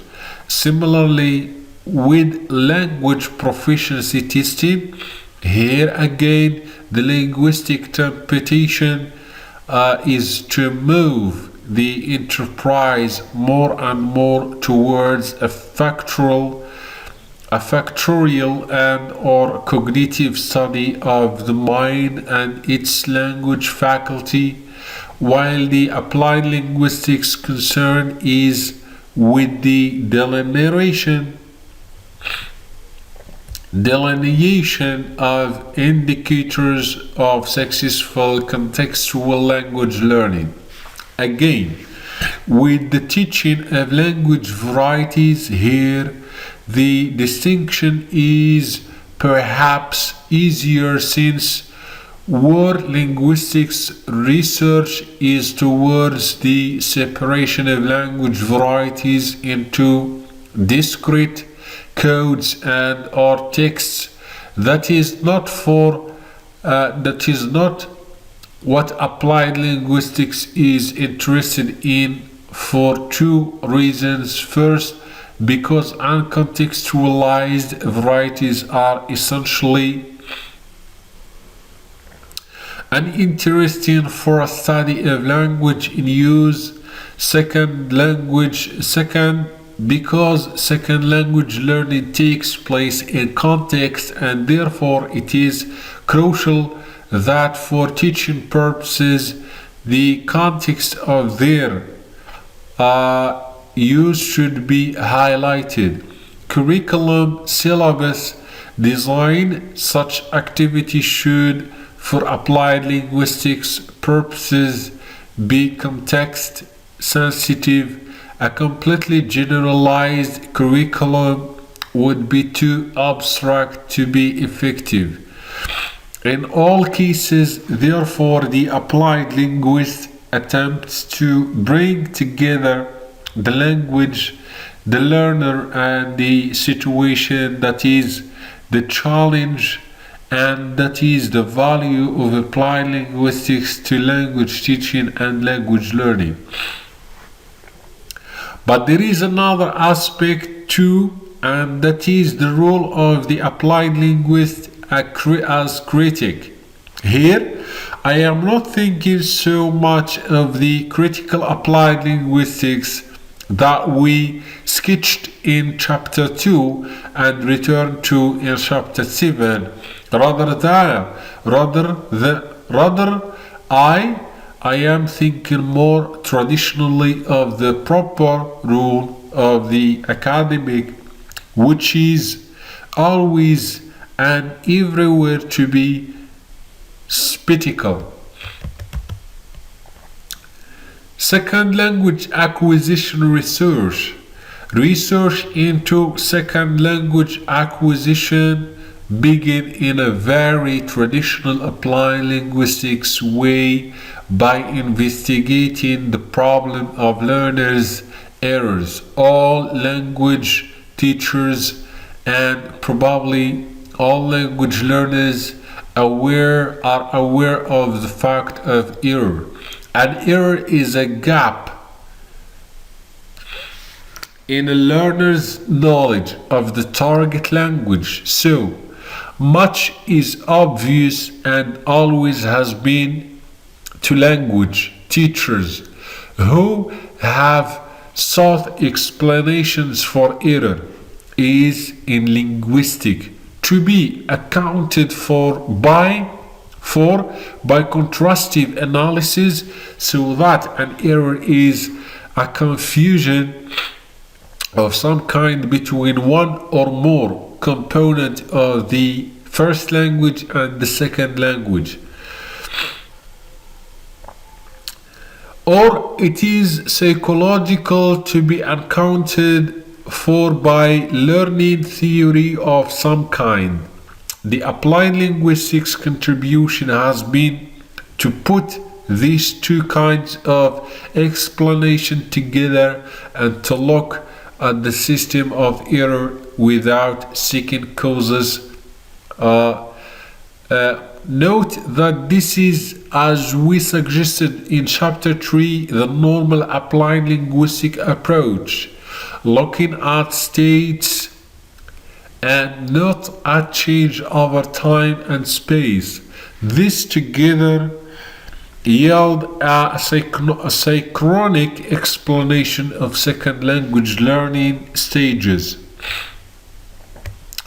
Starting then from a problem that what error means, second language acquisition research has developed its study of the learner's language or interlanguage into the most abstract of applied linguistic project, so much so that applied linguists, not just language teachers, have begun to query what the current paradigm has to offer to the understanding and improvement of communication, which we have suggested is the overall aim of applied linguistics.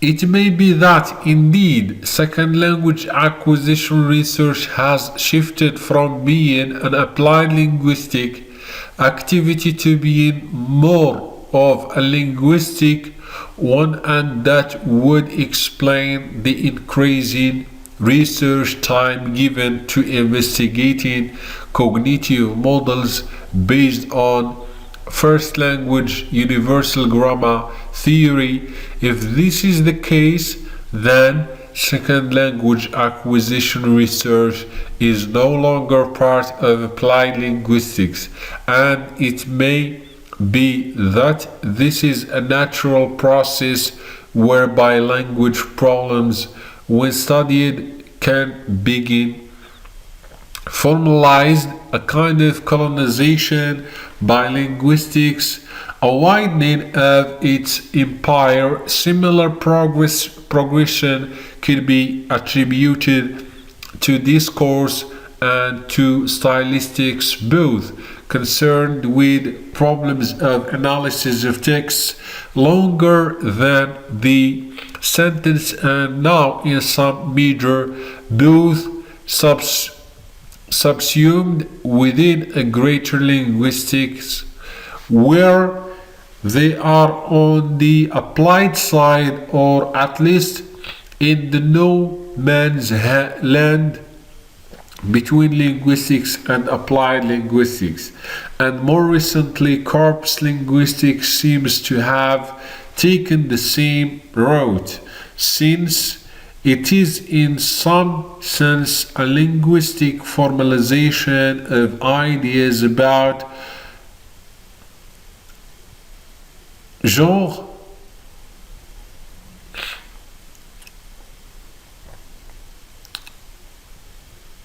and different kinds of language text, as we see below in the discussion of the teaching of language for specific purposes. Language proficiency testing. Testing is more a normal part of language teaching than of other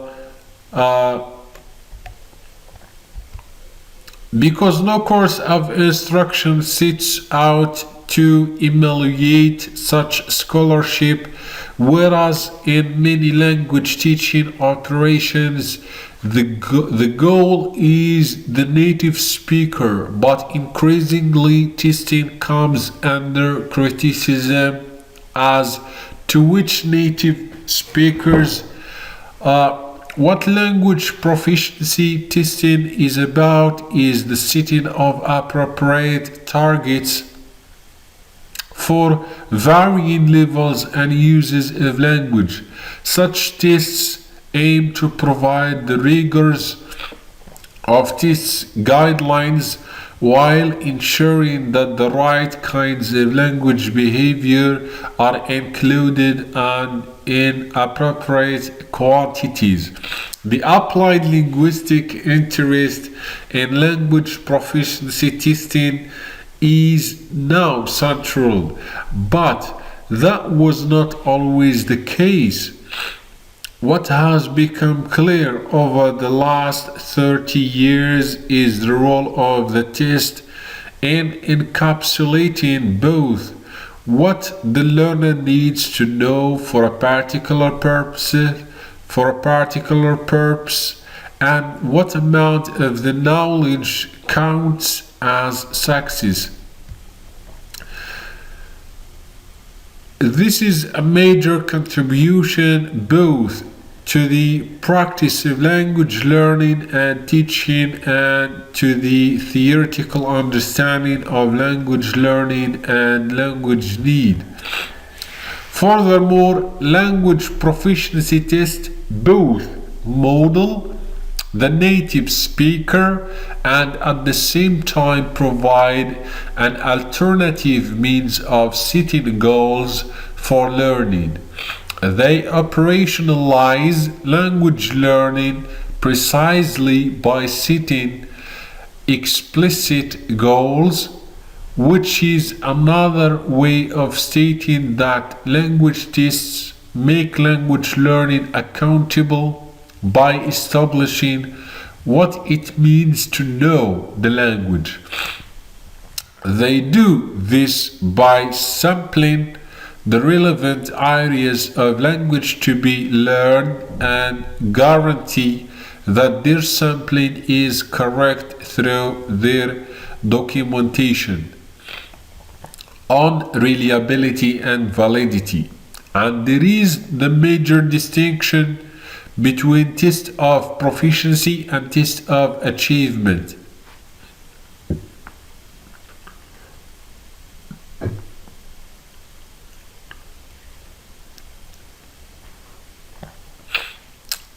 Tests of proficiency sample the language that is being learned. Tests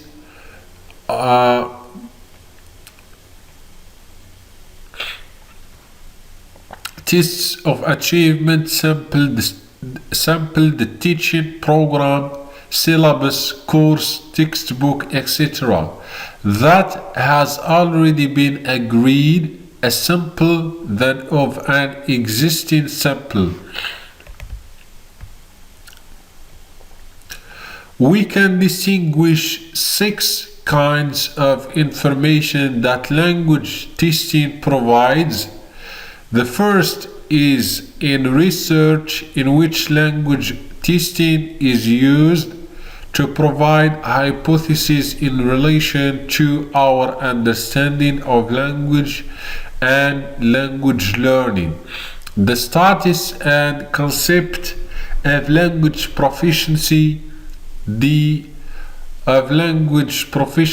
structure of language ability, and the natural order of language acquisition have been much discussed by language testers using language testing techniques to produce data, which further discussions. Such issues are primarily intended to add to our knowledge and understanding of language and language learning. Through no doubt, they also have an applied potential in language teaching programs. The second use of language testing is experiments, is a subset of the first use in research, but there is an important difference in the research use. We are thinking of research into language testing. In the experimental use, we are thinking of tests as criteria for language teaching experiments, for example, in method comparison. The third use, which is reflexive, and much discussed as the responsibility of testing is used less than it could be. That is the washback effect on the syllabus of language testing. The implications of tests result and their meaning are employed as a critic of the syllabus and the teaching while the testing structure. The content and method of the tests themselves influence the teaching. We are concerned here with teaching to the test, for it is always the pejorative aspect of washback that is implied, but we stress that there is a positive side to this. The implications are, first, that teaching is influenced by testing, and second, that testing has an important responsibility to ensure that its influence is constructive. The fourth use of language testing is measuring progress among learners. The most common type of tests being the achievement test. The fifth use is selection of students on the basis of either previous learning or in terms of some more general language learning ability or aptitude for the next stage of education or a particular vocation. What is of interest here is the interaction between use for progress and use for selection. That is, to what extent a valid test of progress is in itself a valid test for selection purposes. The sixth use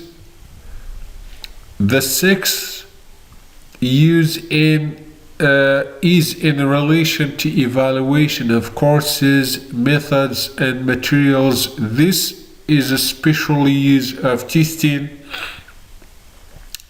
which must copy with the learner variable, distinguishing it from the evaluation of the material program, and so on.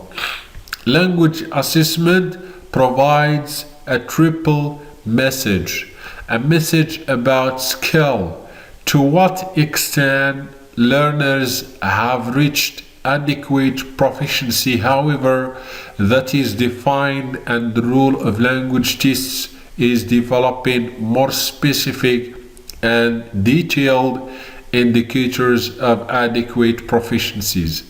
A message about development, which appears at first sight only to be psycholinguistic science, it seems to suggest a progress along a very clear and obvious path towards ultimate attainment. That obviousness is not true even of native speakers, who may have very different endpoints attached to this. Message about development for all language learners is an indication of the identity which the learner chose, usually unconsciously. Information about development therefore provides an indication through assessment as to both the psycholinguistic and the psycholinguistic provenance of the learner.